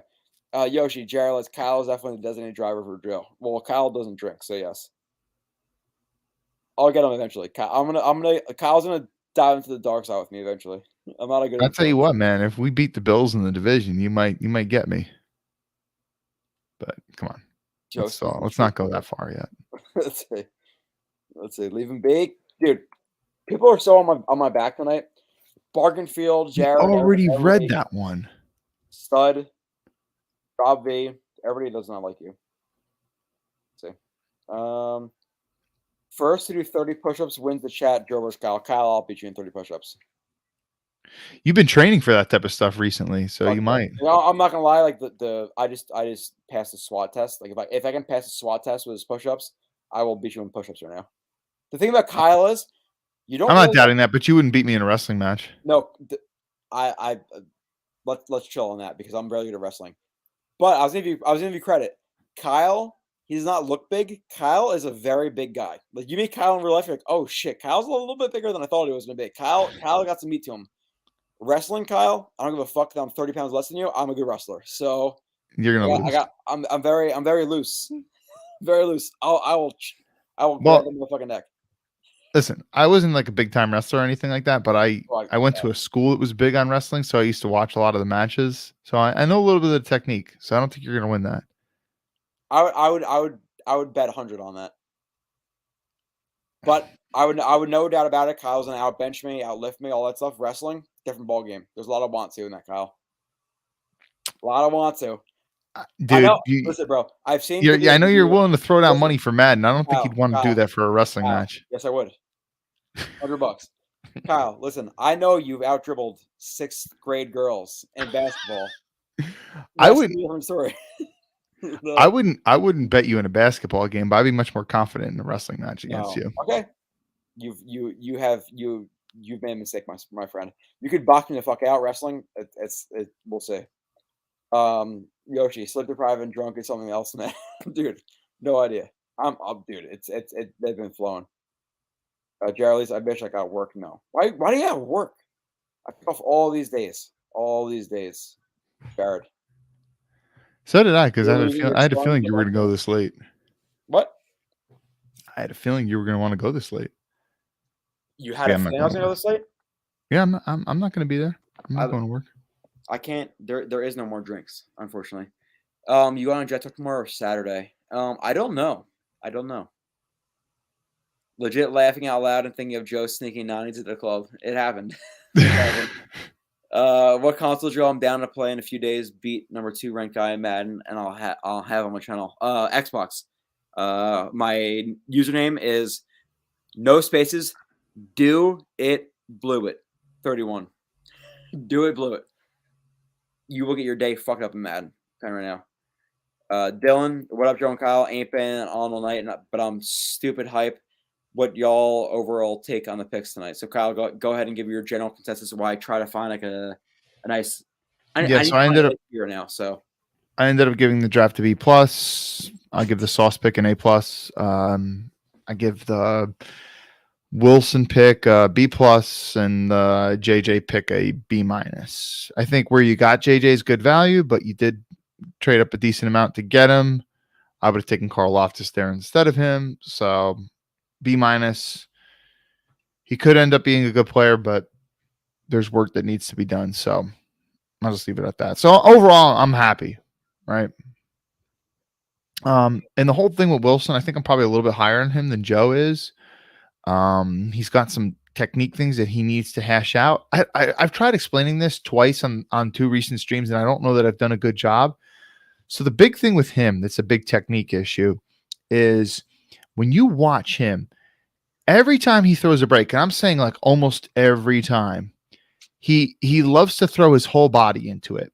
And his cuts are violent cuts. All right. He prides himself on that. He prides himself really on giving these head fakes to throw DBs off. And sometimes he really gets the DBs really bad. But being that he likes to throw these violent cuts with these big strides, it's such an integral part of his game. Yeah. When he does that, it takes him sometimes an extra step or two to get out of the break, which kind of slows the break down. And the thing that comes to my mind that I was saying before is being that it's such a big part of his game, I don't know how correctable it is. I mean, you can correct it to a certain extent, but how much can you correct it? Just kind of like a throwing motion. Like, for example, we heard so much about when Phillip Rivers came out and when Vince Young came out, they kind of threw with a sidearm. And throwing coaches try to correct it. That's not going to work at the next level. You don't want to get your balls batted. So let's try to correct your throwing motion. Well, a guy's been throwing like this his whole life. You think you can just kind of correct it? Garrett Wilson has made a career off of throwing breaks the way that he does. I mean, he does it all the time. Are you going to be able to correct that issue? I mean, I think it is somewhat correctable, but and his breaks aren't bad. They're not bad at all, but they could be more crisp. They definitely can. Oh be. no, but like my thing with Garrett Wilson is if he gets his footwork like to be as clean as it could be in terms of like shortening his stride length and running certain pacing into routes, his movement skills are ridiculous. Like I've said in the past, his ceiling is very, very high. Yeah. His floor isn't as high as London's is. Like I would have preferred London over Wilson, but getting Wilson, not preferred, but I'm not going to be mad at it. Like, if he develops into what he could be, and he's an Odell Beckham-like type player in terms of movement skills, you have Elijah Moore, who we expect to be number 1 type receiver. You have Corey Davis, who's a solid number 2. Okay. You know, maybe they draft George fucking Pickens. You know, like it could happen. So let's go through the chat. I'm ready. I got where is it? I got a Tito's and Club right now. So in the Devil's Cup, the Devils suck ass, but let's see. It's not gonna end. Bonesy, why are you guys still awake? I'm gonna be awake in 2 hours, and you're gonna say why? There's a problem with working midnights. I just there's the it just goes. What? You're a funny guy, man. John Vesey. I love you, but you're funny. Oh, I appreciate that. You still get your ass kicked in a wrestling match, though. Kyle, I'm telling you right now, I don't care how you have the show. Do you know any wrestling moves? Can you tell me one wrestling move? Well, I did ninjutsu for a while, so like a motegaku or a gakyu. We're not talking about jujitsu, though. Yeah, but so you're talking about submitting? Okay, so we'll be talking about 2 different things. Are you talking about who would win in a submission match? It's because you might beat me in that. It's all the same. But we were talking about like high school wrestling, scoring points and stuff. Your shoulders are so wide in real life, you could barely wipe your own ass. I have way more flexibility than you, my guy. Okay, but you're talking about 2 different things. Are you talking about submissions? You need to be flexible in wrestling, right? Yeah, that definitely helps for sure. But definitely more so when you're talking about submissions. Kyle, 40-yard dash, all the shit. We're talking about wrestling. We'll go at it. I don't care how much pounds you got me. I'm not going to give you that. I'm not giving it. Nope. Okay. Pork girl, don't you say that, Kyle, unless you want a cranberry juice with your Taylor Hammond on. I don't even eat this stuff. I just said it just to trigger Blewett. Something about he says you're a bitch because you call it Taylor Ham. That's what I saw from John. So it is what it is. John says you 2 wrestling for charity, entertainment, and money for a good cause. I'm down. I will not give it to Kyle in wrestling. No way. F. Chada, draft day should be a national holiday. Fuck yeah. Will R.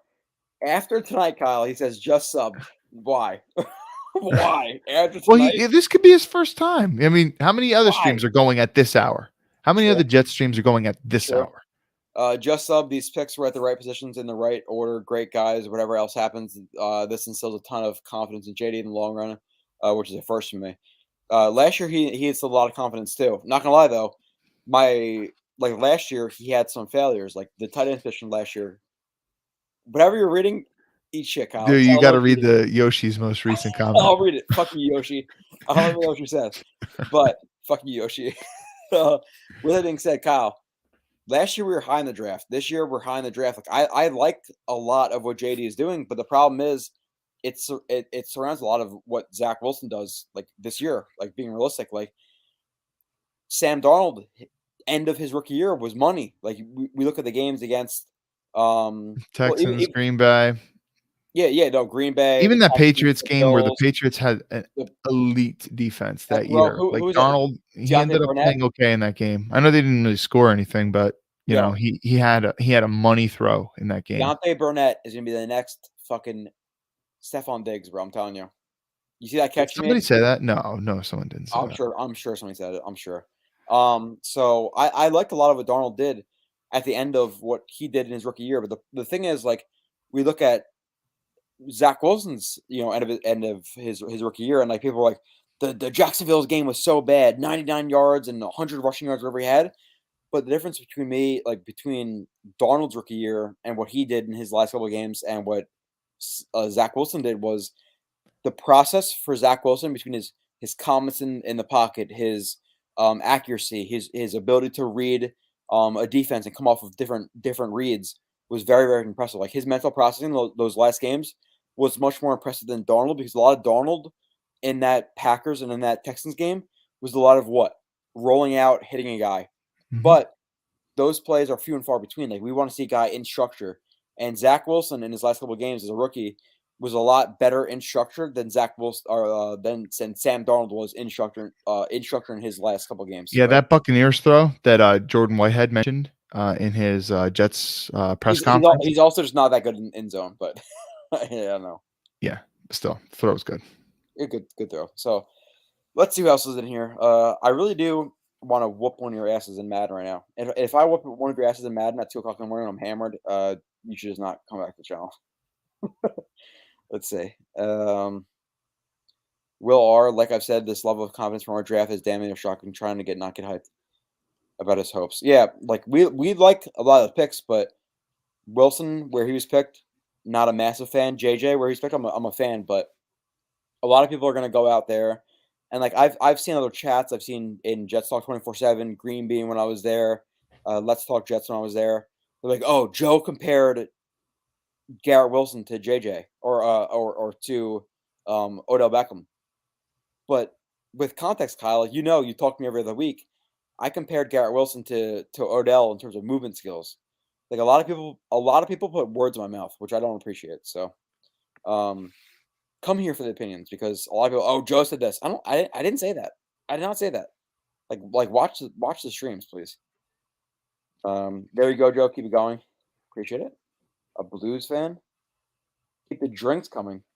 Yeah, I got vodka and club soda. So, well, wrestling is not jujitsu. I said ninjutsu. I'm gonna put your ass in a nice little ankle wrist lock, Kyle, and you're gonna tell the stream about how you regretted your decision. Kyle, I'm getting shit on, Joe. I was talking about wrestling, and all of a sudden you wanted to make it a submission match, which I'm down for that too. All right, we're good. I'll play you right now, Joe. Jared, give me your gamer tag. I will whoop your ass in Madden. I'll live stream it. I got 2 hours. What is it? 2:07. Let's go. PS4. There's cross platform. So anytime, bro. So I think we're at the end of the chat, Kyle. So yeah, we should probably call it a night. You can call it a night. I'm not gonna call it a night. I will literally talk to people forever. So right. Daniel, just look up Twitter. I think JRB and search Evan Neal. In terms of what? Let's see. What are you talking about, Dylan? He's talking about how you have that Evan Neal thread of him getting bitched in the run game. Well, do you want me to show you? Saying, no, I think he's asking that he's recommending that people search that. Oh no, let's show him though. What else you guys gonna say? All right, well, I'm gonna head out. It was a blast. All 3 hours and 11 minutes that I was here. So I can get to bed at a not too unreasonable hour, and then I can kind of wake up and watch some film. Film on who, Kyle? So I'm going to watch more of Sauce. I'm going to see if I can get more of Wilson. And I'm going to see if I can get more of JJ. And then if I have some time, I'm going to look into some of these other names that we mentioned as potential targets at 38. Kyle, you do that. I appreciate your 3 hours on the stream. But as these people know in the chat, I will go until the wheels fall off. So we are going to go until the wheels fall off. And I will see you tomorrow. I'll see you at, what, 6:30, right? 7. Yes. Well, it starts at 7, but I think you wanted to do a half hour before. Yeah, half an hour before. So I will see you in the chat a half an hour before it starts. All right, cool. All right, take care, guys. Adios. And thanks, everyone. Let's go. Mike says, did you guys see the Sauce draft call video? Yeah. The thing about it is like I like the nostalgia kind of ish about like seeing the guys' draft calls and seeing the interviews. Like I typically don't give a fuck about interviews. But I like seeing the draft calls and all that stuff, so I will definitely go watch that. Jared says I will play you right now. Okay, let's do it. PS4, anytime. If you start playing Madden, Jordan Victor, let's chat. Let's chat. I'm gonna whoop Jared's ass in the background. I'll talk to you guys while I'm whooping his ass. I'm not gonna talk about it. Wrestling is very tiring. You guys have fun with that. Joe versus Roman Reigns. I'm confident. Splattle, know what that means. AKJB. Kyle, good night. Kyle, be good. Kyle mentioned 3 hours and 11 minutes like he was officially clocking out. Kyle can't handle the heat, bro. Like, the thing about it is, like, we'll be in here. Me, you, Dylan, Kev, Jared, Yoshi, Mo, Tony. Tony's a silent killer. Always in here. Let's keep going. What do you guys want to talk about? Let's go. That's my gamer tag. AKJB. All right. Jared, I'm going to talk some shit to these people in the chat right now.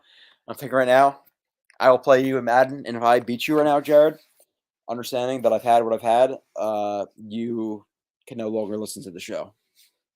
I will block you forever. So, Xbox One. Let's go, Jared.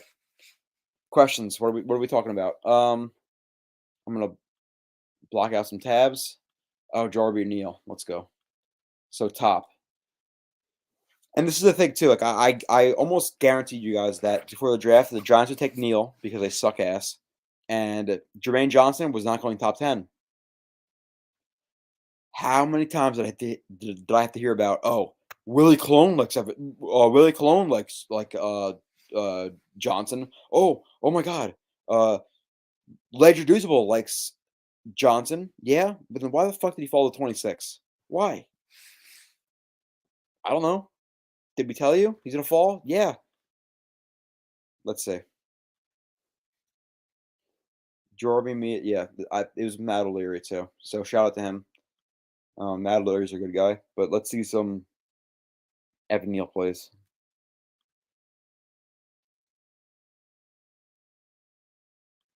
Look behind. Let's see what you guys are saying. Good night. Good night. Jared, I thought Madden wasn't cross-platform. I don't know. Kev Chata, Blewett, you might be starting a trend playing Madden live while drinking on stream. I'm telling you right now, like I literally thought about it the other day. Like I am very confident in Madden and Call of Duty, and if you guys want to play, I'm 100% down to play and just drink and talk. Let's see. So let me see if I can add Jared. If not, then I'm gonna play someone in Xbox. You guys better have Xbox. I'm 100% down to play you. But I'm gonna try to bring you guys to this, which is what I tagged Matt O'Leary in. It was somewhere top.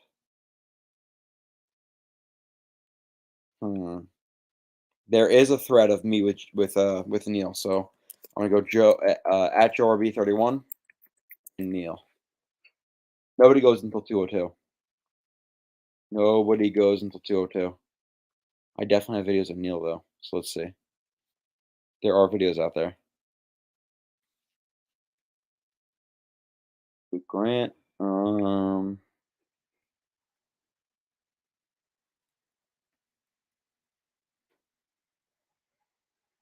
not good at finding shit, but it is definitely in there.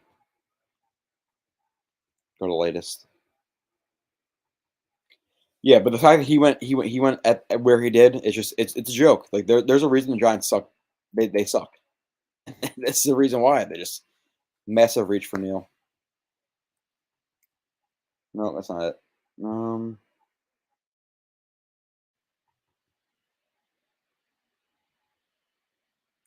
know what? Fuck this.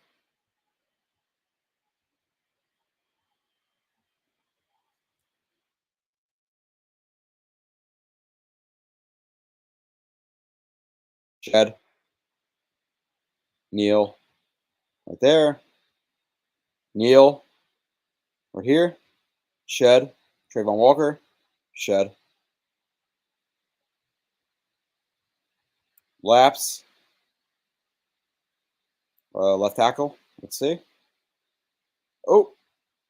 Free blitzer. My bad. Good job. Miss. Shed. Movement. Like there. I don't know where the thread is right now, apparently, because I've been drinking, but Joe, who are your top three at 308? Oh, let me stop sharing this real quick. Remove. Who are your top three at 308 and 101? I gotta look at the list right now, but let's see who is available. I know Dean is an absolute slam dunk right now, so let's see. Top available round 2.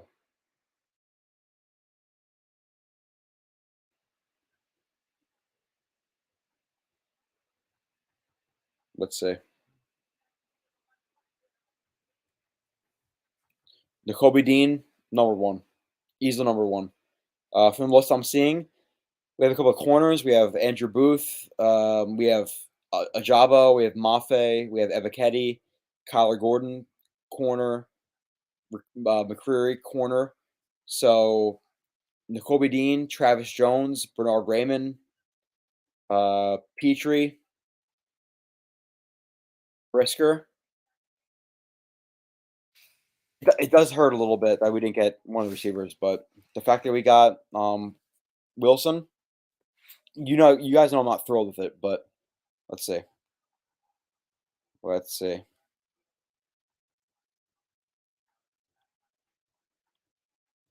Just yeah, I don't think it's gonna happen after they traded for Wilson. I think it'll be 38, and we'll see what happens. We're lining the draft. So Neal is a stud, but he's not a stud. He's not. I gotta find this. I have to find this the thread of me with Neal. If you give me a second though.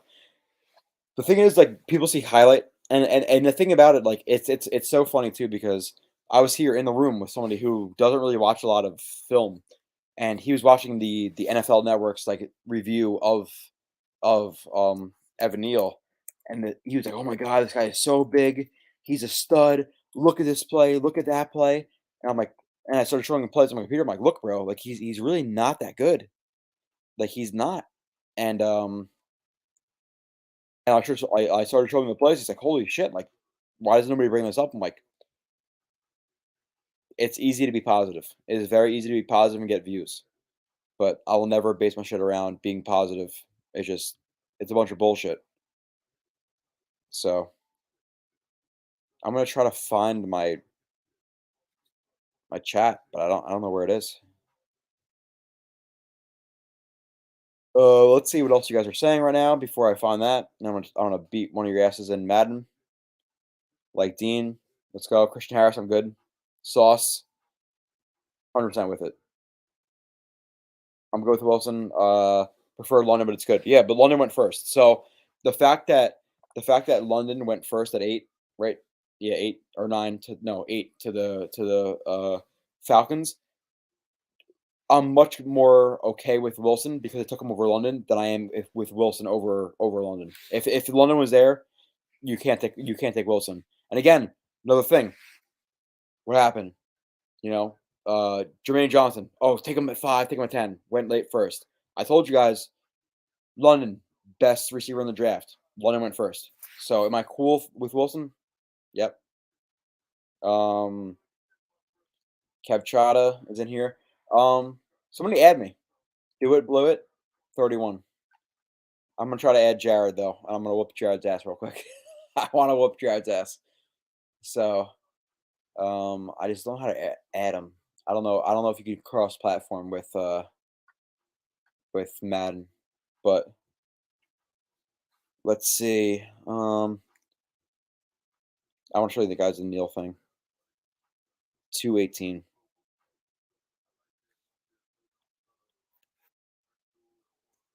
Let's see here.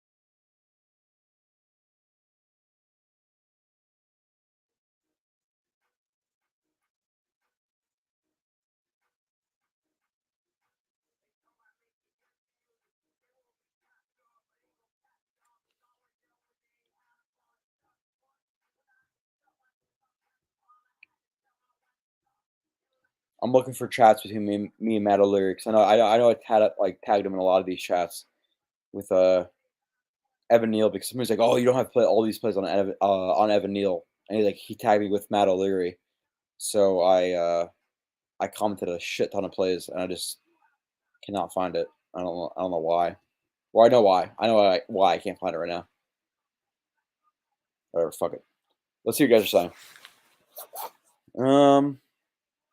Jared Lee's probably can't on Madden, but COD I will win without a doubt. Nobody's challenging me. Where are you at, Jared? Give me that gamer tag. Give me that gamer tag. Look at the chat. Joe just checked. You can find the Neal thread under media. The date is 3/5. Wow, savage. Absolute savage. But how do I find that? How can I not find my own tweet right now? Like, I don't like Neil, and I know I put up a thread of Neil, and I can't find it. I cannot find it. I'm gonna find it for you guys though. For the guys who are gonna last until 4 o'clock in the morning right now, because I know there's at least 100 of you crazy assholes who will. As long with me. With me. Because you guys thought I would tap out at 1, 2. No, it's not happening.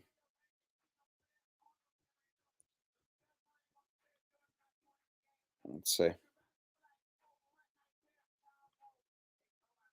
Yeah, I can't find the Neil shit because like the problem with like Twitter is I Googled my name and then Neil, and there's also 1,000 people commenting Neil to me, and I don't like Neil, so there's plenty of people like Joe Neil. What do you think about Neil? I'm like he's garbage. Guy's garbage. 1v1 me.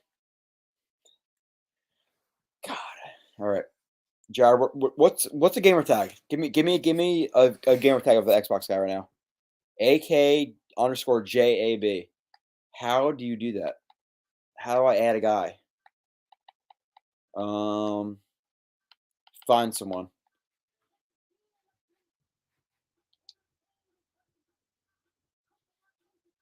AK. Okay. A_K.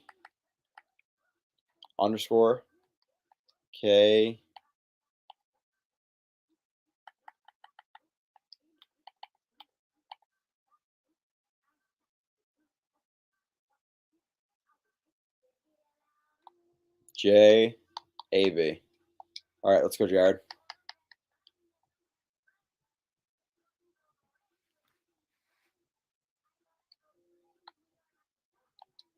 AK Jabroni?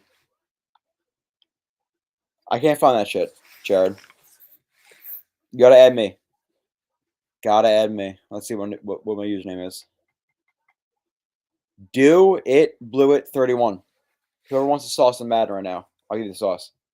Command F? What does that mean? Let's see. Oh, no, it's different. Dylan. PlayStation. Yeah, I don't know. Every time I saw Neil, Kevchada says he was losing his balance. Yeah. 227 people are still watching Joe. I don't know why. I am very, very drunk and trying to play something mad right now, but you guys are all hyped about the draft, so I'm cool with it. I'll stream until 4. The fact there's 227 people sitting at their phones or computers right now to watch this shit is ridiculous. It is ridiculous.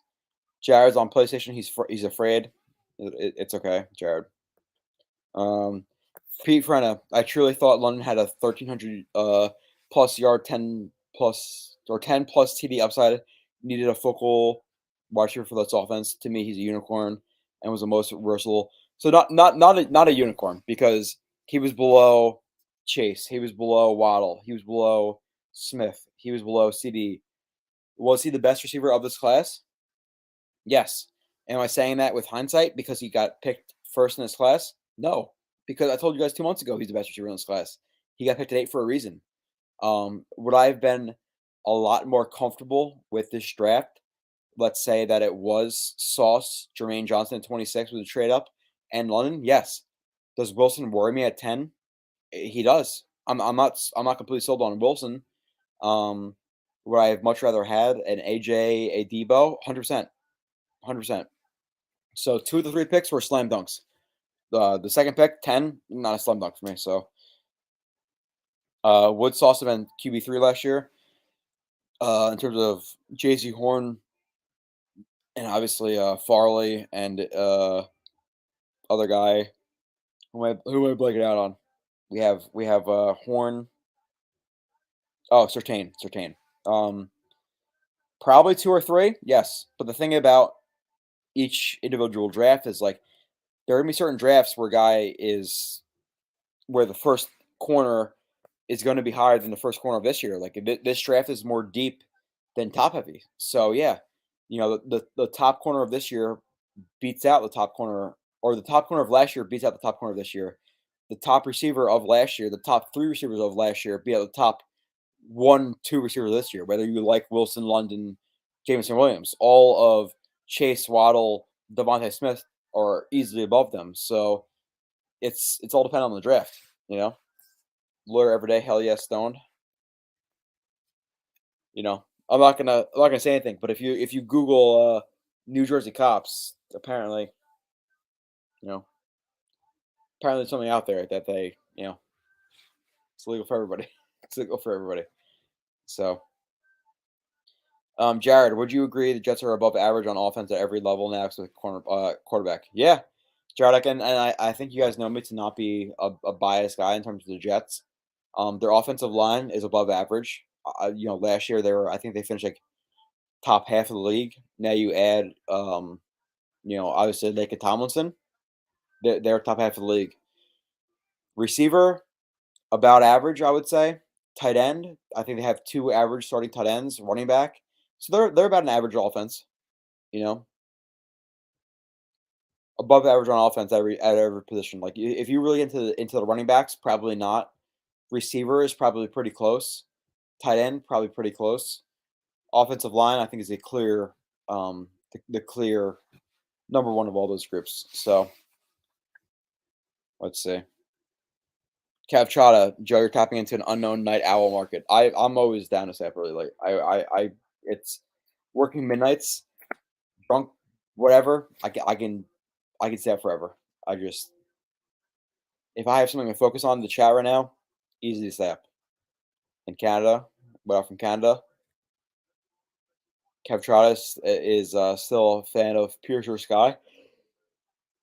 I can understand those guys. If you were to take them, Sky Moore or Pierce at, well, they don't have 69 anymore, right? So 38 too early. I really think it's gonna be a linebacker or safety. Is 38 linebacker safety. Graffin will you agree that I'm Jewish and like hot dogs? Sure. Graffin loves hot dogs. He likes meat in his mouth. I send you a thread on Twitter, Joe. Probably my thread. Let's see. I appreciate you if you send it to me.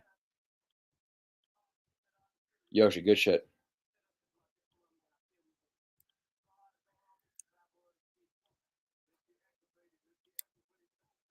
Why is it sideways?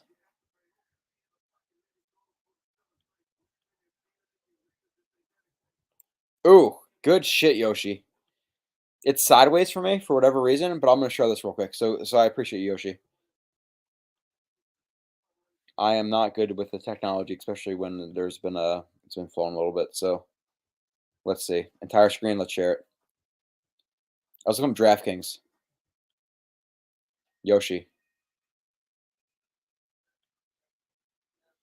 If you can see left tackle in all these plays, you probably throw up if you're drunk because it's sideways. It's sideways. Oh, there it is.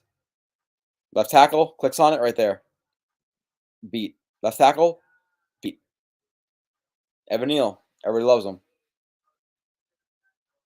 Keep it going. Beat.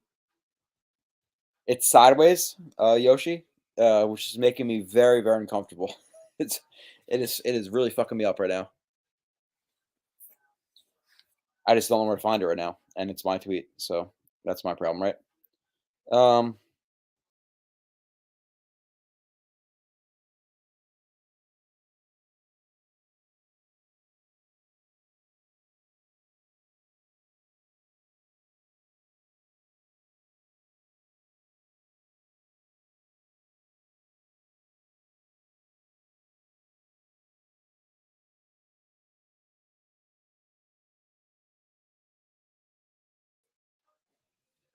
We're back. We're back. Drunk Joe just kicked himself off. No, I did. I got back in, though. I got nervous. It happened. Let's see. I love you guys. I do. It's great. It is great. I literally don't know how many people are in here. Like I'm just reading the chats right now, but I can't even tell. Somebody said 200 people. 213 psychopaths. Bro, it's 2:30 in the morning. I'm drunk. You're drunk. You're high. I might not be high, but I am shocked that there's 200 people in here right now. Pete Frenna, Joe, what is the saving grace for Garrett Wilson? What traits does he have that can make him a surprise? He has a very, very high ceiling. His movement skills are ridiculous. His ability to run routes at his highest ability are great. His ability to catch the ball in traffic is good. Do I think that Garrett Wilson early is a slot only receiver? Yes. I don't. Garrett Wilson to me really struggles with his ability to get off press in terms of route running, and he really struggles in terms of stacking guys, in terms of getting off of press, stacking guy vertically, whether it be for an out route, 9, 8, whatever the route is. So Garrett Wilson is a slot only guy for me right now. But in terms of a guy who's a really good yak guy, who has a really high capability of running routes, I like Wilson. Do I like him at 10? No. Would I rather have Debo, AJ? Yes. Would I rather have Carl Loftus, whoever else there? For sure. That's my least favorite pick of the draft, more because of Debo or AJ Brown going for what he did. But the combination of JJ and Sauce at 4 is good. And again, people will shit on me and say, oh, I absolutely hated, which I spilled a bunch of beer. I absolutely hated. What's his name? We're gonna walk through the house. I absolutely hated JJ. I hated JJ for the 4th pick. Did I hate JJ for pick 26? No, I didn't. But we're getting a towel right now because I spilled beer on the ottoman and my wife will be mad. So I gotta find a towel that I could. Yep, right there. We are in the laundry room, my friends. Let's go. Okay. Ooh, bunch of beer. Bunch of beer. See it. Not good. Not good, my friends. Let's move some of this shit. It was the beer, and I have a shitty ass beer. That's an IPA that my friend gave me that tastes like sour asshole. It's just not good. But I gotta move a bunch of shit, so give me a second. Everything is soaked with fucking beer and gross. Okay, hold on.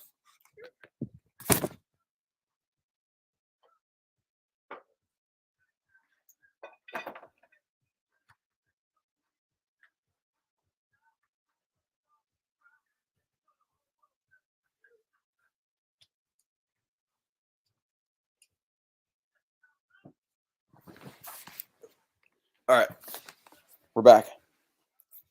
That was gross. What I'm referring to is in your last mock of Pierce and Sky instead of Wilson. Are you talking about okay? So you rather have Pierce in the 3rd and Sky in the 3rd, 4th round instead of Wilson? Sure, but obviously Sky just went in the top 30, so you're not going to get Pierce and Sky because Sky already went. So, would you also agree that you look medieval? A medieval? What does that mean? Grafton Williams, what do you mean medieval?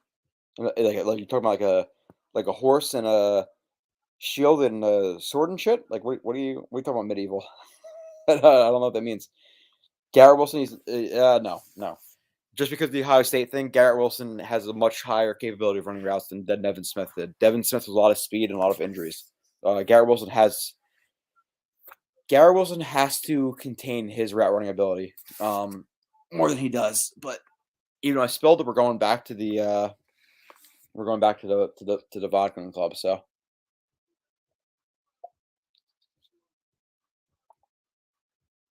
Let's see. Try to put that there. It's gonna spill over my fucking couch. I know it. Garrett. Oh, let's see. Yoshi, resend my it better my bad.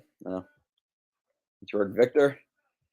Oh, you blacked out. Not blacked out. Grafton, you're holding up 7 fingers. Just join. But any ideas for round 2? Nakobe Dean. If you can get Nakobe Dean right now, again, I'm at a B+ for this draft overall. If you can get Nakobe Dean and Jermaine Johnson and a Sauce Gardner, even though you took Garrett Wilson, which I'm not the biggest fan of at 10, Nakobe Dean right now, you're talking about a really good fucking draft for the Jets. Nakobe Dean would be I would be ecstatic. So Brandon McNeely, I just woke up because I can't sleep because I'm still mad over the Wilson pick. What'd you want there, Brandon? You know, I'd rather have obviously one of AJ Brown or Drake London, but Grafton Williams, DJ Reed is a baller from Baco, my hometown. Best made a. Okay, so I'm assuming you're maybe a Seahawks fan. I would say I really like Conklin. I really like DJ Reed. DJ Reed he's a baller. He is a baller. Turn the cushion over. Let's see. Fuck, dude. Get night of the 13th. Fruity beer and like any beer that's like citrusy hint of orange and all this bullshit sucks. It sucks. And that beer I just spilled, which I didn't mean to, because I already have the vodka in the club, with some citrusy ass, which I got to drink still. It's not good. Like what is this shit? Let's see. And my all of it's still wet. A Founders All Day IPA.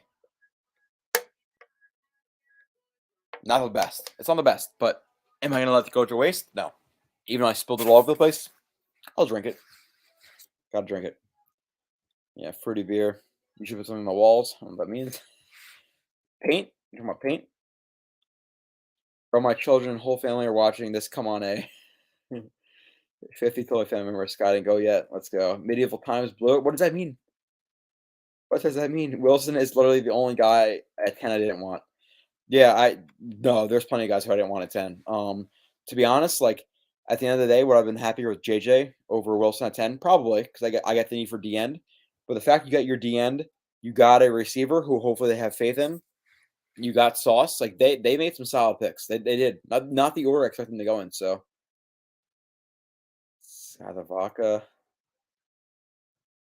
Skibbity hip skawop. Okay. Get after Grafton. Sko. It's getting after it.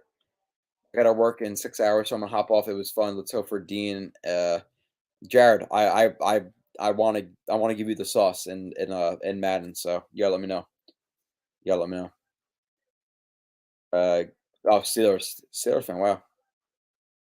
How do you guys feel? What do you guys have? Is it Marcus Mariota? Who do they even have right now? Is it Marcus Mariota? Right? They draft. I really thought they were gonna draft Willis, but let's Side note: what players did you ever miss on that turned out to be good? So the I think the biggest player I missed out on, like I've hit on a good amount now, like Jermaine Johnson falling, George Fant hitting. Like there's been plenty that I've hit on. Bless Austin being a complete bust, hit on that. Ash Davis being a complete bust, hit on that.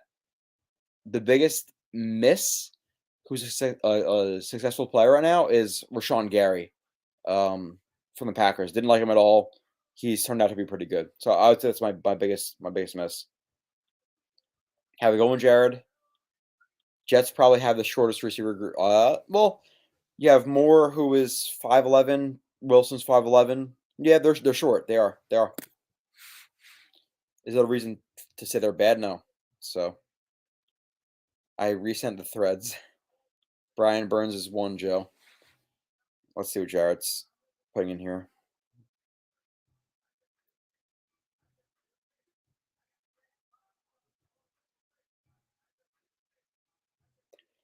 Jared, you recorded them, but didn't send the actual original thread because I need to see the beginning of it because it's really fucking me up right now. It is. Let's see. 240.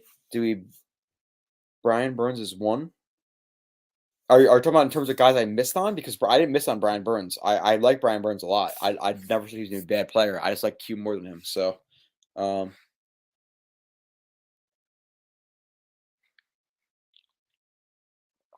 let's see. What else is in here?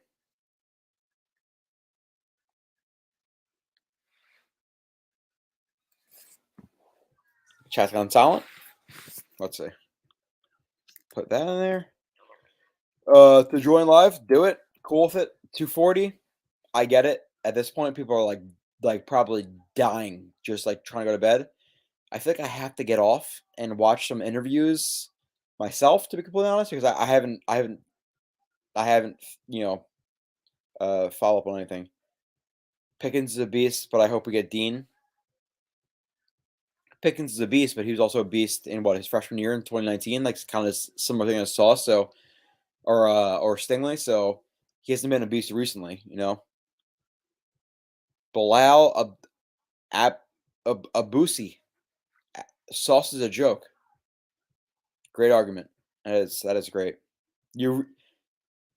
Bilal Abdusi, your analysis right here rocked my boat. You know what? I was a really big Sauce guy for months, and then Bilal, seeing your opinion here of Sauce is a joke completely changed my mind. Like I cannot be a bigger negative guy of Sauce now. That Bilal Abusi said that he's not good. He's bad. Sauce is bad. Bad pick. He's a bad pick. I cry on the inside. We did not take Kyle Hamilton at 10. Why? Lloyd Gross, $100 super chat tomorrow if we get Dean at 38. Oh yeah, let's do it. Bilal, Death Face. I'm not gonna lie. Who do you want 38? I want Nicole Dean. Who's available though? Best available players 2022 NFL draft. Who is available, fellas? Everything is about who are the best available now? Oh, entering day 2. So let's see. Nakobe Dean is easily number 1. Easily number 1 for me. So I would say, we have pick 38. We have 33, 34, 35, 36, 37 to go. Nakobe Dean 1. Brisker 2. Logan Hall, the D tackle. Christian Harris, the linebacker. Uma, linebacker. We have Sauce already. Petrie. So I'm really hoping for Petrie, Brisker, Dean, Harris, Muma. Those are 5 guys. So yeah, Harris, Muma, Dean, Brisker, Petrie are the guys I'm hoping for right now. I don't give a fuck if the Jets brought in whoever that safety linebacker hybrid was from Seattle, from San Fran. I don't care even if they brought in Quan Alexander. They have a much bigger need at linebacker. So linebacker, you bring in one of those guys, Dean or Muma or Harris or whoever, Leo Chanel, or unless I don't think Leo Chanel went, or you bring in Brisker, you bring in Petrie. Cool with either one of those guys. So if that's the answer to that. Bilal imitating Jets Forever, who thinks everyone is a bust. I don't know if I know who Jets Forever is.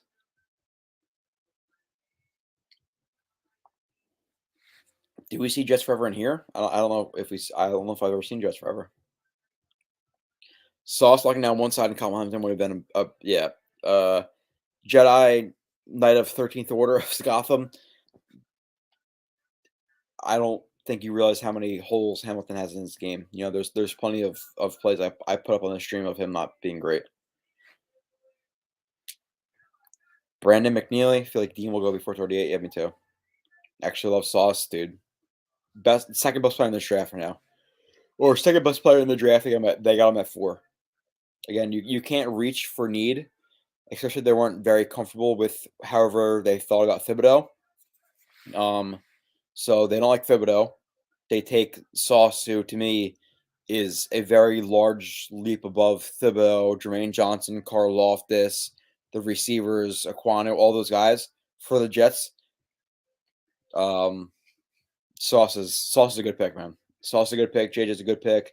Wilson, not in love with it, but it is what it is. So, Jet Knight, not sure how much I trust Having Zach Wilson, the little Trump humper mask. Okay, yeah, let's pull off the screen and just ban that guy for, let's grow up a little bit, huh?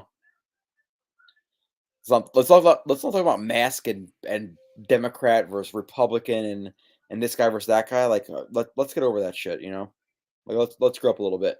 I'm not gonna lie, this generation has got very soft in terms of opinions, and this guy doesn't agree with my opinion. Let's shame him, and like, you're coming into a chat and want to say this mask hole and all that shit. Like, grow the fuck up.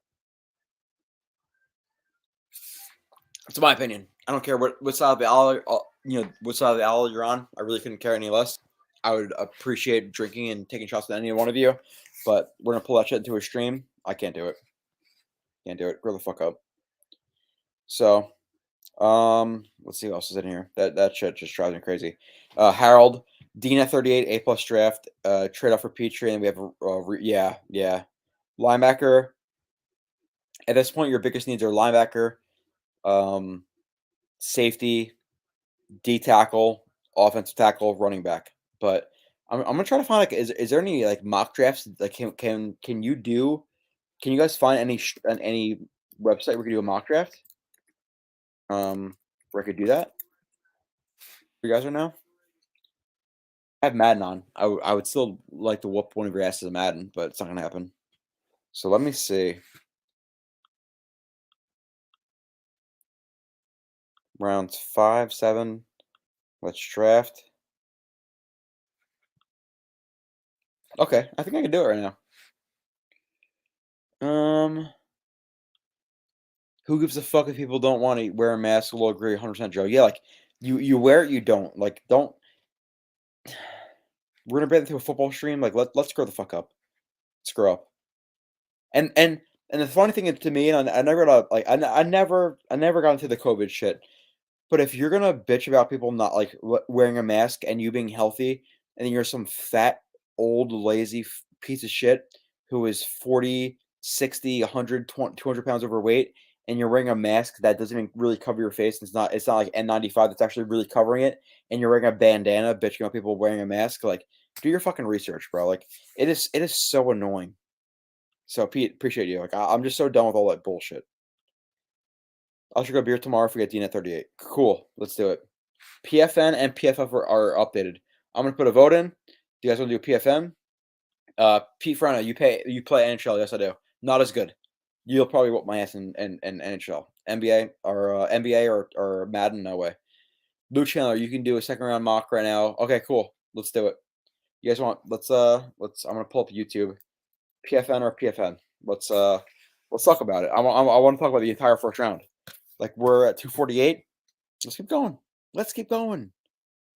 Why do I give a shit right now? Like, we even talk about all the other picks. Like, we talked about the Jets and this and that and that. Like, do we even talk about all the other picks for everybody else? We didn't. We can go forever right now. It's easy. Easy. Let's see. Please don't bring up mask and shit in here, though. Like, I'm not even seeing the chat right now. Like, I don't want to do that shit. YouTube. Keep your opinion to yourself. That is my opinion on that stuff. People like seek out fights. I want to fight you. Tribalism.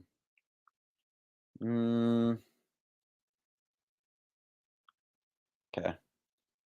Jets X Factor. All right. 167. Mute this. So we have a poll.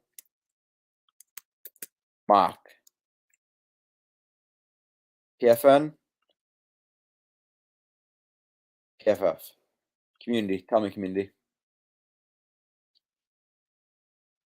Tell me, community. Am I still on?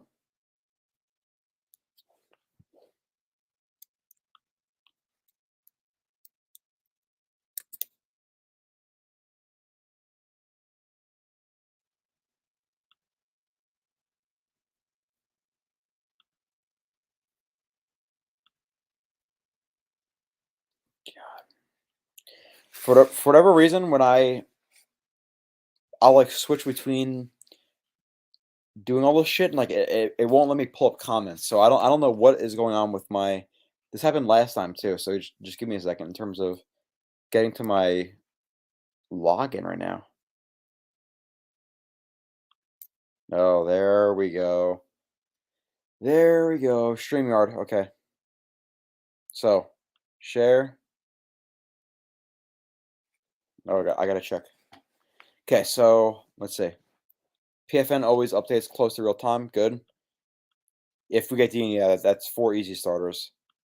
Hit that like button, guys. He's killing it. Yeah, it's just I appreciate that. I don't know if I'm killing it, but I think the effort in the long run is the killing it part. I don't think I'm going ham right now, but the effort. Trade down. Michael DeFino walking off the ledge with the Wilson. Literally only guy I didn't. You already put that in there, right? So let's see.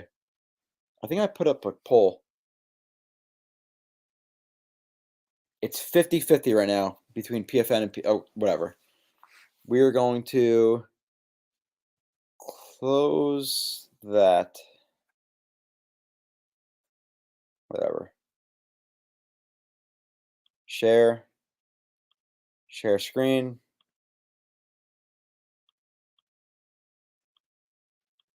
Okay, we're sharing it. We're gonna do a mock draft now because the Jets, they got sauce, right? And well, let's resume it. It's going exactly as it drafted. We're gonna keep going. Trade it up. Okay, so this is the real draft, right? So for the Jets, they got Gardner, slam dunk of a pick. It's a slam dunk. Garrett Wilson, much rather have fucking AJ Brown, but it is what it is. Jermaine Johnson at 26. Again, there are people who were telling me I was absolutely crazy for thinking he wasn't worth a pick at 10. Now, a pick from 38 to 101 is a very large weight. So now we have 38, 101, 111, 117, and 146. So the biggest needs on the team right now are linebacker or safety.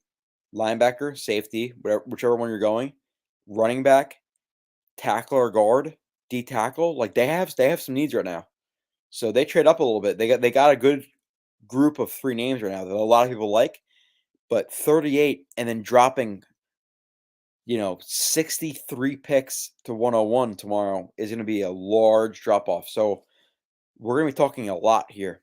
I don't know what the comp picks are, but we're seeing these 2 picks tomorrow, right? Is that a third comp, or we're just doing 1? I'm not even sure if this is on the 4th, right? 96. No, I don't think so. I'm not sure. Let's see.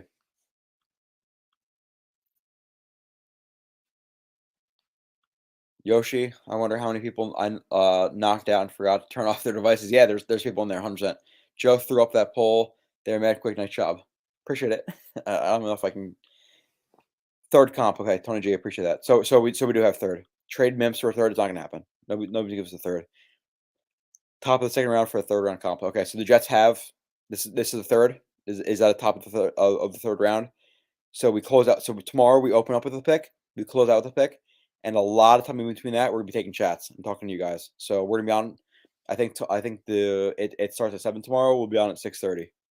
Talking to you guys at 6:30, and then the last day we have 111, 117, 146, and then we'll figure it out from there. So the first round, though, like if you look at it, what was surprising?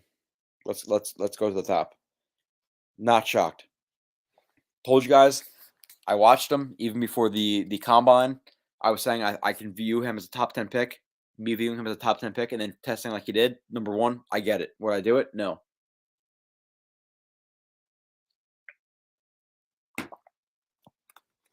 Aiden Hutchinson, get it. Stingley, not for me. At 3. Ahmad Gardner for the Jets right there. Slam dunk. Thibodeau, good. I won $180 right there. Kwanu for the Panthers. He's my number 3 player in the draft. Neal, reach. So I like the Giants' first pick with Thibodeau. Neal, good job with them, like staying to the trenches, but Neal's a joke. London, good job. Cross, reach. Olave, to me, reach. Williams, good pick. Jordan Davis, cool, whatever. Hamilton, Green, cool. Dotson, get it. Johnson, get it. Burks, reach. Reach. This is a reach. 10 right now. Penning, okay. Pickett, okay. McDuffie, good pick. Good pick by the Chiefs right there. 21 McDuffie, really big fan. Quay Walker, get it. Elam, get it. Smith, get it. Linderbaum, get it. Even though they're a little bit more power heavy and gap heavy than I would like for a guy who's for a team who's going for Linderbaum, Jermaine Johnson, get it. Again, top 10 lock, Jermaine Johnson. Devin Lloyd, get it. To the Jags, Delta White, good pick. Strange, maybe a little bit of reach. Carl Loftus. The fact that the Chiefs got Carl Loftus and Trent McDuffie, really, really, really good picks right there. Really good picks. Jackson Hill, good pick. Lewisine, good pick at the end of the first round. So now we start in this mock or in this simulator, which I can't see. I'm literally talking to myself to a screen right now. I can't see even chats right now. So let's see what the chats are saying. Anything? Tell Sabo to wake his ass up again on the stream. No, Sabo, I think Wayne Corbett, maybe Marcus Coleman, maybe Nani will be on tomorrow and the next day. But no, right now it's me solo, 3 o'clock in the morning. I don't give a fuck. So happy tanking, I hate to say, but Dean is most likely going to be gone. Getting Dean at 38, man. Stingling 3 is a shock. Wow, only 1 QB in the first round. Yeah. Yeah, Yoshi.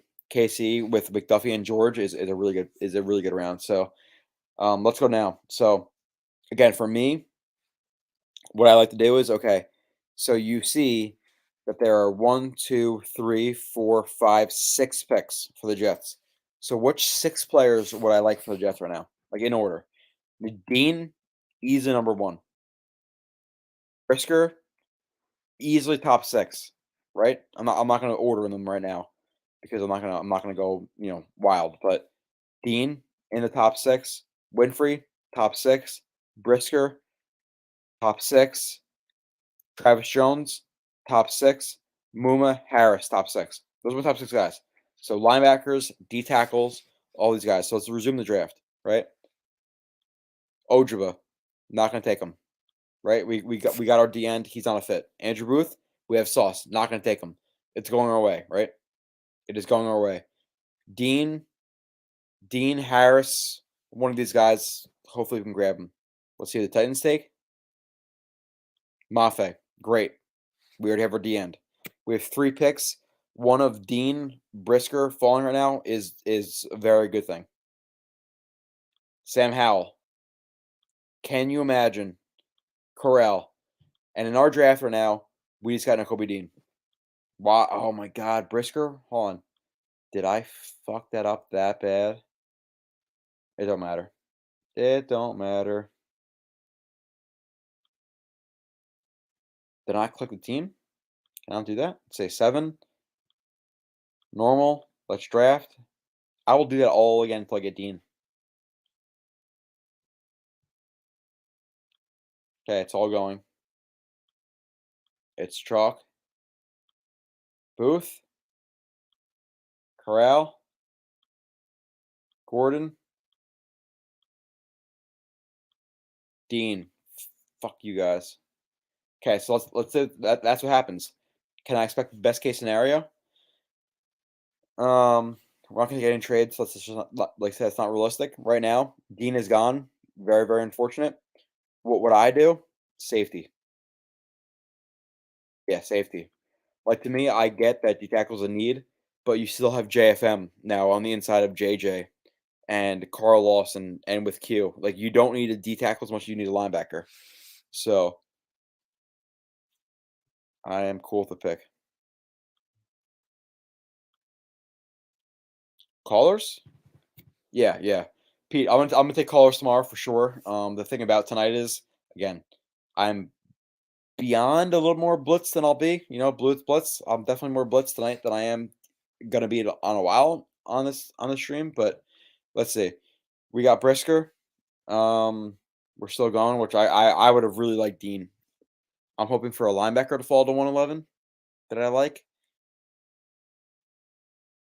Spiller, if Spiller's there, or Rashawn White, like you might not be able to skip on them, to be completely honest. If one of these guys are there, I don't think I can skip on them. And I want a linebacker. Spiller is still there in this draft? Yeah, I'm sorry, guys. I can't. I don't care. Spiller at 101 is a great pick. Debate with your wall. I want a linebacker too, but Spiller. Oh, Damone Clark too. Bang. That's what we're doing. D tackle, running back. Brian Robinson. Want him. Need that other running back. Now, let me see who's going to fall. Because I think we need a D tackle and a tackle. So we might not get a D tackle this game or this mock draft. So we might have to sign a guy, which is okay. Because we got plenty of space now. You know that Wilson's not the pick, so. Zach Tom. Yeah, Zach Tom. Because there's going to be the pick. Let's do it. Fuck it. We just traded a lot. Trade out for Chanel. Spiller would be awesome there. Yeah. Who's a good partner? Trade down from 38. I don't know. Luke Chandler. I agree. I'm going to bounce off in a minute, I think. How many of you guys are in here? Which is 168. All right. Let's see. We're going to keep going. We got a bunch of picks from the. So right now, we have obviously Gardner, Wilson, Jermaine Johnson. They're locks. Unfortunately, Dean went. We got Brisker. We got Isaiah Spiller at 101. Ridiculous. Linebacker at 111. Brian Robinson. Now we have, and then we traded back a little bit. Now we have 171, 208, 228, and 158. So I want a backup offensive lineman. Lindstrom. Heard plenty about him. Now we have a backup center, which I'm cool with. I would like a backup tackle, backup D tackle. Like there are some positions there, but I kind of want to take BPA because at this point in the draft, you take whoever you think can make an impact. So, Hassan Haskins, looking at him right now if he falls. Even Pascal, he's not going to fall this far. He's not 196. He's going to be a second or third round guy. I really can't. Their rankings are outdated. So, at this point,